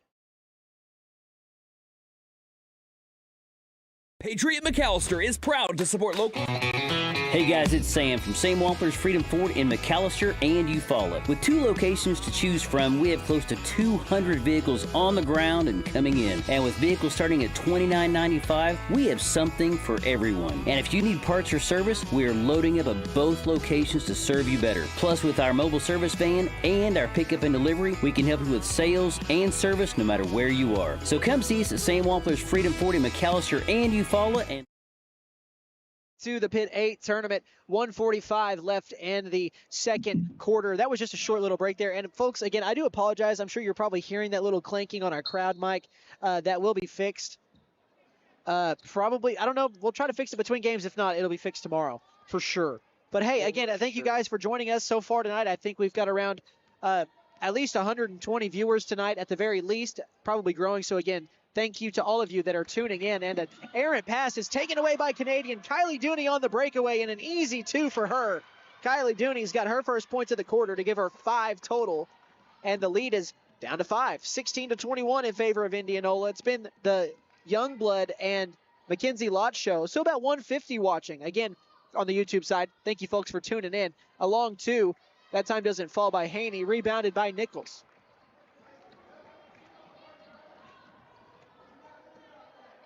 Across the timeline with it is Kirsten Clark. Clark right wing crossing over, top of the key, swings it over to Dooney, left wing. Less than a minute left in the first half. Canadian with the ball down by 5. 16-21 is the score. They trail it. Dooney over to McIntosh on the wing, guarded by Mackenzie Lott. Top of the key, McIntosh down the lane, kicks it to Russell, corner for 3, and she's got it! Tinley Russell from deep, her first of the game. She finally gets one to find bottom. That 3 much needed at this moment as we're coming into the last part of this quarter. 2-point game. 30 seconds left in this first half. We got a treat in game number 2. Game number 3 so far seems to be paying the same price of admission. So Not too bad what we've gotten so far. 20 seconds left in the first half. Riley Youngblood top of the key over to McKenzie Lott. Left wing 3, air ball. That is really the first off-kilter shot she's had tonight. Not enough sauce. 15 seconds left in the quarter. And they'll bring it up the floor. Kirsten Clark with the basketball. She gives it over to Dooney. Less than 10 seconds left in the first half. 6 seconds. Down to 5. Dooney, a pull-up jumper. A short 2 doesn't go. Nichols offensive rebound. Put back is good. And that'll take us to the half. A big bucket by Yonaria Nichols as she ties the game up. She was hype after that one. As she ties the game up at 21 apiece. A nice little comeback here, a mini comeback of sorts. They were never really down by more. I think 8 was their largest deficit, but a nice job by Canadian, by Canadian, hanging around here and able to tie things up against the Indianola Warriorettes as it is 21-21. All right, folks, well, it is halftime. You know what that means. We're going to take a 2-minute break while I tally up these stats. When we come back, we will recap quarter number 1 and quarter number 2 and get you ready and set for quarters number 3 and 4. So stay tuned. We'll be back in 2 minutes with more Pitt 8 coverage on Rock 105.1 FM and the McAllister Radio YouTube page.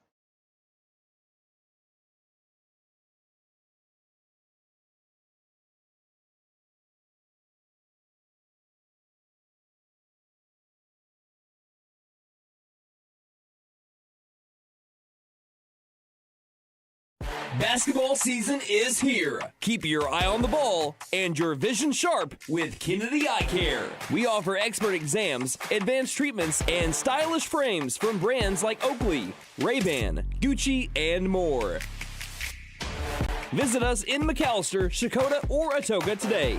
Or give us a call at 918-429-1400. Kennedy Eye Care. Your vision is our focus.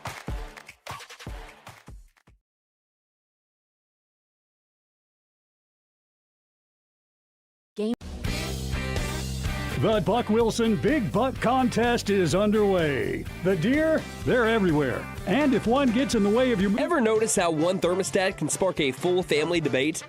Dad cranks it down, mom turns it up, and the kids, well, they just want it perfect for video games. That's when your HVAC system says, I'm done. And that's when we step in. To keep everyone comfortable and prevent the family from turning on each other. Because let's be honest, the dog shouldn't have to choose sides. Don't despair. Call Freeze and Flare Heat and Air. We're licensed, bonded, and insured. Mechanical license number 0014445. Prime Structures is your local manufacturer of portable buildings. From storage sheds, portable garages, and portable barns to custom builds such as chicken coops and greenhouses. We are the only one who builds their buildings here in McAllister using local resources and local labor. We offer metal carports, RV covers, and metal garages. Local ownership with buildings built in McAllister means factory direct pricing for the customer, saving you money. Free local delivery is also provided. Ask us about our lease-to-own, rent-to-own options. Prime Structures in McAllister, locally owned by Britt and Leisha Case at 1702 South Georgia Expressway, 918-525-4101. See us on Facebook and Instagram. Prime Structures is your local manufacturer. Patriot McAllister is proud to support local athletics and the McAllister community. As a special thank you, our new general manager, Bentley Redburn, is offering a free oil change to everyone who attends the Pitt 8 basketball tournament. Just present your Pitt 8 ticket stub or proof of ticket purchase and receive one free oil change per vehicle, including diesels. Good luck to all Pitt 8 teams. Patriot McAllister, Chrysler, Dodge, Jeep, and Ram. 916 South Georgia Expressway, McAllister. 918-423-228. Basketball season is here. Keep your eye on the ball and your vision sharp with Kennedy Eye Care. When you free up time in your day, you make space for the world of possibility. A world where all those wishes, all those to-do notes The Buffaloes are the pride of McAllister. When it comes to sports, they're the winning team. And when it comes to your money, Bank First is the all-star you need on your side. We're talking big plays with full-service banking, touchdowns with convenient online and mobile banking, and overtime support with extended hours and ATMs. Basketball season is here. Keep your eye on the ball and your vision sharp with Kennedy Eye Care. We offer expert exams, advanced treatments, and stylish frames from brands like Oakley, Ray-Ban, Gucci, and more. Visit us in McAllister, Shakota, or Atoka today. Or give us a call at 918-42...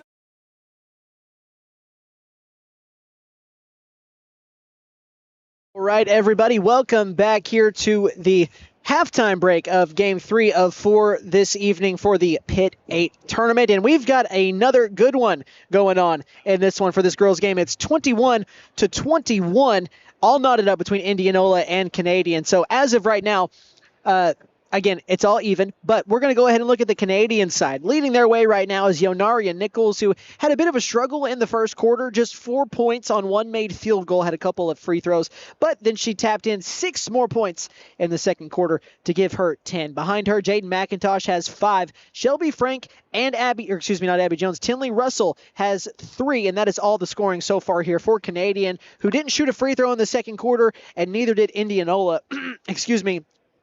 Indianola, they are 9 of 10 from the free throw line, and Canadian is 3 of 4. Leading the way in points on the Indianola side, it's the same as I mentioned earlier. It's Riley Youngblood, who has 11 points, and then with her as well, Mackenzie Lott has 10. Nobody else has scored besides those two women for Indianola. And also, they're the only 2 Warriorettes that have picked up a foul. Riley Youngblood has 1 foul, as does Mackenzie Lott. But again, both have done a really good job tonight. They've made just about all of their free throws. Again, they are combining 9 of 10 from the free throw line.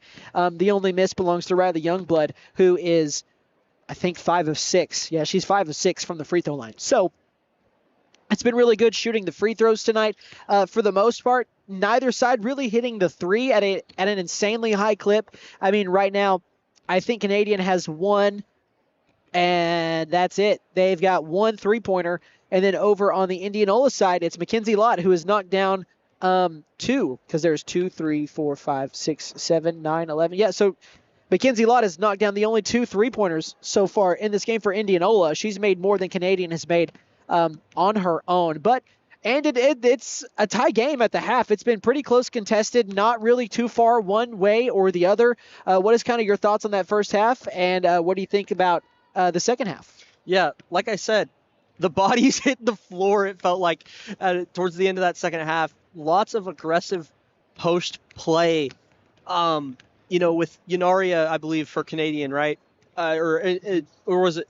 Sorry. Here's the roster. No, you're fine. With Yonaria Nichols being able to just dominate in the post, it felt like a lot of that, and just Indianola trying to stop her, and then they end up drawing a foul maybe. Or maybe she doesn't get the foul and Indianola gets what they want. It kind of just went both ways. Like we said, it's a close game, tied game here at the half. And, I mean, this place has been loud. It has been. It's a pretty good environment for Monday. Some of the student section from Indianola was walking behind us. They just need to keep the energy up, honestly, it feels like, for Indianola. They keep themselves in this game when they are engaged on the sideline and are playing aggressive and are playing to a standard that they are happy with. So as long as Indianola just keeps allowing themselves to score efficiently and keep themselves out of foul trouble, as they've done so far in this game, unlike Canadian, who's got a couple girls with two fouls, which isn't too bad, but still more than what we're looking at on the Indianola side. So yeah, just keep themselves out of foul trouble and keep converting. And the interesting thing, especially for Indianola, only 2 players have scored. I don't think they're going to be able to win this game off of just Riley Youngblood and Mackenzie Lott. Obviously, I mean, it's high school. You can see things like that sometimes, but I think it's going to be tough for them to come out with this win if they can't get some help outside of those 2 young ladies, who are the only ones that have scored so far. So with that being said, that is the end of your halftime update. There's still about 2 minutes left until the start of the second half. What we're going to do is use the time that we can to catch a little bit of a talking breather. So we're going to use about a 60-second break here. When we come back, it's time for half number 2 in game 3 of 4. Yes, we still have the nightcap coming up, so stay tuned, folks. We're not quite done with you yet. So again, we'll be back in 60 seconds with more basketball right here on Rock 105 or on the McAllister Radio YouTube page.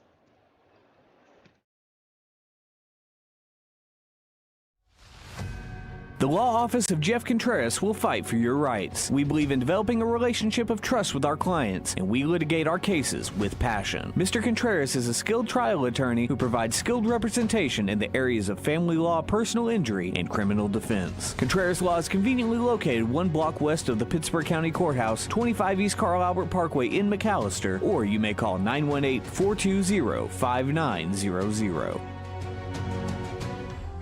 When you free up time in your day, you make space for the world of possibility. A world where all those wishes, all those to-do notes become day-to-day realities. Whatever you dream of, First Bank wants to be a part of it. Open a checking account here. It only takes a few minutes, and realize more time for what's possible. First Bank, here for possibilities. Visit firstbank-ok.com. Member FDIC. All right, guys, welcome back here to just about the start of the second half of this second girls game of the day. Since we got a shortened pregame, I didn't get to mention some stuff about Indianola and Canadian. Really quickly, I would like to mention that. So for Indianola, they're averaging about 46 points per game right now. They're on pace to be just under that as they scored 21 points in the first half. For Canadian, they're averaging about 49 points per game. So again, they're also on pace to finish less than that, at least right now. Again, and pace is just a stat. They can come out and score 40 points apiece here in the second half. But we'll see. If you're listening on Rock 105 only, Indianola has the ball going right to left on your radio dial here in the second half. They're also wearing navy jerseys and shorts with yellow numbering and lettering trimmed in white. Canadian wearing their home whites with green numbering and lettering as well. Riley Youngblood, a right wing three. That one too strong. Rebounded by Nichols. Yonaria Nichols the board. She'll give it up to Kirsten Clark, who will bring it up the floor. And Clark being guarded closely here by, looks like, Brayson Haney. She gives it up to Kylie Dooney. Dooney pushes left. She gets to the block, kicks it out to the corner. Shelby Frank thought about shooting it, but decided not to. Yonaria Nichols pump fakes twice and shoots the longest two that you can shoot on the basketball court, and that one is misfired. Not a high percentage shot, but we've seen players knock that down, especially Bryson Bowie for the Canadian boys in the last game in that fourth quarter. But not the shot there for Yonaria Nichols. She wasn't able to get it to fall. Mackenzie Lott had nowhere to go, but finds a wide open Bree Martin, but she traveled before getting the shot off. Wow. Had no one around her, but took an extra step, I assume. I couldn't see it from here. We don't have the best angle with where we're sitting. Her feet may have shuffled. I think it might have. And I feel like that's something you definitely see more of, at least in girls high school basketball, is shuffling of the feet on the catch, especially for a three-point shot. And it's not always called. So that can be interesting, as there was just a shuffle there by Shelby Frank on the three-point line. So it's like, if you're going to call that, I'm cool with it, but just be more consistent with it. Otherwise, just kind of what are we doing? As Yonaria Nichols drives in a spin, a nice post move, well beyond her age there. A nice move to get that too. She's got 12. And that's all we're looking for, is a little bit of consistency through these calls. Yeah, that was what I mentioned earlier, as Kylie Dooney almost got a steal. For officiating, officials are going to miss calls. All you want is consistency, good or bad. And, oh, man, a shove as two players hit the deck. And Madeline Nix down there, as you can kind of see, sitting in the corner. She was the closest to it. She's working very hard this week along with us. She'll be here for every single game today, tomorrow, Thursday, Friday, Saturday, if obviously games happen Saturday with the weather. But number 15 for the Cougars, kind of grabbing her leg in some pain. She does have a brace on that leg, so interesting you mentioned her, because she is subbing out now. Yeah. So she'll come and sit down. Subbing in for her is Tinley Russell. Limping. Also, if anybody's interested, if you're not watching the national championship into the first quarter, Indiana is up 3-0. So your noggin is still safe right now, Anden, at the very least. Dude, and it's cold this time of year. Worst timing. As Youngblood gets in there on the floater that's too strong, McIntosh, with a tough rebound, was surrounded by about 3 or 4 blue shirts. And now she gets it over to Kylie Dooney. I have to wear a toboggan on my noggin, Or a balaclava, maybe a little something like that as well, as Kylie Dooney has her layup swatted, but Yonaria Nichols gets the board, and she's fouled on the putback. And that Canadian sideline was happy, finally getting that call. Got a little hype there as a response to the silent Indianola sideline so far in the second half. Well, the official completely turned his back, so I have no idea who he called the foul on. Me either. I wish they would maybe do a double take back our way. Could we request that? Are we allowed to do We could. It's a little late at the moment. Yeah, But I mean, for tomorrow and the rest of the week. as Nichols misses that second one, an offensive rebound for McIntosh, and we've got a timeout taken by Coach Weir. I think we'll take it with her. We will. So, yep, that is a timeout that they got. Canadian right now up by 3, 24-21. We'll be back in 30 seconds with more basketball on Rock 105 and the McAllister Radio YouTube page. New year means new resolutions and the perfect time to trade in and trade up at Bent Nissan of McAllister. Why settle for last year's ride when you can drive something with more tech, more comfort, and more style? Turn your trade-in into an upgrade you'll love because your resolutions deserve the best ride. Fulfill your new year with a resolution you'll keep, a new Nissan from Bent Nissan of McAllister. And don't forget to tell them Maddie sent ya. Finn Nissan is your best deal dealer. Shop us online now at BentonNissan.com. All right, welcome back out of that short timeout. Canadian with the basketball after getting the offensive rebound off a missed free throw. And they'll inbound into Nichols, top of the key. She drives, swings it out for 3. Shelby Frank, too strong. Rebounded by Riley Youngblood. Indianola with the basketball. They've not scored in the quarter yet, and we're 2.5 minutes in. Youngblood with the basketball going baseline. Tries to Euro step and somehow gets a shot off, but it doesn't fall. Mackenzie Lott with the offensive rebound. She'll swing it back out now over to Haney. Brayson Haney with the basketball. Right wing extended near the sideline. Gets into the corner, stops. Reverses path. Ball's knocked loose, taken away. Kylie Dooney with a steal, and she slips and almost loses the ball. We've seen that a fair share tonight. Just of players slipping again. You're going to see that on this floor. This is not a floor that is used year-round. I mean, at most, it's used for maybe 8 days out of the year, I had to assume.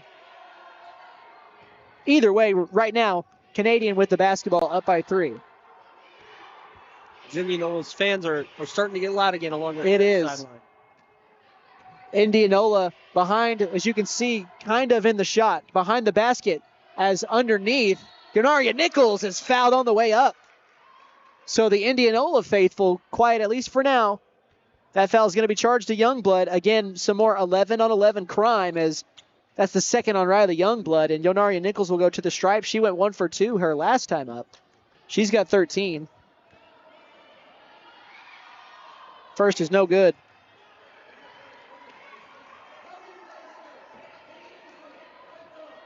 And Mackenzie Lott, she was getting some direction from Krista Benham, the head coach for the Warriorettes, which, again, I'm sorry, I did not mention that in the pregame. We were kind of condensed, and I just wasn't able to cover everything that I wanted to cover. Nichols' second free throw left it short. She missed both, but she got her own rebound, and she's going to try to go up again, and she gets the 2. Makes up for the miss. Well, where you fail once, keep trying. Maybe you'll succeed, and she did. She got the 2 the second time, the old-fashioned way, with the layup. And now Riley Youngblood tries to answer, and she's fouled on the way up. Riley said, I see your 2 free throws, and I'm going to come and get mine. That foul charged to Jaden McIntosh, who now has 3 against her. And Youngblood, she's got 11 points, trying to get her first points of the second half. And I really hope this doesn't turn into a foul fest here. As Youngblood's first free throw is good. She's got 12.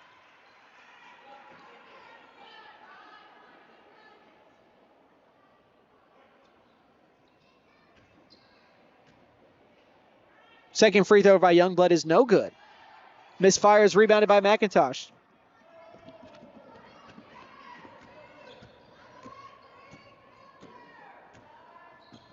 Dooney with the basketball, right wing, crosses over Martin, who's playing great defense, over to Nichols. Nichols on Youngblood. This has been the matchup tonight. Nichols inside, spins, and a tough 2.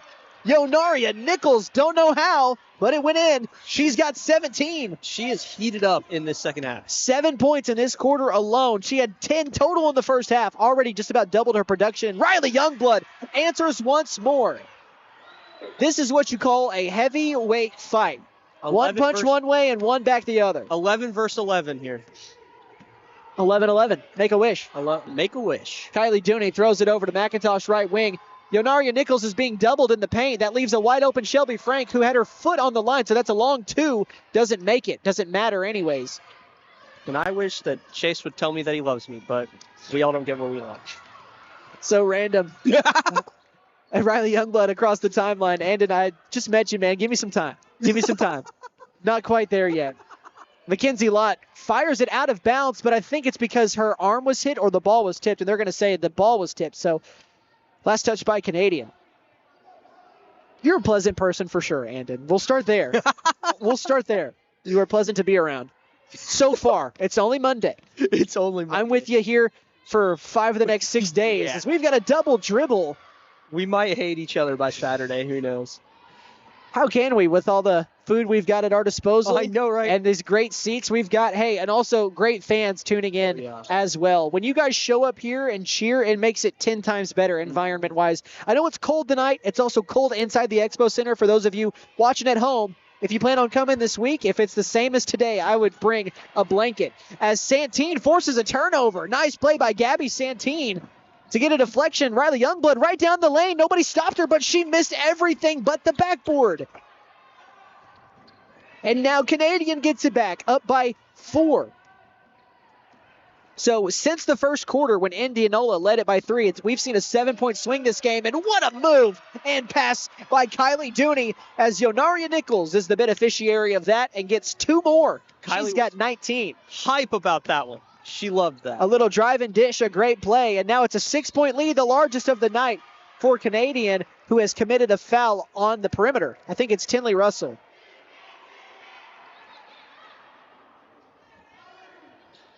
So a sideline out of bounds now for Mackenzie Lott. 30-24 with 2:06 to go in the third.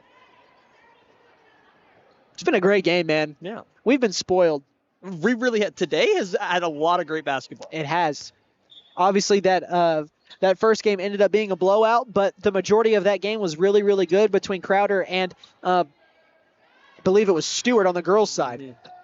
But the other two so far, we have, gotten our money's worth. We got in for free as Riley Youngblood gets fouled on the way up. Shout out to Southeast Expo, by the way, for the hospitality that they've shown us as well. The food has been great.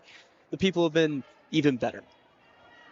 As they always are. They were great to us last year, and so far today they've been very accommodating, and it just has me looking forward to the rest of the week as Youngblood makes the first one. Man, it went in and out, back in and around, kind of like a toilet bowl flush, rolled a little bit, but it fell through. She's got 15 points.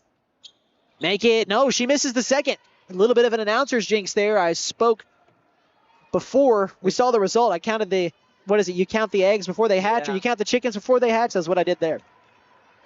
That's the first one I think I've seen tonight, announcer jinx out of you. So we've gotten close on some free throws where I've mentioned no misses, but everybody has made it after that. So just one announcer's jinx so far. We can live with that. Jaden McIntosh, man, had a wide open look at a 3. Instead passes it outside to Nichols, who also had a wide open look, and she misses it, and the ball goes right to where she was at when she shot it. But she left that spot, which means the ball went out of bounds. So that long rebound now goes into the hands of Indianola as they'll bring it back with less than 90 seconds in this third quarter. You want to know something funny real quick? Only 2 players combined have scored in this third quarter. I'll give you a guess at what numbers they wear. 11. You are exactly right.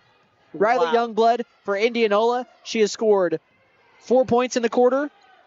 And Yonaria Nichols has scored 9 points in the quarter. That is the only scoring for either side here in the third, as Santine is tied up, and that's going to be a jump ball, and that's going to go back to Canadian. It's been a battle of the paint here so far in the second half. It has. It's been, again, a battle of the 11s. I mean, Riley Youngblood and Yonaria Nichols, and Riley Youngblood got the better of her in the first half, and Yonaria Nichols has come firing back here. And quarter number 3, you've not gotten to 4 yet. McIntosh, top of the key, fakes left, goes right, gives it to Clark beyond the three-point line, over to Tinley Russell straight away, throws it inside to Dooney at the free throw line, back out to McIntosh, who drives and kicks and throws it out of bounds. And Russell does pick it up, but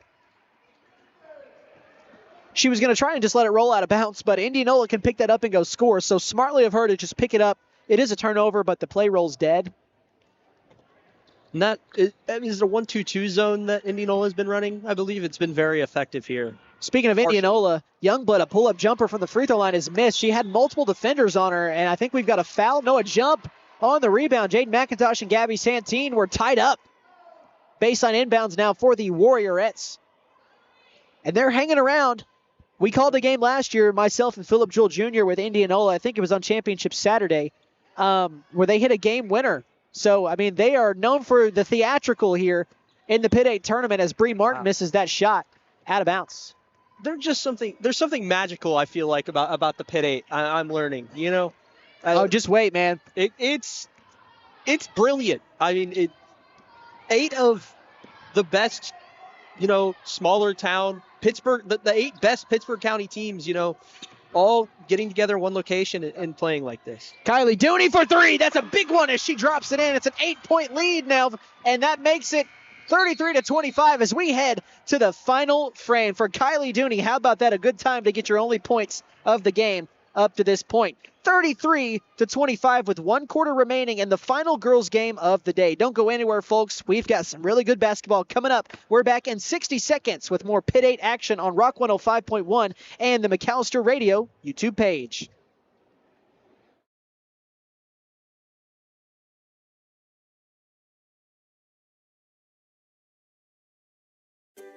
Southeastern Oklahoma Realty, our group of specialized brokers, has a deep understanding of the value of land, soil, woodlands, wildlife habitat, water, the environment, and all aspects of good land stewardship. We understand the value of land and outdoor properties, making us the best professionals to consult when selling or buying countryside real estate. Southeastern Oklahoma Realty, call 9. Canadian Valley Broadband would like to wish the best of luck to all the teams participating in the Pitt 8 basketball tournament. For all your telecommunications needs, from wireline to wireless, you can trust in Canadian Valley Broadband. For more information and to get connected, call Canadian Valley Broadband at 918-334-3700. Canadian Valley Broadband, a proud sponsor of the Pitt 8 basketball tournament.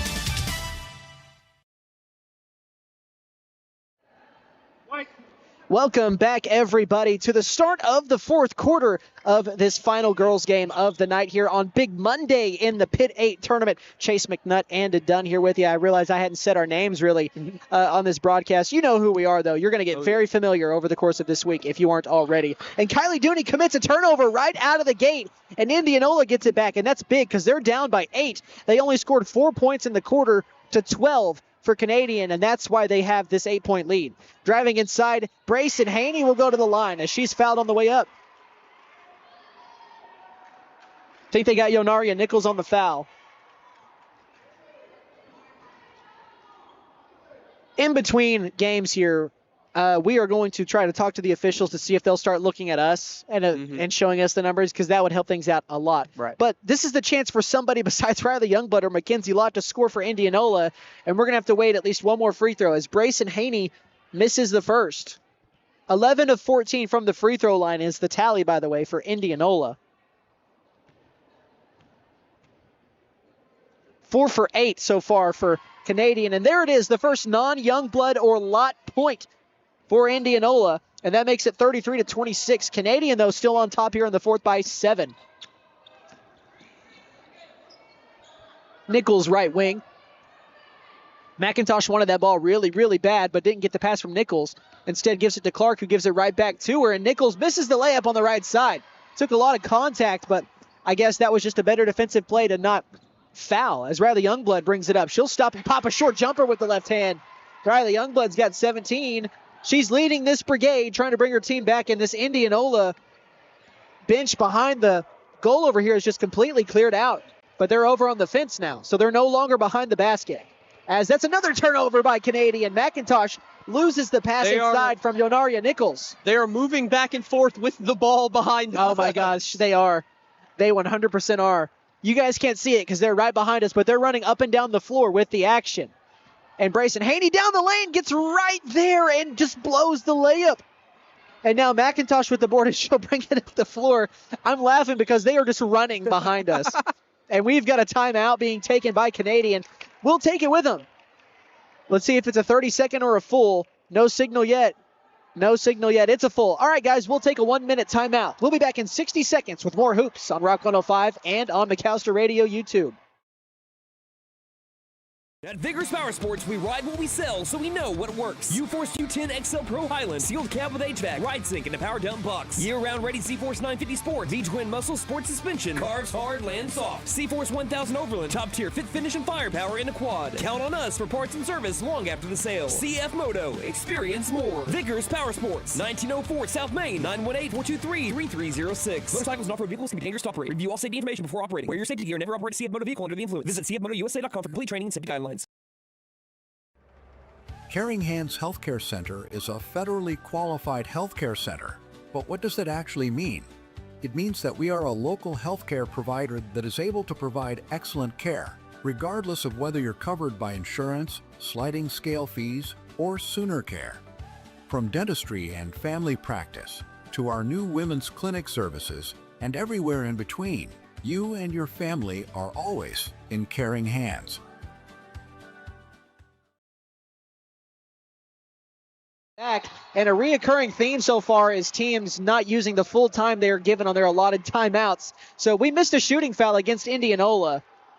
We might have got the very end of it, maybe. We might have on stream for sure. Yeah. As for the radio, you didn't get to hear me announce anything just because, we came back as it was happening. But Jaden McIntosh got fouled, and she's going to go and shoot free throws for Canadian, and they're big ones. If she makes the first, she's got 6 points. And that pushes the lead back to 6. McIntosh, her second. Too strong. Rebound knocked out of bounds. Last touch by the Lady Cougars. Indianola's student section has duck calls? Deer calls? Some sort of animal call. I think it's definitely making a difference, though. They have been using it during Canadian free throws. Sorry, I couldn't get the word out. Well, it's been working, as obviously Canadian does have that 6-point lead, but they've been missing free throws here so far in the second half as they've made just 2 of 6. As that's a made bucket by Riley Youngblood. Another one. Little DJ Collie there for you. Another one. Another one. 34-30. It's a 4-point game with 6 minutes left in the game. And down the lane with the right hand, Kylie Dooney answers. Big bucket by Kylie Dooney. And they're kind of holding pat at at a 6-point lead right now. Mackenzie Lott over to Riley Youngblood for 3, and that one is misfired, but an offensive rebound by Gabby Santine. And we've got a timeout taken by Krista Benham over there with Indianola. We'll take it with her. 30-second timeout, folks. I'm sorry, but we've got to take it with them. We'll be back in half a minute. Stay tuned. More basketball on the way on Rock 105 and on YouTube. Lee Auto Sales. We buy, sell, and trade. Super prices, easy terms, and fast approval. Choose the dealer who cares. Choose Lee Auto Sales. We finance and we have the largest used car inventory in McAllister. Dude, where's my car? Where's your car, dude? Come by 2431 North George Nye Expressway in McAllister and let us show you why we have been voted the #1 choice for the best pre-owned car lot. Lee Auto Sales. We sell quality, not quantity. Let us help you. Call 918-423-7887. Visit us online at leautosalesok.com. So go see Chan the man. Who can? Chan can.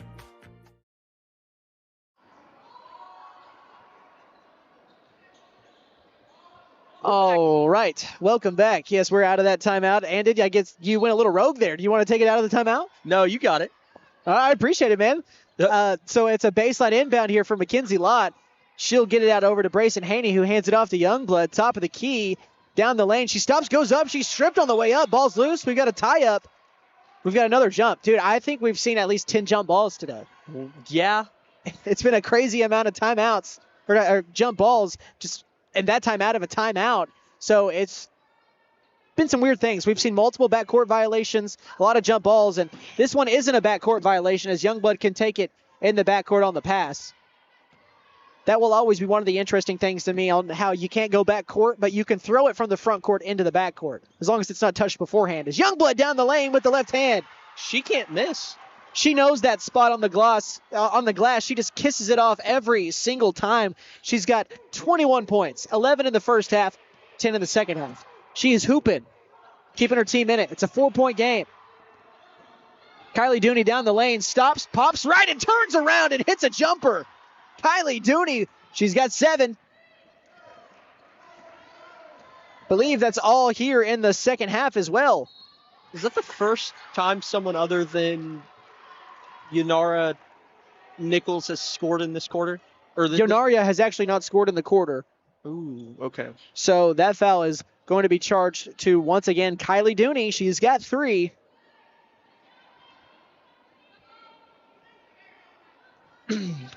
Riley Youngblood takes the inbound, and now she stands just opposite of Kylie Dooney, drives right down the lane, tries to lower her shoulder, and kind of misses a push. Not really a floater. It came off like a jump shot, but it was more of a push shot. And we've got an official's timeout. For something I don't know, but I read his lips. He said, my timeout, my timeout. I didn't hear what he said. So it's going to be a sideline inbounds over here just to our right. Oh, did Indiana score a touchdown? All right. For anybody that wants to know, Indiana's up 10-0 in the national championship. In the corner, Kirsten Clark that's Tinley Russell with the ball for Canadian. And it finds Jaden McIntosh's hands on the baseline, and she is fouled on the way up by Mackenzie Lott.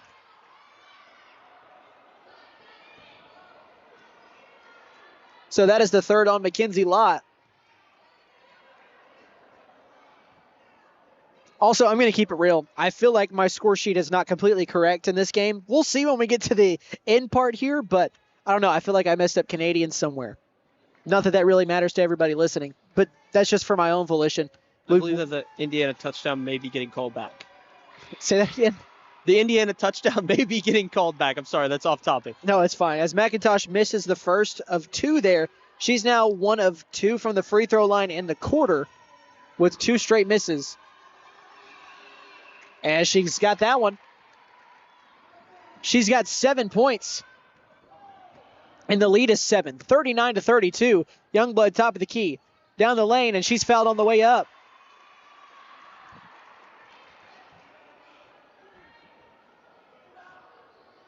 So that foul, it looked like it's going to be charged against number 5, which is Jade McIntosh. And she's got 4. She is dangerously close to disqualification, and you don't want that at all if you're a coach, as the first free throw is made by Riley Youngblood. But with a bench of just 2, it makes it a little bit tougher. So only 7 total players for this Canadian squad as Youngblood gets them both. Her 22nd and 23rd points, and it's back to a 5-point deficit for Indianola. They sure are hanging around. Kylie Dooney across the timeline, crosses over Bree Martin. She gets down the lane at the free throw line, swings it out to the corner for 3. Russell can't find it. Rebounded by Youngblood. This is a big possession here for Indianola. Youngblood with tunnel vision down the lane. Yonaria Nichols tried to sell it, and I really don't think it was close to being a charge. And Nichols is called for the foul. That's her 4th. She tried to sell it, but she fell before Youngblood got there completely. And so that's why I think she's not getting that call. As I'm running out of room for Riley Youngblood here, I've got to start stacking my free throws in this little box. How many, that was a foul on Nichols, correct? Yeah, she's got 4. 4, okay. She's got 4, and Jaden McIntosh does as well. They might end up, if they're not careful, they may end up in a little bit of foul trouble here. They're already there, as Youngblood has made 4 straight free throws here in the quarter because they can't afford McIntosh or Nichols to foul out, and they both just have 1 foul left. And they are both main proponents of this offense and defense, so they're going to have opportunities to pick up fouls. They just have to be careful. It is a 1-possession game, 39-36. Canadian on top. Yonaria Nichols with the ball, and Canadian can hold it. They don't have to shoot it. That is the one thing about high school basketball. You don't have to shoot it. What'd you say? Until next season. Yeah, they are bringing in a shot clock. It was voted on last year. As McIntosh, a floater baseline doesn't fall. Gabby Santine with another rebound. And while she hasn't scored tonight, she has made so many big plays getting loose balls, offensively or defensively for her team. As Mackenzie Lott will try and tie it up, and she does. Mackenzie Lott, her first points of the second half. She's got 13 points off the assist of guess who? Riley Youngblood, and it's a 7-0 run to make it 39-all. Even being down in this game, Riley Youngblood has just looked so composed going in late into this game, just showing no fear and no worry about how her team is going to perform. Canadian tried to respond with a 3, but couldn't get it to fall, and Yeah, and without Riley Youngblood, Indianola is not winning this game. And obviously a great shot by Mackenzie Lott, who has done her due diligence tonight as well. She's got 13. The only other person to score besides those two is Brayson Haney, who has 1 point.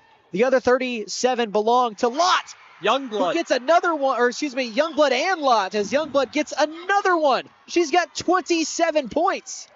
She 1 point off of the record for the tournament, right?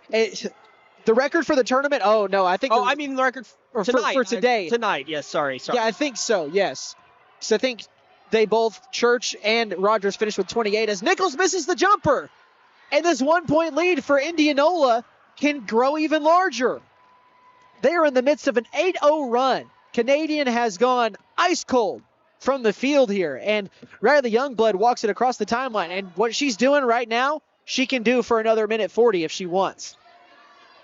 She gives it up to Mackenzie Lott, who has not had to dribble yet. They're going to have to look for a foul. Yeah, they're going to have to come and guard her. 90 seconds left in the ball game. 39-40, Indianola leading. Mackenzie Lott and Brayson Haney just kind of playing hot potato, throwing it back and forth as it's handed off to Youngblood.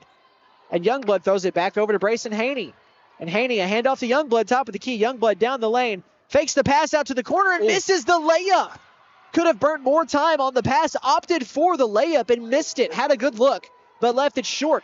It's a 1 point game with 65 seconds left. And Kylie Dooney sweating it out, walking it across the floor. Almost got called for a violation. And we've got a timeout taken by Alex Tucker. Everybody take a deep breath. We've got a timeout to take.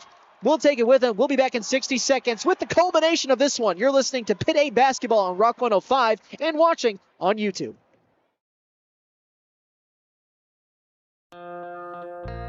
Hadco Farm and Ranch has been in business for over 35 years, and they're a proud Big V feed and products dealer. Hadco Farm and Ranch is hometown friendly. These folks strive to accommodate all of your farming and ranching needs, from quality livestock feeds to medicines and hardware. That's Hadco Farm and Ranch in Kiowa, America, where Rex, Tina, and the boys want to wish all Pitt 8 teams the very best of luck.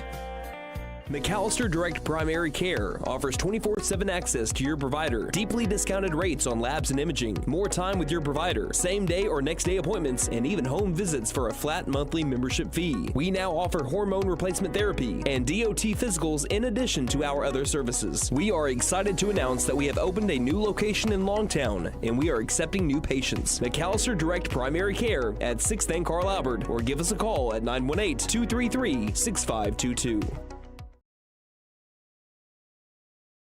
Out of that timeout, 58 seconds remain in this game, and it's a 1 point lead right now for Indianola, who is on defense. And now a sideline inbounds.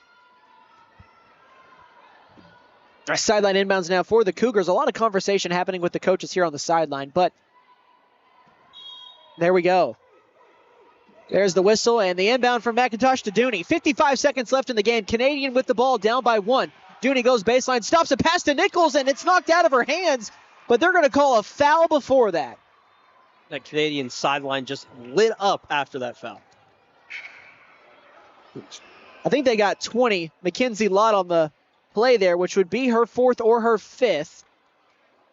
I think that's her 5th. I think she's done. So the only other person to score besides Riley Youngblood has fouled out.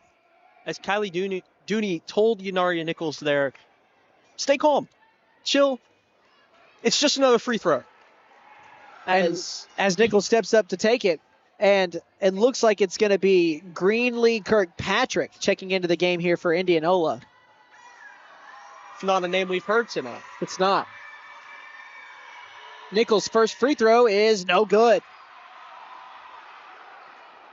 She's got 19 points. They need one more to tie it. And we are officially past the start time for the final boys game. So the final boys game is going to start late, and even later if this goes to OT. The second from Nichols is no good. She missed them both. Indianola with the rebound and the timeout as they have the lead by 1. And a full 60-second timeout will take it with them. Man, oh man, what a game. Folks, stay tuned. This is not anywhere close to being over just yet. We'll be back in a minute with more basketball on Rock 105.1 and on the McAllister Radio YouTube page. Hey guys, it's Sam from Sam Wampler's Freedom Ford in McAllister and Eufaula. With 2 locations to choose from, we have close to 200 vehicles on the ground and coming in. And with vehicles starting at $29.95, we have something for everyone. And if you need parts or service, we are loading up at both locations to serve you better. Plus, with our mobile service van and our pickup and delivery, we can help you with sales and service no matter where you are. So come see us at Sam Wampler's Freedom Ford in McAllister and Eufaula and let us make it happen for you. Game day is more than just sports. It's about community. That's why the Bank NA is proud to support our hometown team. Just like our athletes, we're rooted right here, working hard for every win. When you bank local with the Bank NA, your money stays local, fueling small businesses, helping families buy homes, and building a stronger community. So whether it's on the court, the field, or in your financial future, we're in this together. The Bank NA. Strong, secure.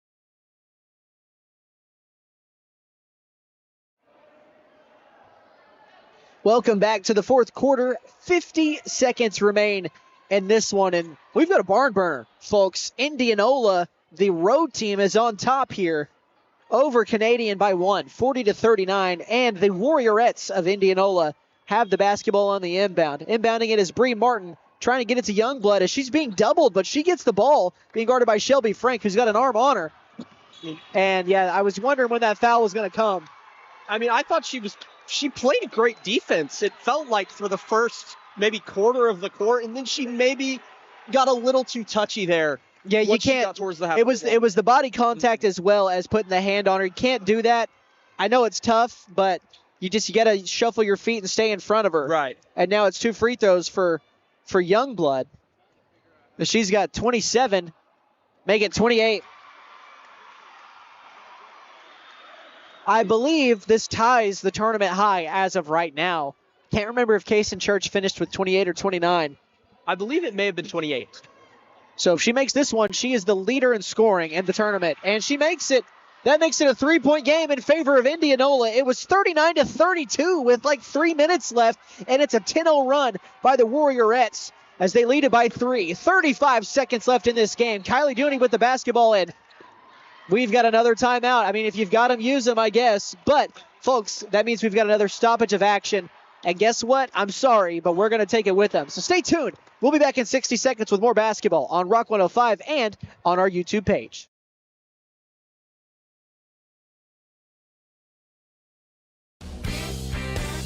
The Buck Wilson Big Buck Contest is underway. The deer, they're everywhere. And if one gets in the way of your moving vehicle, well, Buck Wilson Frame and Body Shop can fix it. And don't forget to register for your chance to win cash and prizes during the Buck Wilson Big Buck Contest. We're located at 103 Oklahoma Avenue in McAllister. Call 918-423-3161. That's 423-3161. Ever notice how one thermostat can spark a full family debate? Dad cranks it down, mom turns it up, and the kids, well, they just want it perfect for video games. That's when your HVAC system says, I'm done. And that's when we step in to keep everyone comfortable and prevent the family from turning on each other. Because let's be honest, the dog shouldn't have to choose sides. Don't despair. Call Freeze and Flare Heat and Air. We're licensed, bonded, and insured. Mechanical license number 0014445. Welcome back out of that another timeout. Again, I do apologize, but it's strategy, folks. If you've got them, use them. And this is a 3-point game. Canadian has the ball down 39-42 as they get it in. Kylie Dooney with the basketball over to Clark, right wing. Back to Dooney, top of the key. 30 seconds left in the game. Canadian down by 3 with the ball. Clark, left wing, being guarded closely. The 3 is in and out. But an offensive rebound by Kylie Dooney, and she swings it back over to Kirsten Clark. Her second attempt, it might have been blocked. I think that did get tipped. But it was last touched by Canadian before going out of bounds. I think that was blocked before Frank did that. That was, I saw it. I saw fingertip. So if Shelby Frank wouldn't have done that, I think Canadian would have gotten the ball back. So that is a mistake as Youngblood gets the inbound with 15 seconds left. And she's being triple teamed. They haven't fouled her yet, and there it is. And she is hype. Riley Youngblood's going to go shoot some more free throws as Shelby Frank has just picked up her 4th. And if Youngblood makes just one, she will be the first player to crack 30 on this big Monday. This crowd. The crowd is awesome, man. As you can hear behind us chanting, "You can't guard her." It's awesome. Oh, yeah. And they were during our last commercial break. Youngblood makes the first. She's got 30. This game may be just, hypothetically out of reach now for Canadian, but stranger things have happened. With that, she has now made 15 free throws in this game. She's got 31, and it's a 5-point game, and this one is pretty much decided with 5 seconds left. They've got to get a shot off, and this one's over with 2 seconds left. Nichols gets the bucket, but doesn't matter. That is it. The Warriorettes are once again moving on to semifinal Thursday. These fans are hyped. They're shaking the rails. These girls are hyped. I mean, they just completed a pretty great comeback here at the Southeast Expo Center in McAlester, Oklahoma. Indianola was down 39-32 in the 4th quarter and ended on a 12-2 run to win the game. 44-41. What a win and what a game that was. So, real quick, we're going to stay here. I'm going to tally it up because it's not hard to tally up. I want to know if you can calculate it, whatever. How many times that Riley Youngblood was fouled in that game? I mean, I can tell you how many free throws she shot, but I think she shot 15 free throws. Which would mean... So give or take, she was fouled at least 8 times. Wow. And do we know how many total fouls? I didn't see it on the scoreboard. Maybe that Canadian had in the game? 10... 16. 16. Half of Canadians' fouls alone were on Indianola. We're on Riley Youngblood. Sorry, they were all on Indianola. They were on Riley Youngblood. That is crazy. So, okay, I missed it by 1. Riley Youngblood finished with 30, not 31, but still 30 points. Behind her, Mackenzie Lott had 13, and Brayson Haney had 1. Not often can you win where 2 players combined for 98% of your points. That just is not very common to happen, but Indianola did it, and guess what? They improved to 12-5, as they are probably going to rise in the rankings of Class B1, depending on how they do for the rest of the week. But they moved to 12-5 on the season, and they have now won 4 games in a row. Congratulations to the Warriorettes. For the Lady Cougars, they have now lost 2 straight, and they now go to Survival Friday. Let me make sure I'm looking at the right list here. Survival Friday, where they will play either Kiowa or Haileyville. We won't know, obviously, who they're going to play until tomorrow, as both of those games will take place tomorrow night. So, again, let's go ahead and recap this really quickly because the boys' game is going to start here in 8 minutes. That is going to happen because we're behind. So, really quickly, Indianola's leading scorer, Riley Youngblood, had 30. Mackenzie Lott had 13, and Brayson Haney had 1. Over on the Canadian side, leading the way, Yonaria Nichols had 21 points. Kylie Dooney had 7. I didn't get a chance to add this up either to make sure that my total is correct. So if it's a bit off, I promise I'm sorry about that. Jade McIntosh had 7. Shelby Frank and Tinley Russell both had 3 points apiece as well. 35 plus 6. Yeah, that's right. So I got the points right, so that's good to know. 44-41 is the final, once again, as it's going to be Canadian falling to Indianola. All right, guys, we're going to take about... Let me see how I want to do this here, because I really just want to lead us straight into the next game when we come back. So let's take we're going to say about a 4-minute break here, and then when we come back, you'll get the pregame for the final game of the night, and that'll lead us right into tip-off. So stay tuned, guys. The nightcap for night number 1 coming up right here on Rock 105 and on the McAlester Radio YouTube page. Prime Structures is your local manufacturer of portable buildings. From storage sheds, portable garages, and portable barns to custom builds such as chicken coops and greenhouses. We are the only one who builds their buildings here in McAlester using local resources and local labor. We offer metal carports, RV covers, and metal garages. Local ownership with buildings built in McAlester means factory direct pricing for the customer, saving you money. Free local delivery is also provided. Ask us about our lease-to-own, rent-to-own options. Prime Structures in McAlester, locally owned by Britt and Alicia Case at 1702 South Georgia Expressway, 918-525-4101. See us on Facebook and Instagram.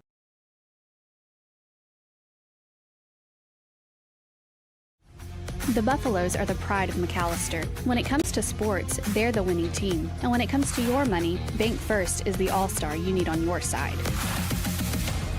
We're talking big plays with full-service banking, touchdowns with convenient online and mobile banking, and overtime support with extended hours and ATMs statewide.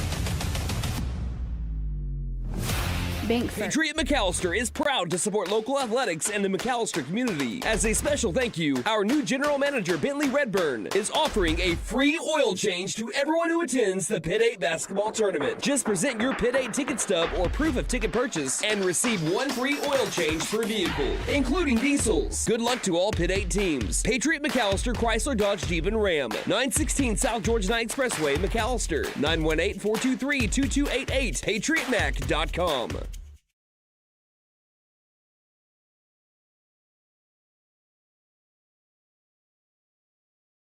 Basketball season is here. Keep your eye on the ball and your vision sharp with Kennedy Eye Care. We offer expert exams, advanced treatments, and stylish frames from brands like Oakley, Ray-Ban, Gucci, and more. Visit us in McAllister, Shakota, or Atoka today. Or give us a call at 918-429-1400. Kennedy Eye Care. Your vision is...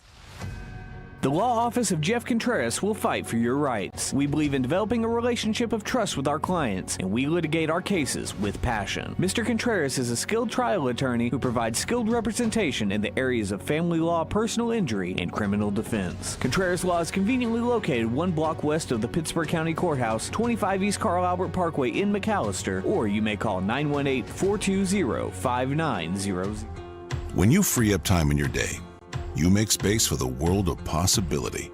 A world where all those wishes, all those to-do notes become day-to-day realities. Whatever you dream of, First Bank wants to be a part of it. Open a checking account here. It only takes a few minutes, and realize more time for what's possible. First Bank, here for possibilities. Visit firstbank-ok.com. Member FDIC. New year means new resolutions and the perfect time to trade in and trade up at Bent Nissan of McAllister. Why settle for last year's ride when you can drive something with more tech, more comfort, and more style? Turn your trade-in into an upgrade you'll love because your resolutions deserve the best ride. Fulfill your new year with a resolution you'll keep, a new Nissan from Bent Nissan of McAllister. And don't forget to tell them Maddie sent ya. Benton Nissan is your best deal dealer. Shop us online now at bentonnissan.com.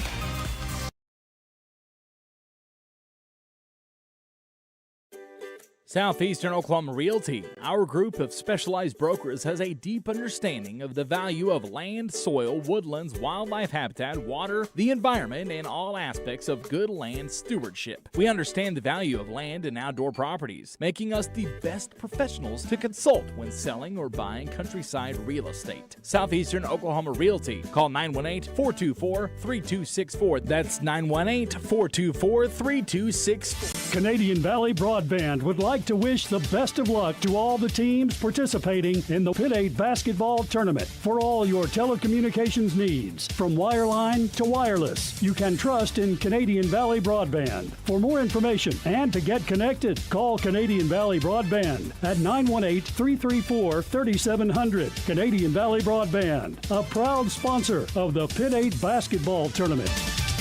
At Vigorous Power Sports, we ride what we sell, so we know what works. U-Force U10 XL Pro Highland, sealed cab with HVAC, ride sync, and a power dump box. Year-round ready C-Force 950 Sport, V-Twin Muscle Sport Suspension, carves hard, lands soft. C-Force 1000 Overland, top tier fit, finish, and firepower in a quad. Count on us for parts and service long after the sale. CF Moto, experience more. Vigorous Power Sports, 1904 South Main, 918-423-3306. Motorcycles and off-road vehicles can be dangerous to operate. Review all safety information before operating. Wear your safety gear. Never operate a CF Moto vehicle under the influence. Visit cfmotousa.com for complete training and safety guidelines.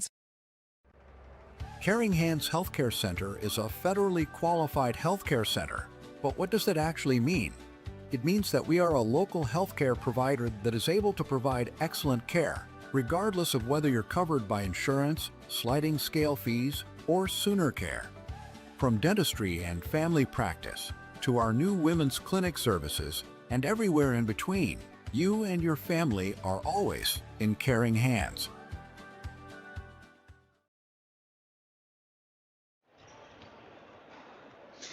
Welcome back in, everybody. We are 3/4 of the way, or 75%, however you like to look at it, 3/4 of the way through this first night, essentially. We've got plenty more to go, but man, it's been a great big Monday, as Philip Jewell Jr. dubbed it years ago. And Anden, before we get into the preview of this next final game of the night, talk about just kind of that last game and just your experience so far here on day one. Yeah, like I told you in the break, it was a battle of two giants, two number 11s. The post play was insane. Out of, was it Yanara? Yonaria, yeah. What was her last name? Nichols. Yonaria Nichols and Miss Youngblood out of Indianola. I mean, just the passion that was coming from both sidelines, the fans, just everything about that game. And then Indianola put the cherry on top with the comeback. I mean, electric. I don't know. It's been electric. I don't know what else to say about that. We really have been treated so far. 2 of the first 3 games we've gotten have been really good from first to fourth quarters. Obviously, that first game kind of fell off in the second half, but it was still really entertaining between Crowder and Stuart. And we are just about ready to get the nightcap between the Crowder boys and the Savannah boys. So, Pitt Conference Tournament 2026 will be the Crowder Demons versus the so we've got the, Haileyville, not Savannah, I beg your pardon. Crowder Demons. 5 kids going to join and visit. So, sorry about that, folks. We were trying to get some things figured out here. So, we've got the Crowder Demons, the away squad, with their starting lineups coming up first. Here it is. 6'1" junior guard, 22, Jamie Rogers, and a 5'11" sophomore guard, 24, Travis Chancellor, head coach, Big Guard. All right, so we've got the Haileyville Warriors starting lineups coming up right after this, but once again, Crowder was John Lizick, Jax Johnson, Jaden Rogers, Travis Chancellor, and Jeff Byington. Guard, 10, Dustin Labor. A 6'4", junior forward, 23, Tyreek Malone. A 6'2", junior forward, a 6'2", junior forward, 22, Max Comstock. And a 6-foot senior guard, 11, Nate Champion. Head coach, Warriorettes. All right, so once more, that starting 5 for Haileyville is going to be Dustin Labor, Nate Champion, Max Comstock, Tariq Malone, and Matthew Kimmery. And once more for Crowder, John Lizick, Jax Johnson, Jaden Rogers, Travis Chancellor, and I believe Tristan Hubbard as well. And that is who it's going to be. Jaden Rogers, who just recently eclipsed 1,000 career points in his high school career, standing center circle with Tariq Malone, as we're just about ready for tip-off here.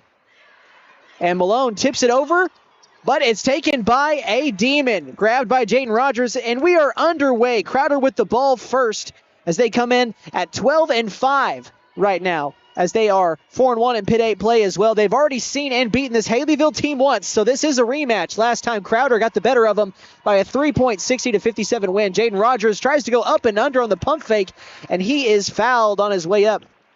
So they're going to get Dustin Labor for that foul, his first. And now we've already got free throws here, 22 seconds into the game, as Jaden Rogers steps up. As I believe there may also, I don't know if this is the same student section from last game or not, but there is a little bit of a student section going on in the same spot behind the goal over here where Crowder was just shooting, and Jaden Rogers goes 0 for 2 from the line to start things out. And so Nate Champion now with the basketball right wing, wearing the one leg sleeve on the right leg, fakes the pass on the wing and drives it up and in for 2. A nice tough bucket by Nate Champion. He is the engine for this Haileyville team. He will lead the way in amount of shots. Points we'll see, but he will take the most shots for this Haileyville team tonight. Going to be hearing his name a lot. John Lizick down the lane, had it knocked loose from him. Last game we called for him. He did pretty well for himself. I believe that was the game against Canadian that they won 62-29. That was over at Canadian. Lizick had 20-plus points. I don't remember exactly how many, but it was at least 20. And, yeah, baseline inbounds now. Lizick underneath the basket. Maybe had some, I guess, debris on the basketball there after rolling off. But Lizick lobs it in to Hubbard beyond the three-point line, hands it to Rogers. Jaden Rogers now over to Travis Chancellor. Chancellor straight away between the rings here. Looks left and right.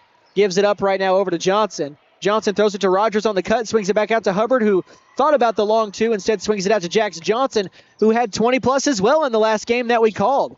Jax Johnson crossing over, hands it off again over to Hubbard, over to Chancellor. Chancellor being guarded closely by Nate Champion, driving inside, stops and tries to get a high one off the glass, but missed it. Offensive rebound for Johnson. Back out to Lizick for three, missed, fired, but another board. Tristan Hubbard with the offensive rebound and throws it away, but Jaden Rogers saves it. It's tipped out of bounds. I don't know why Lizick didn't try to grab that unless it was just farther out of his reach than I thought, because Rogers knocked it out. It may have been. Because I thought he had a chance to grab it, but it must have just been farther out of his reach, and I couldn't just tell from where I was at. Visibly, Haileyville with a major, it feels like, height advantage in this matchup. Especially with Tariq Malone, and that hasn't really favored Haileyville so far this season, just in general, as they are 6-10 and 1-4 against the Pitt 8. Their only win coming against Canadian. Also a game that we called as Nate Champion pulls up and drops it in. He's got another two, give him 4. But so far, Haileyville, they've lost to Kiowa, Crowder, Stuart, and Pittsburgh. They're averaging just under 50 points per game, and they're giving up just over 50 points per game as well. And do you have a listed height for Turin? I do not have heights. I do not. But he's at least 6 foot. I know that. At least. Jax Johnson, a deep three. Doesn't matter. Cashes it. Jax Johnson, first points for Crowder and for him. And that's 4-3. Again, Johnson can fill it up. He had 20-plus in the last game that we called for him. Was, I think maybe over 10 days ago. I would have to look at the schedule. It was earlier in January, I know that. But Tariq Malone with the basketball beyond the three-point line. They need him to get into the paint as Malone turns it over. But no, grabbed by Nate Champion and back to Malone down the lane. And Hubbard almost had a clean swat, but got too much contact on the arm. So now the first foul of the game here against... Okay, I just wanted to make sure they showed the number. I thought I saw 2 there, but that was against Hubbard. Tristan Hubbard's first foul. And Tariq Malone, the first free throw of the game for his side, I beg your pardon, as he makes the first one as Crowder is 0 for 2.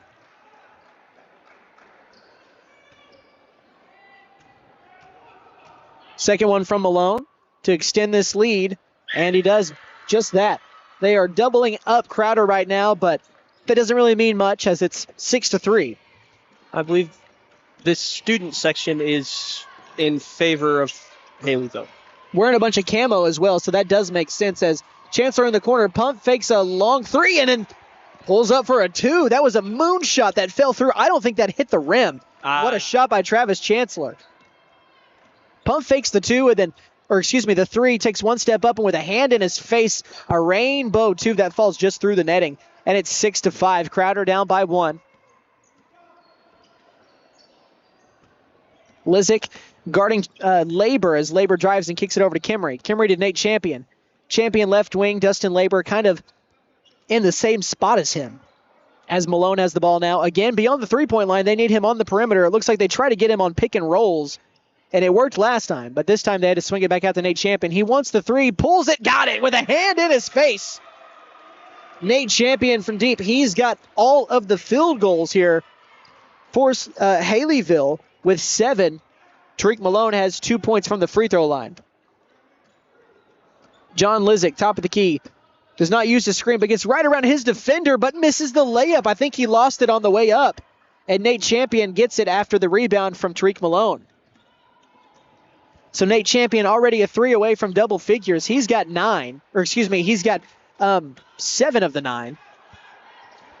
Matthew Kimmery left wing, a bunch of pump fakes, and then a pass over to Malone, top of the key. And a backdoor cut by Comstock, but a nice defensive play by Hubbard on the steal. That would have been an easy 2 points, but Tariq Malone, again, not using the bounce pass that I advocate for so much, especially in high school basketball. Jaden Rogers takes the pass off the screen for 3, and he stripes it. As you were saying earlier, I believe, during the first game to Nate, they always opt for the over-the-head pass. And it's a turnover like 80% of the time. Bounce passes are so much safer. I don't get it. And that's such a fundamental thing that, you learn as a kid. You start with the bounce pass. Mm-hmm. So may not be as flashy, but it is the safer pass. As Tariq Malone throws it out of bounds, trying to get it to Dustin Labor. Might have made it there if it was a bounce pass. Maybe, but a little too much mustard on it. Too much sauce. too much gusto, however you want to put it. 1 point game, 9-8 in favor of Haileyville. But that can change here. Chancellor with the basketball. Over to Jaden Rogers. Over to Lizick going baseline, a reverse layup, and he throws it out of bounds. I believe was that not tipped, possibly? I don't think so. I think he was just trying to get it over the long stretched arms of Malone and just put too much on it. Didn't really get any spin on it. Because when you're underneath like that, you try to put some English, and that time I think he just misfired it, trying to get it over the arms and threw it out of bounds. Nate Champion drives inside and tries to draw a foul, and he does. Was out of control, didn't really have a good look at it, but had a lot of contact coming this way, and I think the foul is on, I think it was on Rogers. I think I saw 2 twos being held up. So if it is Rogers, that's his first, and now Nate Champion with 7 points goes back to the line. And he's 1 for 1 from the charity stripe. He's got 8. He's got as many as Crowder does on his own. I'll venture a guess that Champion probably doesn't sit today. Second free throw is miss. And if he does, it won't last very long. He's got 8 points, though, and it's a 2-point lead for Haileyville. Chancellor flings it over to Rogers, thought about a 3, and he will let it fly, but drives inside, and he's picked from behind and out of bounds. Last touch by Haileyville as it rolls all the way out into the concourse just about. I think it actually stayed inside the gate, so I beg your pardon there. But a baseline inbound underneath their own basket. Lizick gets it to Hubbard at the free throw line, takes one dribble in and swings it back over to Chancellor, top of the key. He throws it to Johnson on the pick and roll, and Jax Johnson. He's got 5. Trevor Chancellor with a little celebration there. It was a great move. Yes. A little pick and roll there with not really setting the pick, but enough to get the defender to look away from you in the roll. Nobody went with him. Sorry, Travis Chancellor. His brother's name is Trevor. That is what I made a mistake. I don't know what's worse is that I didn't even catch it. So there's that. But Comstock drives, kicks it to the corner, knocked loose. Tariq Malone and Jax Johnson fighting for the ball, and Tariq Malone gets it and blows the layup. But Dustin Labor gets the rebound. An offensive rebound, and he just sends it up as a prayer, and it throws it out of bounds. And I figured we should note, since Haileyville does also have their student section, Crowder is not alone. They do have their cheerleaders here as well. And I wish more schools would do that. I know. Not every school has done that. I don't even think they may not have even been here for the girls' game. It just adds to it. Yeah. You know, it really, well, the girls' game also was at 4 o'clock. They could have, well, school's out by 4 o'clock. I don't know anything anymore. So Jaden Rogers with a spin inside the floater, misfires, almost got the rebound, but Dustin Labor has it, and he's going to push it for Haileyville. They don't have the numbers, though, but he takes it and misses it on the layup, and Matthew Kimmery traveled on the rebound. One thing you do know is ball. We've got a substitution. So I was surprised Zaylen Toomey didn't get the start. Every Haileyville game I've called this season has been 2. He's gotten the start as Tristan Hubbard sits down for Garrett Sims for Crowder. So some more size, or some even more size, I should say, for Haileyville inside. And have these two teams matched up this year before, or is this their first? They have met up once, and it was a Crowder win by 3, 60-57. So it was close. And the same exact play almost leads to another 2, but instead of swing out. And Jax Johnson finds Jaden Rogers, and he's got it. Johnson almost waited too long on getting the pass to Jaden Rogers, but he cashed it in. He's got 6, and right now it's a nice little run for Crowder to take a lead, 13-10. And Nate Champion right down the lane, left it short with the left hand, had a great look at it, and Jaden Rogers with the rebound, and he loses it out of bounds.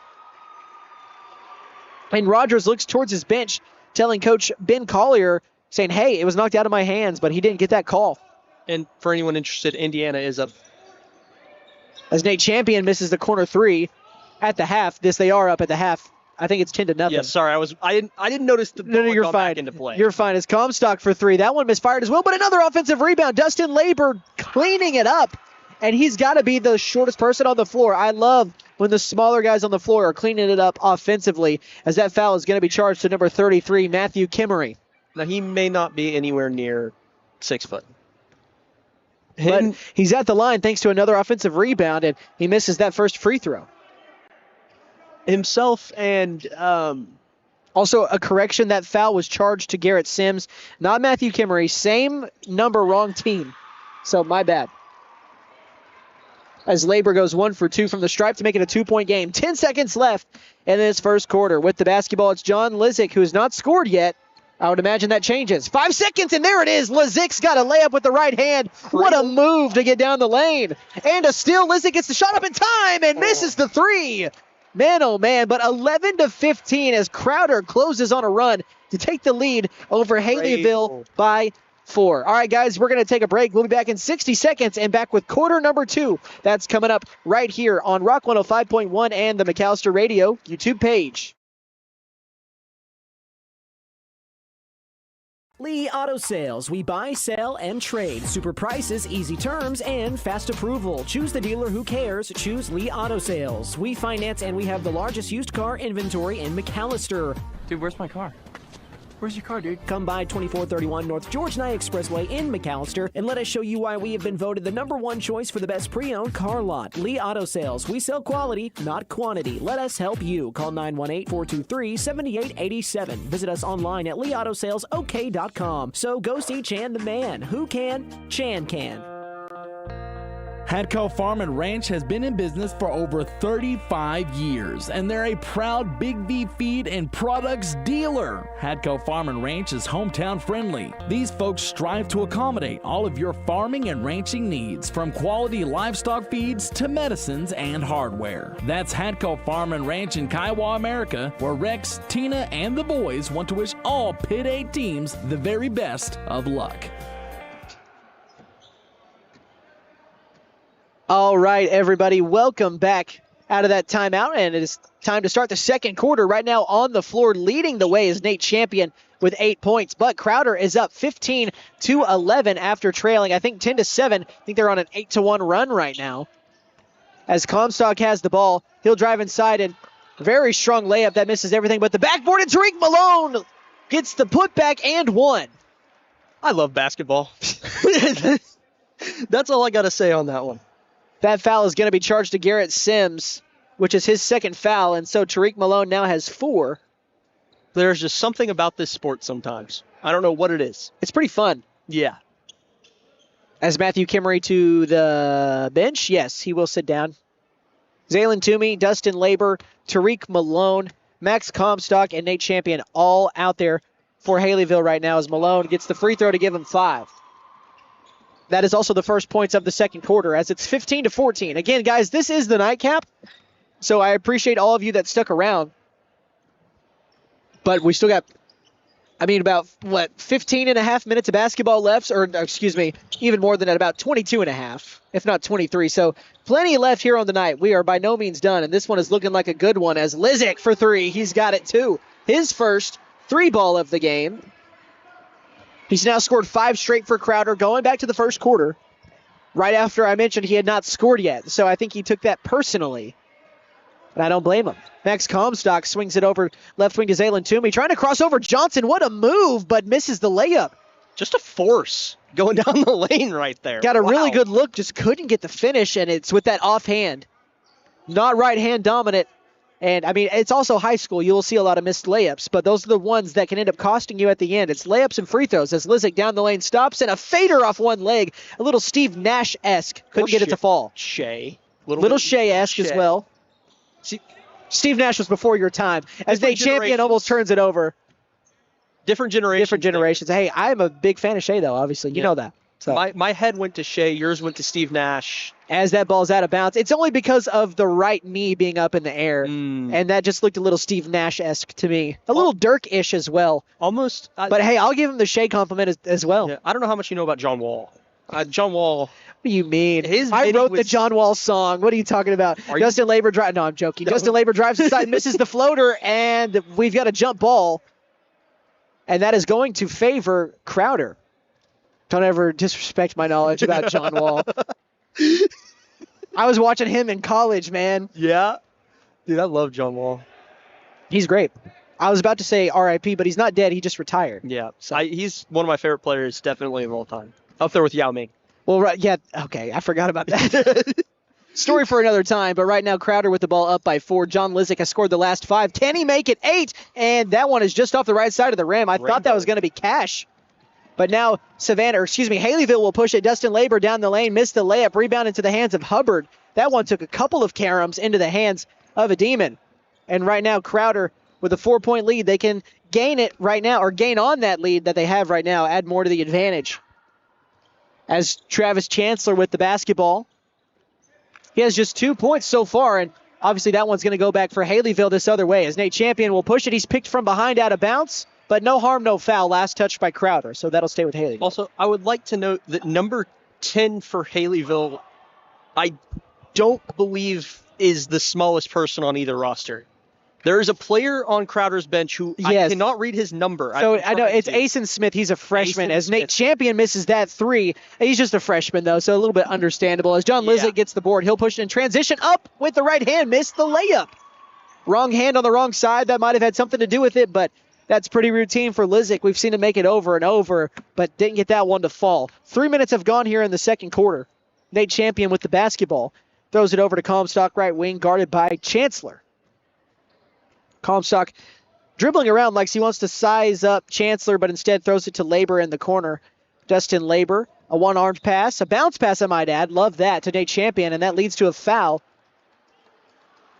I think he got 22, which is going to be Jaden Rogers, his second foul.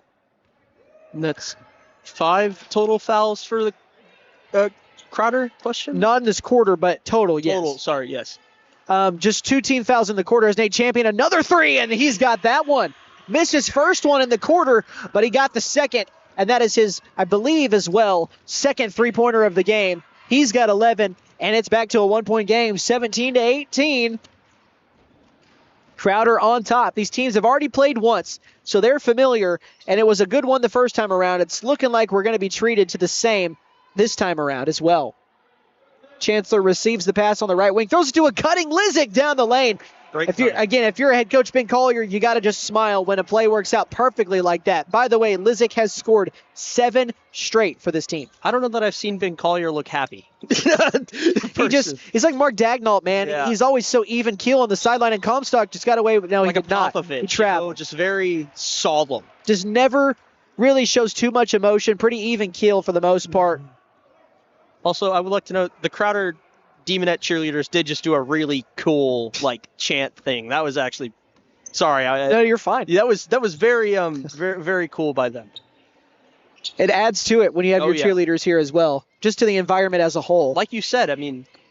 Oh, Jaden Rogers down the lane, pump fake the pass to the block, and then went up and under on the layup. What a nice move, Jaden Rogers. He's got 8. His first points of the quarter. Nate Champion in the lane, swings it to Zaylen Toomey, who drives, stops, out to Malone. And that Jaden Rogers drive was nasty. He has scored over 1,000 career points, and he's still got another year of basketball to play. Really? As Nate Champion, a tough pull-up off the dribble, almost cashed, but left it just short. It was straight, but just not long enough. Go ahead. Has Nate Champion eclipsed over 1,000 points? That I do not know. I would sure he's close, as Lizick has missed the long 2. I have no way of knowing that. Yeah. I was there the night that Jaden Rogers got his 1,000 points little, picture handed to him at the school. That's how I know about that. And we've got a foul against Crowder. I was at the game, whatever it is. Yeah, they posted about it, but I was at the game when I think Coach Ben Collier just handed to him his 1,000th career point. So I didn't actually get a signal from the official here after that foul was called on the block. Have you been getting them? I've not been. No, I have, but he didn't even show the PA table who committed the foul. So we're just, calling that a team foul. That's what I'm going with, at least. The scorer's table does look agitated with that one. 17-22 as Haileyville is on the low side right now. I don't think I'd mentioned the score in a minute, so I apologize about that. But Nate Champion from deep, that one is left just short. He's got the range, and obviously that was a straight shot, but that was just a little bit too far. If he steps in, that's probably cash. Speaking of, Lizick takes a step in for a long 2, misses it, and Hubbard is going to go to the line as he was fouled after he got the offensive rebound. And we're right at about 2.5 minutes left in this first half. That foul is going to be charged to Max Comstock, I believe, which should be his first foul, and we've got a timeout being taken by Coach Ben Collier. We'll take it with him. Was it a full 60? It's a full 60. So we'll be back in 1 minute, folks. Stay tuned. We've got more Pitt 8 basketball coming up on Rock 105 and on our YouTube page. McAllister Direct Primary Care offers 24/7 access to your provider, deeply discounted rates on labs and imaging, more time with your provider, same day or next day appointments, and even home visits for a flat monthly membership fee. We now offer hormone replacement therapy and DOT physicals in addition to our other services. We are excited to announce that we have opened a new location in Longtown, and we are accepting new patients. McAllister Direct Primary Care at 6th and Carl Albert, or give us a call at 918-233-6522. Hey guys, it's Sam from Sam Wampler's Freedom Ford in McAllister and Eufaula. With 2 locations to choose from, we have close to 200 vehicles on the ground and coming in. And with vehicles starting at $29.95, we have something for everyone. And if you need parts or service, we are loading up at both locations to serve you better. Plus, with our mobile service van and our pickup and delivery, we can help you with sales and service no matter where you are. So come see us at Sam Wampler's Freedom Ford in McAllister and Eufaula and let us make it happen for you.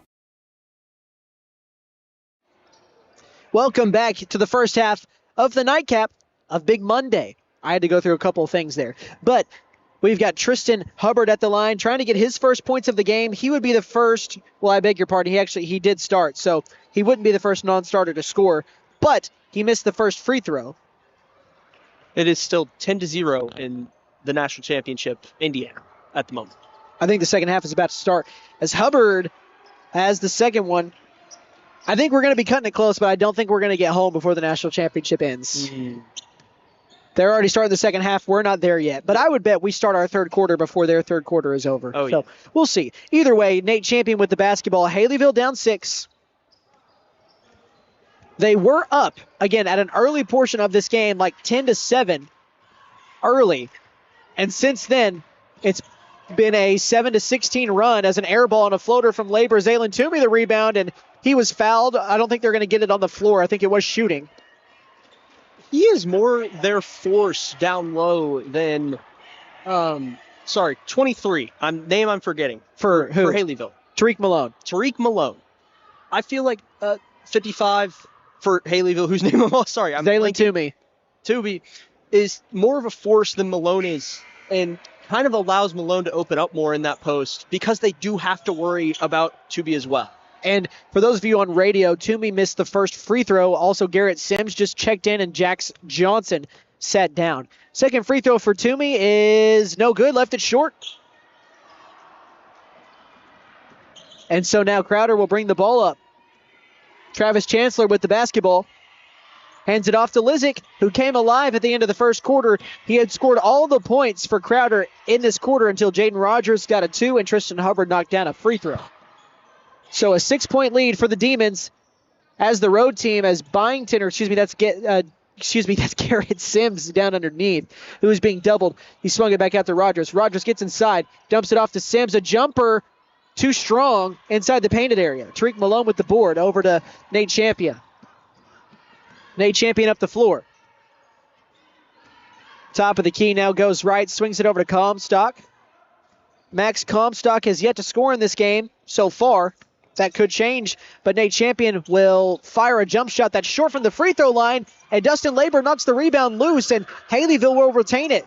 So Labor extended that possession on his own, and Nate Champion, a baseline pull-up jumper and a miss, but another offensive rebound. Nate Champion with it again, baseline, swings it out over to Tariq Malone. Malone over to Toomey. Or to Toomey now, a pass to Comstock is taken away. Chancellor down the lane with the right hand. Travis Chancellor. He's got 4, and John Lizick steals the inbound pass, and his pull-up is not going to go, but he's fouled. Got a little bit exciting there for a second. It did. So 22 is Max Comstock, and he's the guilty party, and we've got free throws coming up with 44 seconds left. But before we get there, we've got a timeout being taken by Haileyville, which we will take with them. That was a 30-second signal I saw, so that's how long it'll be. We'll be back in 30 seconds. You're listening to Area High School Basketball, or the Pitt 8 coverage of basketball on Rock 105 and on YouTube.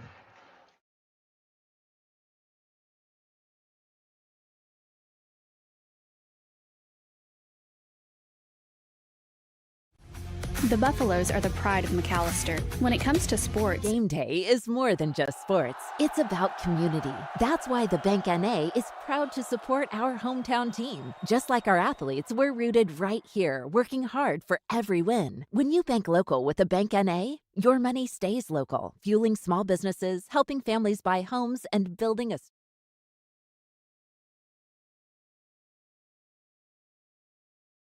that timeout. We've got a free throw coming up from John Lizick, the first of two after that foul on Haileyville. And Lizick trying to push an 8-point lead to a 9, but he can't. Misses the first free throw. Crowder went 0 of 2 from the free throw line in the first quarter. So far, they are 1 of 3 in this quarter. Lizick has 7 points as they lead at 25-17. Make it 26. That one wanted to come out after going all the way down, but it stayed. 2 of 4 from the free throw line in the quarter are the Demons as Nate Champion has the ball knocked out of his hands just beyond the midcourt line. Crowder came out with not really a press, but they were playing extended defense all the way up to the midcourt line. Inbound to Nate Champion.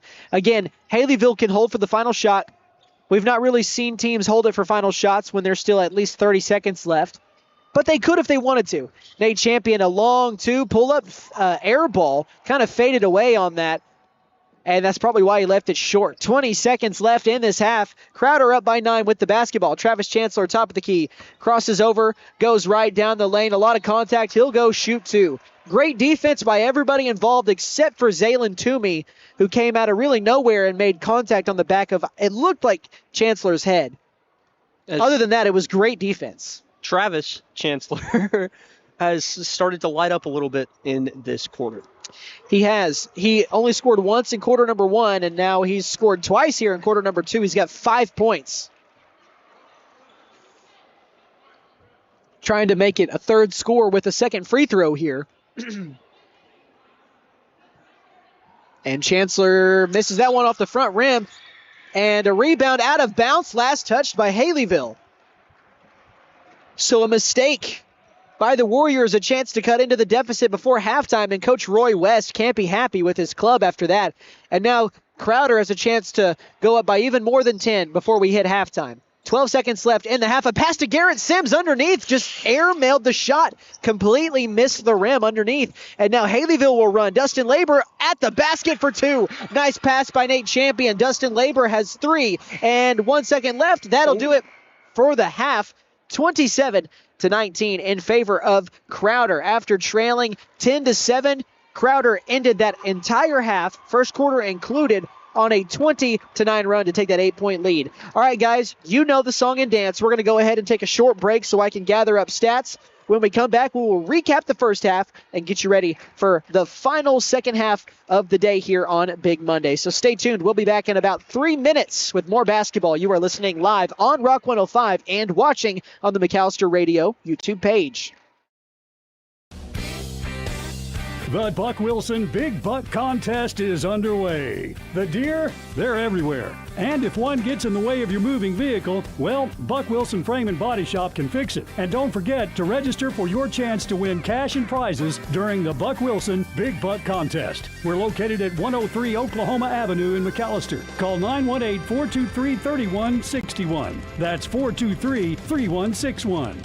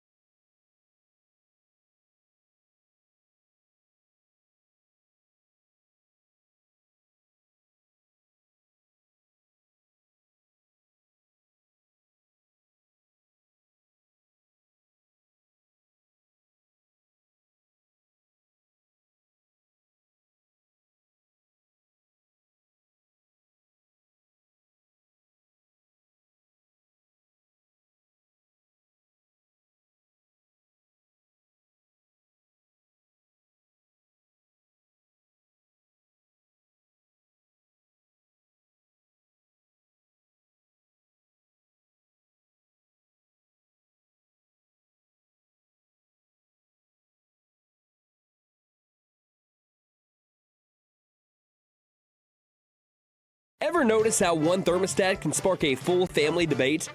Dad cranks it down, mom turns it up, and the kids, well, they just... Prime Structures is your local manufacturer of portable... The Buffaloes are the pride of McAllister. When it comes to sports, they're the winning team. And when it comes to your money, Bank First is the all-star you need on your side. We're talking big plays with full-service banking, touchdowns with convenient online and mobile banking, and overtime support with extended hours and ATMs statewide. Bank First, your money's winning team. Patriot McAllister is proud to support local athletics and the McAllister community. As a special thank you, our new general manager, Bentley Redburn, is offering a free oil change to everyone who attends the Pitt 8 basketball tournament. Just present your Pitt 8 ticket stub or proof of ticket purchase and receive one free oil change per vehicle, including diesels. Good luck to all Pitt 8 teams. Patriot McAllister, Chrysler, Dodge, Jeep, and Ram. 916 South Georgia Knight Expressway, McAllister. 918-423-2288. PatriotMac.com. Basketball season is here. Keep your eye on the ball and your vision sharp with Kennedy Eye Care. We offer expert exams, advanced treatments, and stylish frames from brands like Oakley, Ray-Ban, Gucci, and more. Visit us in McAllister, Shakota, or Atoka today. Or give us a call at 918-429-1400. Kennedy Eye Care. Your vision is our focus.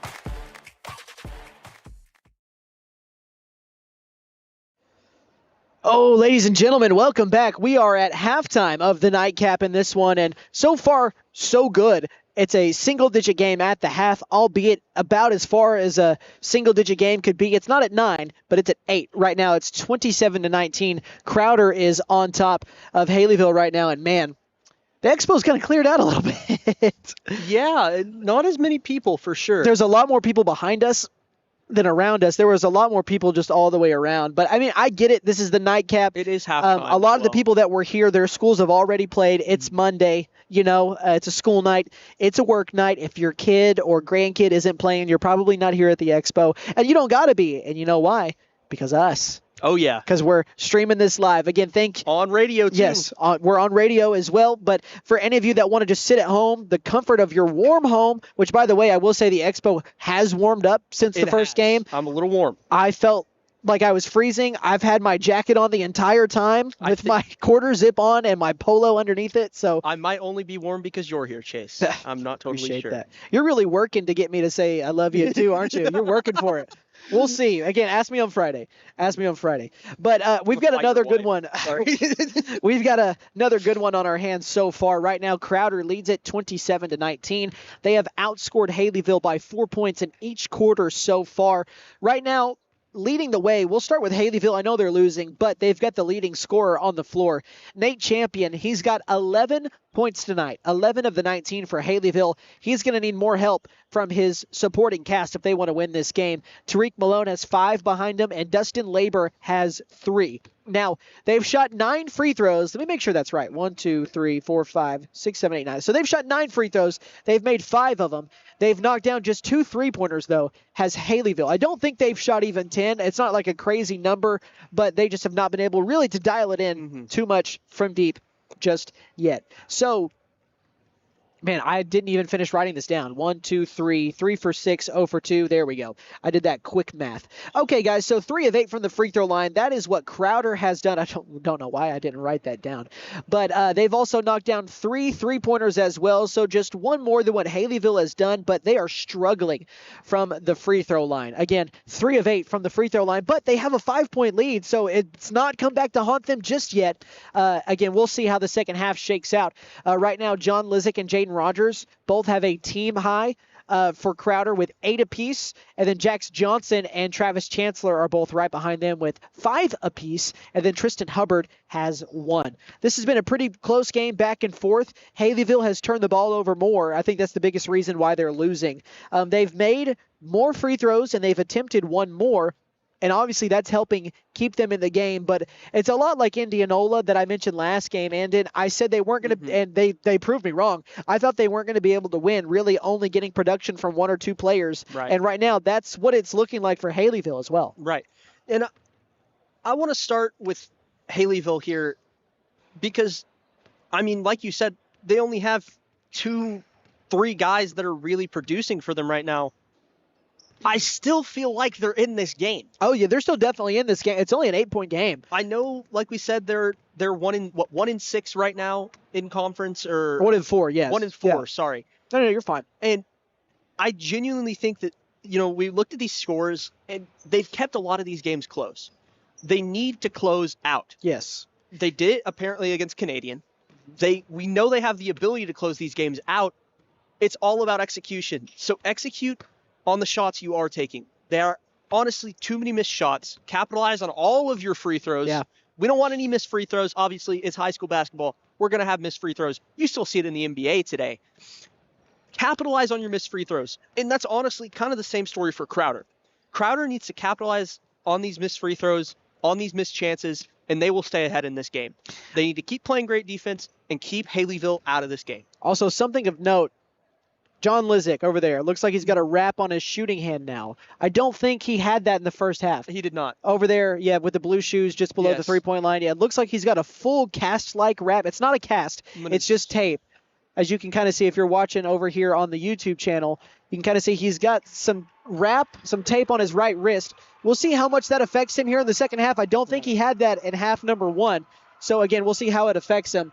We've got about 2 minutes left until the start of half number 2, so we're going to take our final mid-second to third quarter break right here just to kind of, catch my breath a little bit. Right. We'll be back in 60 seconds with the final half of basketball on Big Monday, so stay tuned. We've got more on Big Monday. Stay tuned. We've got more basketball coming up on Rock 105 and over on the McAllister Radio YouTube page.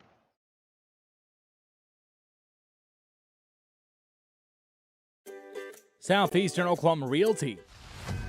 The law office of Jeff Contreras will fight for your rights. We believe in developing a relationship of trust with our clients, and we litigate our cases with passion. Mr. Contreras is a skilled trial attorney who provides skilled representation in the areas of family law, personal injury, and criminal defense. Contreras Law is conveniently located 1 block west of the Pittsburgh County Courthouse, 25 East Carl Albert Parkway in McAllister, or you may call 918-4.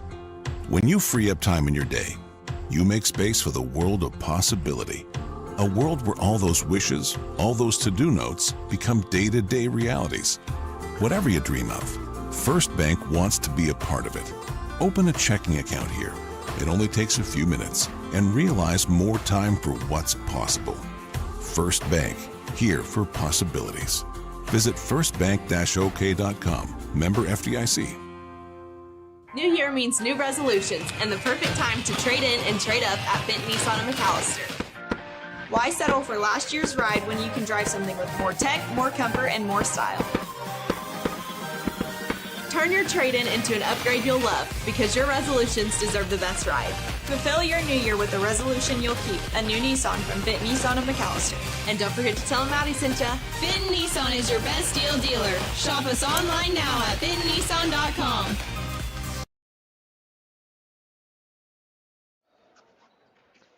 All right, everybody, welcome back here to the start of the third quarter, and we are right into the action as we just got the inbound. For Haileyville, they've got the ball going left to right on your radio dial. For Crowder, they're going to be going right to left. Haileyville has their starters, Justin Labor, Nate Champion, as they almost turned it over. Max Comstock, Tariq Malone, and Matthew Kimmery all out on, Zaylin Toomey instead of Matthew Kimmery on the floor right now. As I don't know if you heard it with our headphones, but I have known Travis Chancellor a long time, and he looked at me on the sideline and said, "What's up?" So what's up, Chubbs? And a missed three by Nate Champion there, and Jax Johnson, unfortunately, was the last person to touch it, so that was off of Crowder. And I say unfortunately only for, the Crowder side. Obviously, it's not unfortunate if you're Haileyville. Right. So Comstock, inbounding it from underneath his own basket, finds Nate Champion beyond the three-point line, tries to fire a pass into Toomey. Somehow it finds Tariq Malone. Over to Justin Labor, who drives and misses the layup. Jax Johnson with the rebound, and was almost accosted on that rebound, but came out with it. But the turnover on the outlet pass, followed by Nate Champion, turning it over as well, unless they're saying it was last touched by Crowder, and they will say it was last touched by Crowder.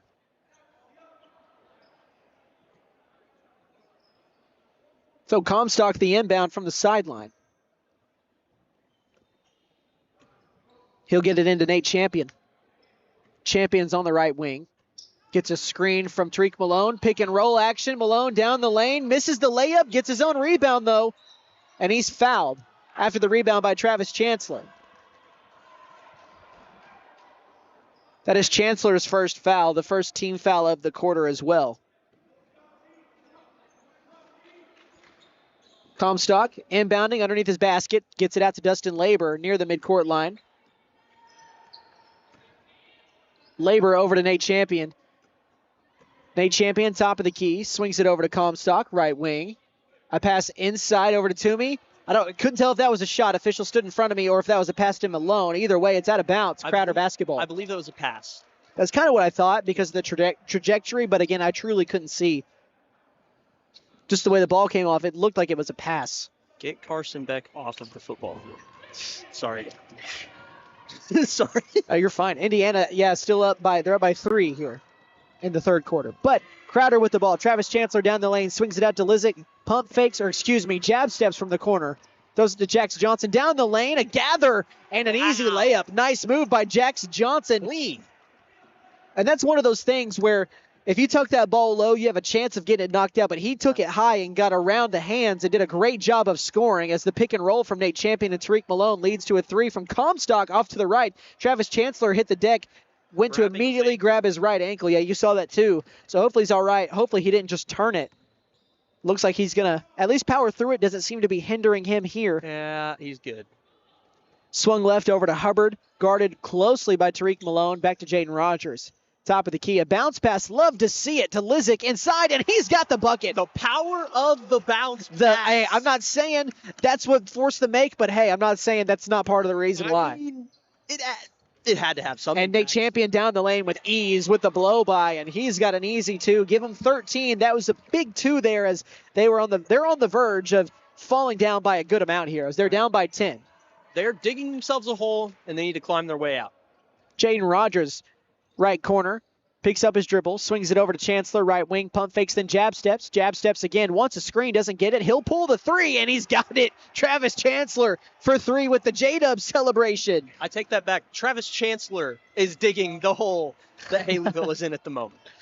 And he's got 8. I believe that's his first 3 of the game as Nate Champion somehow an off-balance 2 falls in. He is keeping his team in this game. Not so fast, my friend, he says. He's got 15 of their 23 points. He's going to need some help as they are down by 11. Shout out Lee Corso.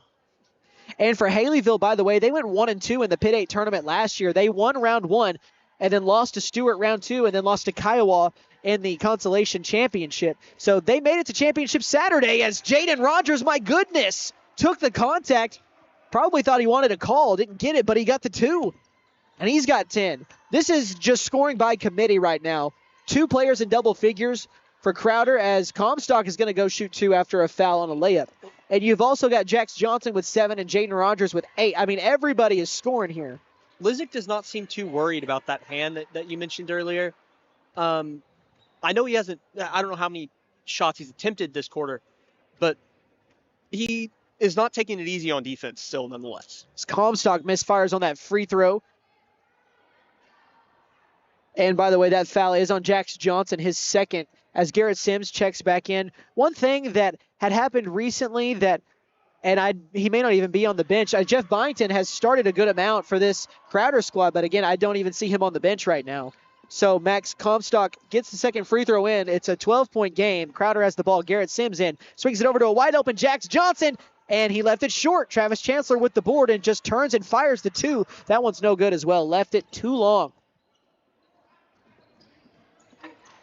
And so now coming back the other way, and as soon as I say that, of course, there is Jeff Byington. I just couldn't see his number. Right. He just hasn't played tonight. Nate Champion picks up his dribble after a screen at the top of the key, gives it to Dustin Labor, who fires a rocket, and an inaccurate rocket, which leads to a turnover. And now Crowder gets it back. This is not the type of basketball you need to play if you're Haileyville if you want to win this game, as Jax Johnson again wide open but misses a 3, and Travis Chancellor takes a hard knock to the head on the way down. I think they're going to get Tariq Malone, which should only be, I think, his first foul. It is just his first. So he's got some room to work with.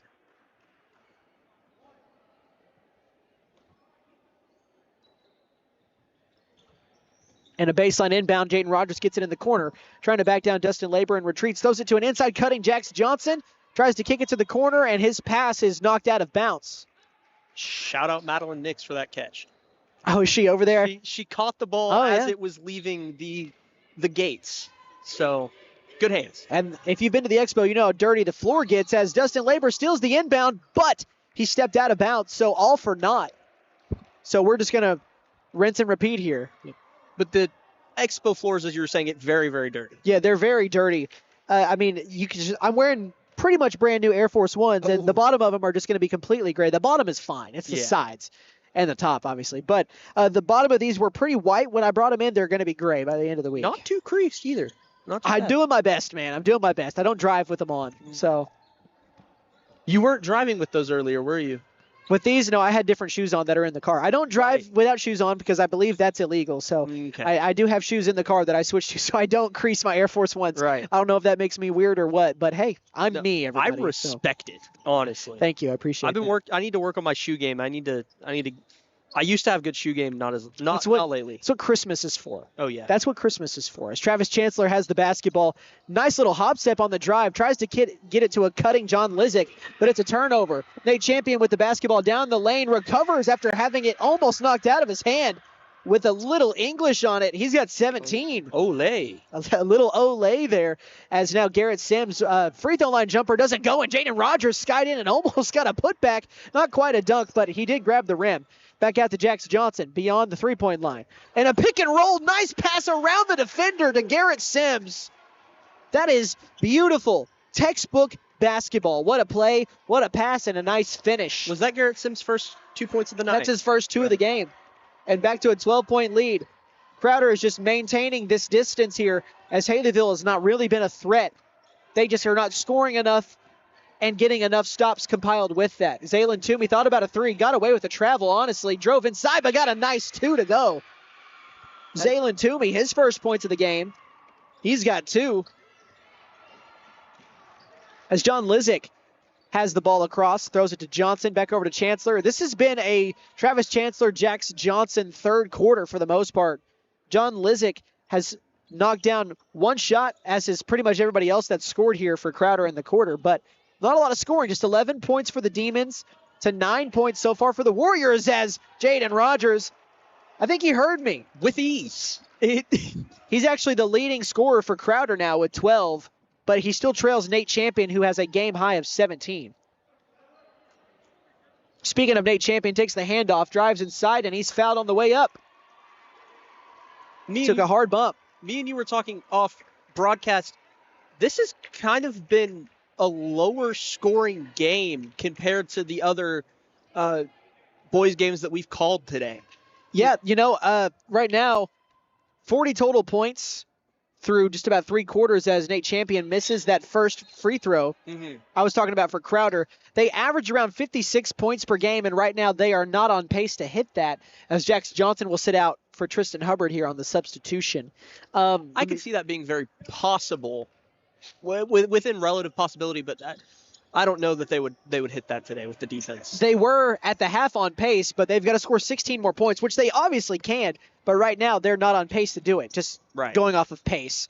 As Jaden Rogers gets the layup up and in, and he doesn't care about pace stats. They're hitting that 56 mark, just 14 points away from it with 60 seconds left in the third quarter. Biggest lead of the game, if I'm not incorrect. 14 points, 42-28. We love a good pace stat. Big analytical guy. Oh, me too. Yeah.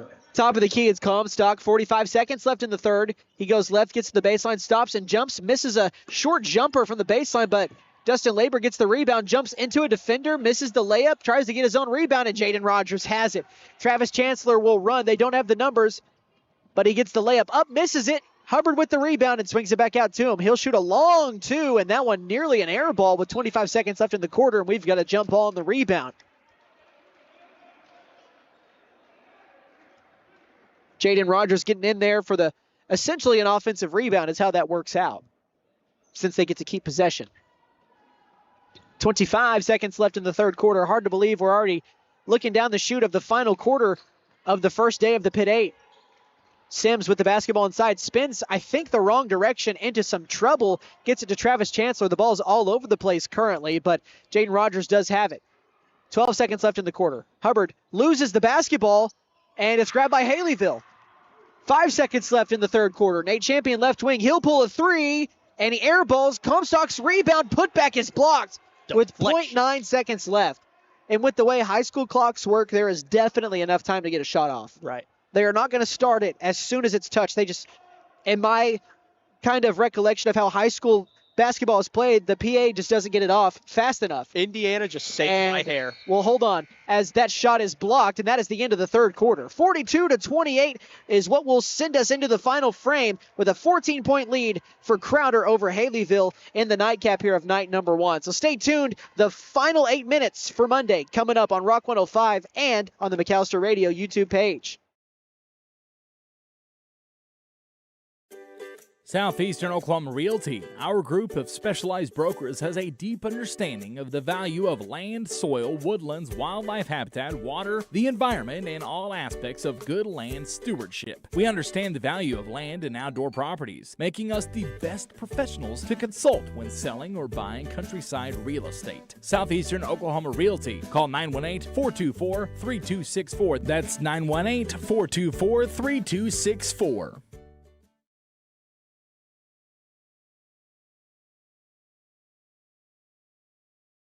Canadian Valley Broadband would like to wish the best of luck to all the teams participating in the Pitt 8 basketball tournament. For all your telecommunications needs, from wireline to wireless, you can trust in Canadian Valley Broadband. For more information and to get connected, call Canadian Valley Broadband at 918-334-37.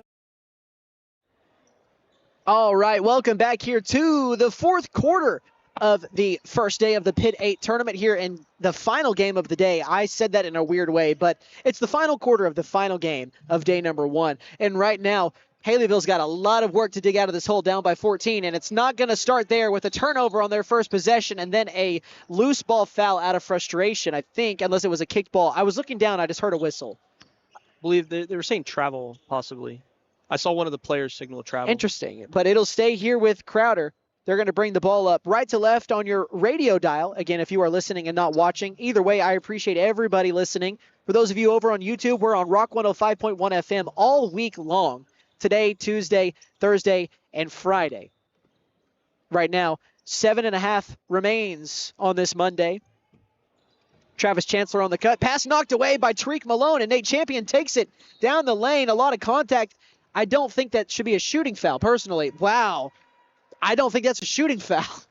That's what they called. Yeah, they called a shooting foul, man. They got it on John Lizick. I mean, it's a foul. I think I'm on your side but on that one. I think that should be an inbound because it was on the floor. What is the foul differential between teams for this game, if you could note that to me? Right now, Haileyville's been called for 1, 2, 3, 4, 5, 6 fouls as Champion stripes the first free throw to give him 18. 1, 2, 3, 4, 5, 6, 7, 8, 9, 10 fouls for Crowder. So it's pretty close. Okay. Yeah. It's been a pretty evenly called game. Again, both teams had shot just one free throw differential in the first half. Right. Crowder didn't shoot a single free throw in the third quarter as Champion makes both. Haileyville shot 3 free throws in the third quarter. They've now shot 2 in the fourth. So 5 total here in the second half to 0 for Crowder. But Crowder is up by 12. They've not needed the free throws nearly as much. But again, it comes back to Haileyville, who has missed 6 free throws, and they're down by 12. So, I mean, that makes a difference for sure. This game could be a bit closer with those makes as Johnson has that pass go out of bounds. I think it was last touched by a Warrior, and it was. For Haileyville, they're trying to win their only 5th ever Pitt 8 championship. They've not won one in 11 years. I got to forget it's not 2025. It's been 12 years. Yeah. So 2014, that being 12 years ago, is just gross to me. It's been 111 years of the Pitt 8. That is very true.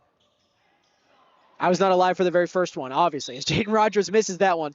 But if you were, I mean, kudos to you. Could be a vampire. Who knows?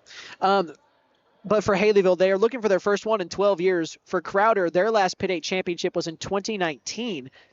But they've won 8 total. I know what you are. As Jaden Rogers, as he airballs that 3, rebounded by Nate Champion. He'll bring it up the floor. You're a vampire, Chase. I did just admit that before you, though, so yeah. I kind of gave you that. As Zaylen Toomey gets the 2 up and in. Well, I was making a Twilight reference. That is me. Or trying, you know. I'm just going to stop there. I was going to keep talking about Twilight. I'm done. Yeah. I'm just going to stop there. Yeah. It's only Monday. Not going to do this to everybody on night 1 as Travis Chancellor falls down after some contact. Dustin Labor's called for the foul. Dustin Labor looked like he didn't like the foul call, but, I mean, I do think that's a foul. And obviously it doesn't result in any free throws or anything. It's not really harmful. And it's a 10-point game. It was 14. So right now Crowder has not scored in the quarter. It's a 4-0 run by Haileyville. This game is by no shape of the word over yet. As Johnson misses a 3, Haileyville can continue to dig out of this deficit. They had 11 points in the first quarter and only 17 combined in quarters 2 and 3 after that. As that pass is thrown out of bounds, that's a turnover.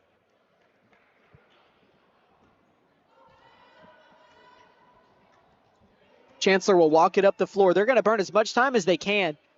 And that's what you want to do. If you can burn 30 seconds of possession at the very least and end with a make, I mean, you're not going to lose this game. Lizick, a step back, hand in his face. He's not been able to dial it in tonight, really, just from anywhere but inside the paint. He does have 10 points, though, as Chancellor, a floater over the defender is good. That one was a teardrop that fell through the netting as he ripped the cords.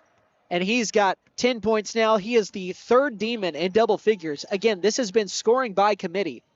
As they spreading the love tonight for the Crowder Demons. Very much so, as Nate Champion throws it inside to a black shirt. I'm not sure what he saw there, but Travis Chancellor now down the lane. Misses the layup in transition. Had a good look. Nice recovery defense by Labor to at least make him think about it. And we've got a timeout taken by Coach Roy West for Haileyville. We'll take it with him. It's a 30-second timeout, so we'll be back in 30 seconds. You are listening to the Pitt 8 coverage on Rock 105.1 and on our YouTube page. At Vigorous Power Sports, we ride what we sell, so we know what works. U-Force U10 XL Pro Highland, sealed cab with HVAC, ride sync, and a power dump box. Year-round ready C-Force 950 Sport, V-Twin Muscle Sport Suspension, carves hard, lands soft. C-Force 1000 Overland, top tier fit finish and firepower in a quad. Count on us for parts and service long after the sale. CF Moto, experience more. Vigorous Power Sports, 1904 South Main, 918-423-3306. Motorcycles and off-road vehicles can be dangerous to operate. Review all safety information before operating. Wear your safety gear. Never operate a CF Moto vehicle under the influence. Visit CF Moto USA.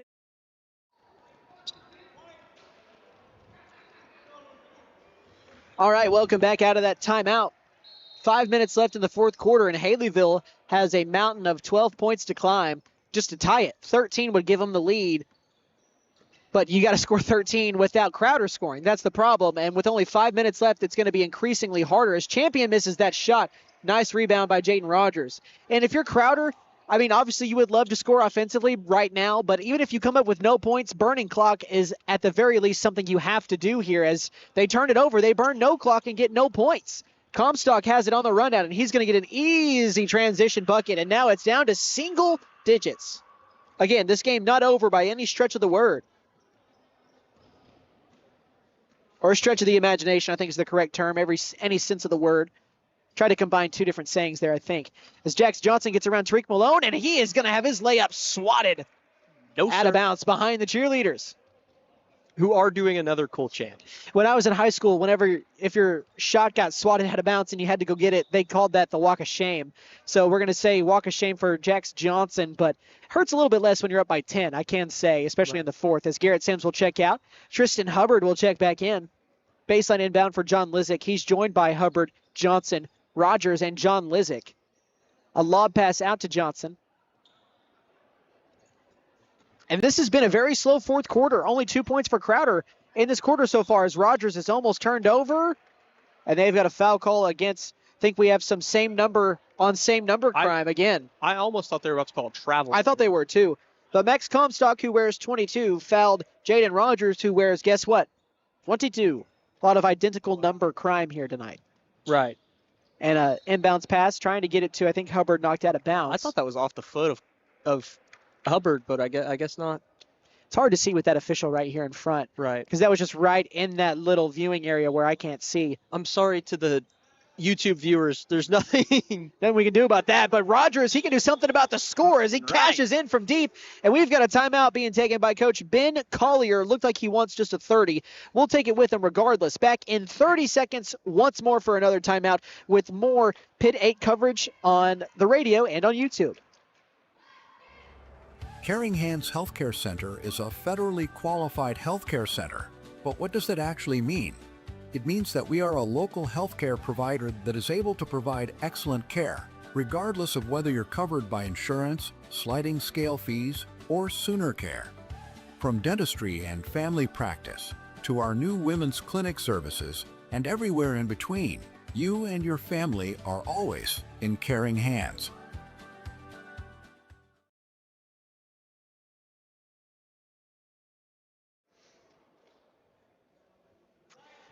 All right, welcome back. And I swear every time we go to a commercial break or a quarter break, people leave even more from the expo. It feels like this place is kind of emptied out. Right. Trying to get out before it's also cold tonight, so it's cold. But there's more people behind the camera that you can't see. That's where the majority of the people are sitting. But with the final 4 minutes left in this game, Haileyville has the ball down 13. It's 47-34. Nate Champion with the basketball. Swings it left over to Comstock. Comstock over to Dustin Labor, right wing. He'll pull a three with a hand in his face. Too strong. That had a crazy amount of backspin on it, I will say, as that's a rebound by Crowder. Chancellor has it, and a quarterback throw over to Jaden Rogers. And Rogers crosses over Nate Champion, who falls down and had to foul him. And that's tough, man. Even the players on the Haileyville bench are kind of covering their mouths. I mean, it happens, man. It's basketball. Nate Champion has been one of the best players on the court tonight. It's just it's unfortunate. It happens. I mean, it's hard to find one player that hasn't been crossed up once in their life. As Aiden Sims on the sideline. Oh. As that's a deep three again. Jaden Rogers, another one. As I was saying, as Aiden Sims on the sideline stood up and was in awe of that crossover. Sorry. And again, it happens, but that was a great move. And Nate Champion, again, has played a great game tonight. The leading scorer for Haileyville as Comstock pulls in another one. He's got 5 points, 4 in the quarter. By the way, Jaden Rogers, 3 right there. He's the first player to crack 20 tonight as Jax Johnson pump fakes the 3. It's a 14-point lead. Again, this is tied for the largest lead of the night as Rogers, a pull-up 3, and he's got another one. And they are on fire. Shows some emotion once more. Jaden Rogers got 23, and we've had a bevy of just great performers tonight scoring the ball. And Nate Champion with the answer from deep. What a shot, Nate Champion. He's got 22. It's raining threes. Cloudy with a chance of threes. Cloudy with a chance of threes. Back to a 14-point game with 2.5 minutes left. Just real quick, guys, the last few games we have not been taking breaks right after the game ends. We've just been going straight into postgame. That is not going to be the case for this final game since we won't be rushed. We will be taking a couple-minute break after this game ends. We are not there yet, though, and I think we're about to have a timeout. We are. We've got a timeout. We will take it with Crowder. I think they took it. It's 60 seconds, so we're going to take the full minute. We'll be back in 1 minute. You are listening to Pitt 8 coverage on Rock 105.1 and on the McAllister Radio YouTube page. Lee Auto Sales. We buy, sell, and trade. Super prices, easy terms, and fast approval. Choose the dealer who cares. Choose Lee Auto Sales. We finance and we have the largest used car inventory in McAllister. Dude, where's my car?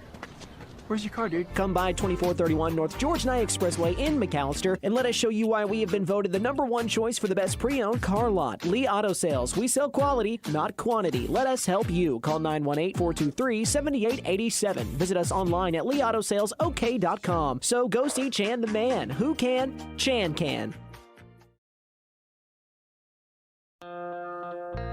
Hadco Farm and Ranch has been in business for over 35 years, and they're a proud Big V feed and products dealer. Hadco Farm and Ranch is hometown friendly. These folks strive to accommodate all of your farming and ranching needs, from quality livestock feeds to medicines and hardware. That's Hadco Farm and Ranch in Kiowa, America, where Rex, Tina, and the boys want to wish all Pitt 8 teams the very best of luck. Timeout very quickly. Travis Chancellor has got a 2-point bucket up and in. So Chancellor adds to his total. He's got 12, and it's a 16-point lead with 2 minutes left. I would imagine that's the last timeout we will see in this game. We'll see, though. Dustin Labor on the right side and one after a tough foul against Tristan Hubbard. And that was a pretty loud exclamation here in the crowd after that. Showing some True Grit out here. Good movie, by the way. True Grit. Never seen it. Did you watch the remake? Nope. All right. I don't know what to tell you. Is the remake also named True Grit? Yes. Never seen it. That's why it's a remake. As he misses the free throw, and we've got a foul or a jump ball. We've got a foul. I'm going to shift the blame. Nate's never seen Star Wars. Nate just catching a stray here next to me. Just a complete stray. And he shook his head a little bit. Crowder on the inbound now. Haileyville full court pressing down by 14. Kind of surprised they didn't do this earlier, but they didn't cover Jax Johnson in the back, and he was left open, but a bad pass leads to a turnover, maybe. I think Haileyville touched it last as Jayden Rogers did some really nice things to make sure that ball didn't initially go out, but also to make sure it went off of a Warrior. Again, don't know quite how that wasn't able to go off of Haileyville, but nice play. Jayden Rogers now with the ball. Three-point line extended, guarded closely by Dustin Labor. A nice pass after penetrating as he finds Hubbard wide open on the block. The defense just kind of fell down over with Rogers, who collapsed onto him, and that left Hubbard wide open. Nate Champion with the handoff to Comstock, gets to the free throw line, stops, pivots, throws it to Nate Champion again, top of the key. Three, good. Nate Champion filling it up. And he's got another one. He's got 25. It's going to be hard to pick our player of the game after this, but we sure will. And we kind of dropped the ball. I will still blame Brandon on the late getting of the live reads to me. So right. I didn't get it for the last game for the player, but we'll go back over that just to make sure everybody gets their due. We can do every team or whatever we can get what we missed for sure. Yeah. So Jax Johnson, right sideline, hands it off to Chancellor. Chancellor back over here to Hubbard, back to Chancellor. It's a lot of running around right now, and Malone just flat out pushes him, and Chancellor wants an intentional foul. He is begging for that intentional foul. And if it would have been more malicious, then maybe, yeah, but it was just a little one-hand push. I mean, it is a foul. It's a frustration foul. It's not really a smart foul, but it's not an intentional foul. I mean, he is intentionally fouling them. I know that vernacular can get confusing, but it's got to be a little bit more deliberate, and I think there's got to be, like, a little more bad stuff happen. You know, like, I'm not saying bloody or anything, but just very obviously not a basketball play. And a light shove on the hip is not going to get you an intentional foul. I see what you're trying to do, though. Travis, I get it. You get free throws regardless, though, as here's his second, and he's got it. He's got 13 points. And Haileyville will push it quickly. Tariq Malone inside, loses it, and then he fouls Hubbard.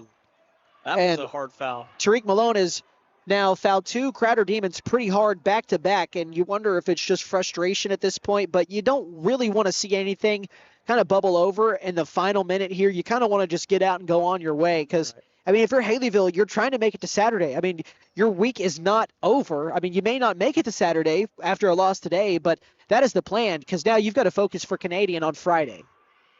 So if you're Malone, you got to make sure you're careful here. You don't want to pick up anything extracurricular as Hubbard makes the first free throw to give him 4 points. We've not heard his name too much tonight. No, he's kind of just been cleaning up rebounds and setting really good screens as he misses the second free throw. Dustin Labor up the floor, and his layup is swatted hard, and oh man, that is Hubbard. He hit the ground hard and got back up instantly. He said, "You haven't heard from me tonight? Here's a reason to talk about it." That's one of those things, though, when you see people hit the ground like that and get back up instantly to like almost play it off, you know that had to hurt. Right. Normally when people get back up that quickly to play it off, normally those are the more painful ones as Dustin Labor makes that first free throw. Every free throw he makes, the student section for Hartshorn is lighting up. For Haileyville, you mean? Or Haileyville, I'm very sorry. No, it's okay.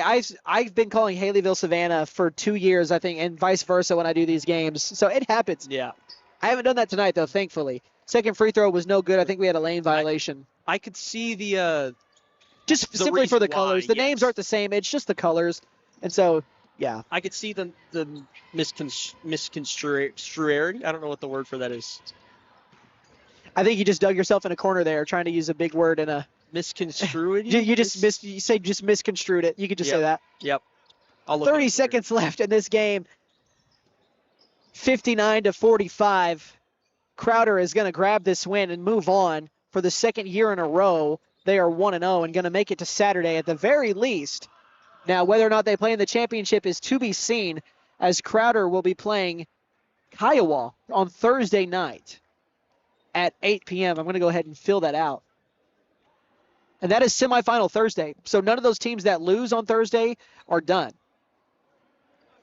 Now, everybody that plays on Friday is in a do-or-die situation. But the games on Monday and Tuesday, there is no elimination involved. You're just trying to figure out where you're going to be on Thursday and Friday. And this one is over as Lizick crosses midcourt. 5 seconds left, 4. And there we go. That is the end of day number 1 as Crowder closes things off with a 14-point win, 59-45, as they now have beaten Haileyville twice this season, and they now move on to semifinal Thursday with a chance to get to the championship game on Saturday. All right, guys, we're going to take our final break here just after the game, and then when we come back, we will recap the entire day 1.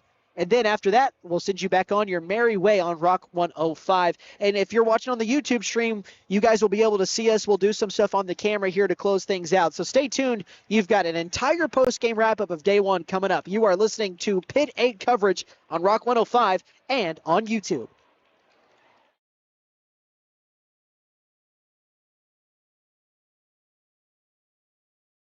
McAllister Direct Primary Care offers 24/7 access to your provider, deeply discounted rates on labs and imaging, more time with your provider, same day or next day appointments, and even home visits for a flat monthly membership fee. We now offer hormone replacement therapy and DOT physicals in addition to our other services. We are excited to announce that we have opened a new location in Longtown, and we are accepting new patients. McAllister Direct Primary Care at 6th and Carl Albert, or give us a call at 918-233-6522. Hey guys, it's Sam from Sam Wampler's Freedom Ford in McAllister and Eufaula. With 2 locations to choose from, we have close to 200 vehicles on the ground and coming in. And with vehicles starting at $29.95, we have something for everyone. And if you need parts or service, we are loading up at both locations to serve you better. Plus, with our mobile service van and our pickup and delivery, we can help you with sales and service no matter where you are. So come see us at Sam Wampler's Freedom Ford in McAllister and Eufaula and let us make it happen for you. Game day is more than just sports. It's about community. That's why the Bank NA is proud to support our hometown team. Just like our athletes, we're rooted right here, working hard for every win. When you bank local with the Bank NA, your money stays local, fueling small businesses, helping families buy homes, and building a stronger community. So whether it's on the court, the field, or in your financial future, we're in this together. The Bank NA. Strong, secure, and ready to loan. Member FDIC Equal Housing Lender. The Buck Wilson Big Buck Contest is underway. The deer, they're everywhere. And if one gets in the way of your moving vehicle, well, Buck Wilson Frame and Body Shop can fix it. And don't forget to register for your chance to win cash and prizes during the Buck Wilson Big Buck Contest. We're located at 103 Oklahoma Avenue in McAllister. Call 918-423-3161. That's 423-3161. Ever notice how one thermostat can spark a full family debate?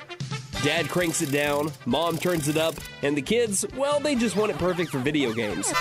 That's when your HVAC system says, I'm done. And that's when we step in to keep everyone comfortable and prevent the family from turning on each other. Because let's be honest, the dog shouldn't have to choose sides. Don't despair. Call Freeze and Flare Heat and Air. We're licensed, bonded, and insured. Mechanical license number. All right, everybody, welcome back. If you're watching on the YouTube, you can see us now. These are the faces that are bringing you Pitt 8 basketball all week long. Chase McNutt joined by Anden Dunn. Before we get into the postgame of this final game, Anden, I'll let you take it first. This was your first day, first time doing all this. Well, I know you've done some games with us previously, but doing the Pitt 8, just talk about your experience, how much you enjoyed it, and how you're looking forward for the rest of the week. Pitt 8 has been amazing so far. I mean, we had a bunch of great games. Sorry. No, you're fine. You're fine. I told you guys this is his first time doing this. So we've had a bunch of great games out here, close games, quality basketball that I honestly was not expecting out of the Pitt 8. Mm-hmm. We've had some really close. I mean, 3 of the 4 games today, I believe, all ended within at least 10 points or less. I mean, I would have to, Nate has the thing over there. Other than this last one, obviously, so I guess not every game. This was a 14-point game, but half of them. They were two really good games today, but we're going to get into this final one right here. Crowder got a 14-point win, 59-45 over Haileyville to close out night one of the Pitt 8 tournament. And Jaden Rogers led the way. He had 23 points tonight. He had 8 in the first half, 15 in the second half. And then right behind him, Travis Chancellor had 13. John Lizick had 10. So 3 Demons scored in double figures tonight. That'll get the job done for you. Love. And behind them with 7 points, Jax Johnson had 7, as I just mentioned. Tristan Hubbard had 4, and Garrett Sims had 2. And then over on the Haileyville side, I mean, it was the Nate Champion show. He kept this team in the game. He had 25 of their 45 points. Behind him, you had 2 guys with 5. That was Max Comstock and Tariq Malone. And then also you had Dustin Labor with 6, and then Zaylen Toomey with 4. And that is your final box score of the night. So really quickly, I feel like we have to give that to Jaden Rogers, right, with how he closed the game out. So Jaden Rogers, he is going to be our Tannehill Furniture and Mattress top scorers. And Tannehill Furniture and Mattress is having their mega tax refund sale. All in-stock furniture and mattresses drastically reduced. Don't miss this tax refund mega sale. Ask for details at Tannehill Furniture and Mattress, 5 South 5th Street, McAllister. So now we need to actually give that out to a couple of more people as well. So I think if we go, we'll just start back at the first game between Crowder and who else was in that first game? Now, listen, we did 4 games today, back to back. So it's hard to remember everything. Mine goes to Kaylee Rogers. Yeah. So, yeah, because I just wanted to remember who they played here. I'm just going to look at the bracket here, Nate, just to make things easier for you. So I think 6. She had 28 points. I didn't mean to. I'm sorry. No, you're fine. If you're talking about, she scored 6 or 7 threes in that game. Okay, so that was Crowder and Stuart in game number 1, and Kaylee Rogers. She had 28 points tonight. She is going to be our player of the game in that one. I can read the whole thing again, but I'm just going to say she's our Tannehill Furniture and Mattress top scorer of the game in that one. And then in the boys game, you had on the Kiowa side, I mean, it's either Keaton Harkey. I mean, you could give it to Keaton Harkey, or you could give it to Cason Church. I think we're going to give that one to Cason Church, finishing over 25 points. I think we had 4 players tonight finish with at least 28 points. It was a heck of a performance tonight. And then in the final girls game tonight, I mean, who do we want to give that to? I'll check that one more time over here.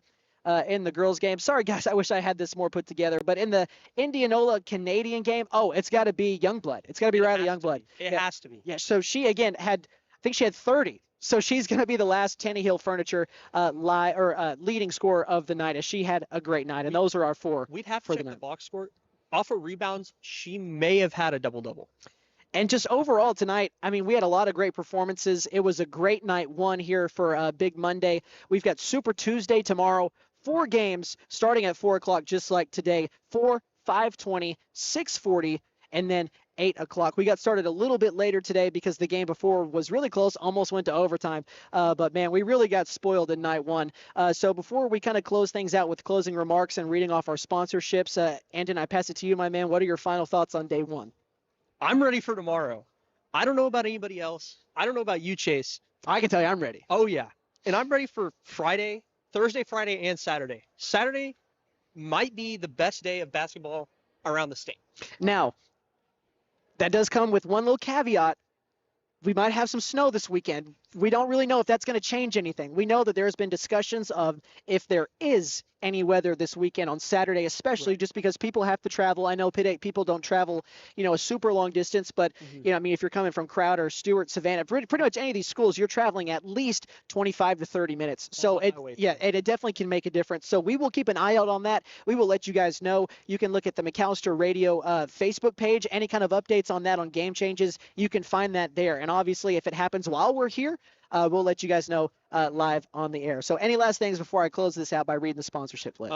If we do have severe weather, Nate Brown will be on McAllister, the McAllister radio stations. I'm not sure exactly which station Nate will be on. All 4. Yeah. All 4 of them covering that weather. Yep. So I thought we should shout that out. I appreciate that. So for the final time from Chase McNutt and Anden Dunn, this has been day one of the Pitt 8 tournament.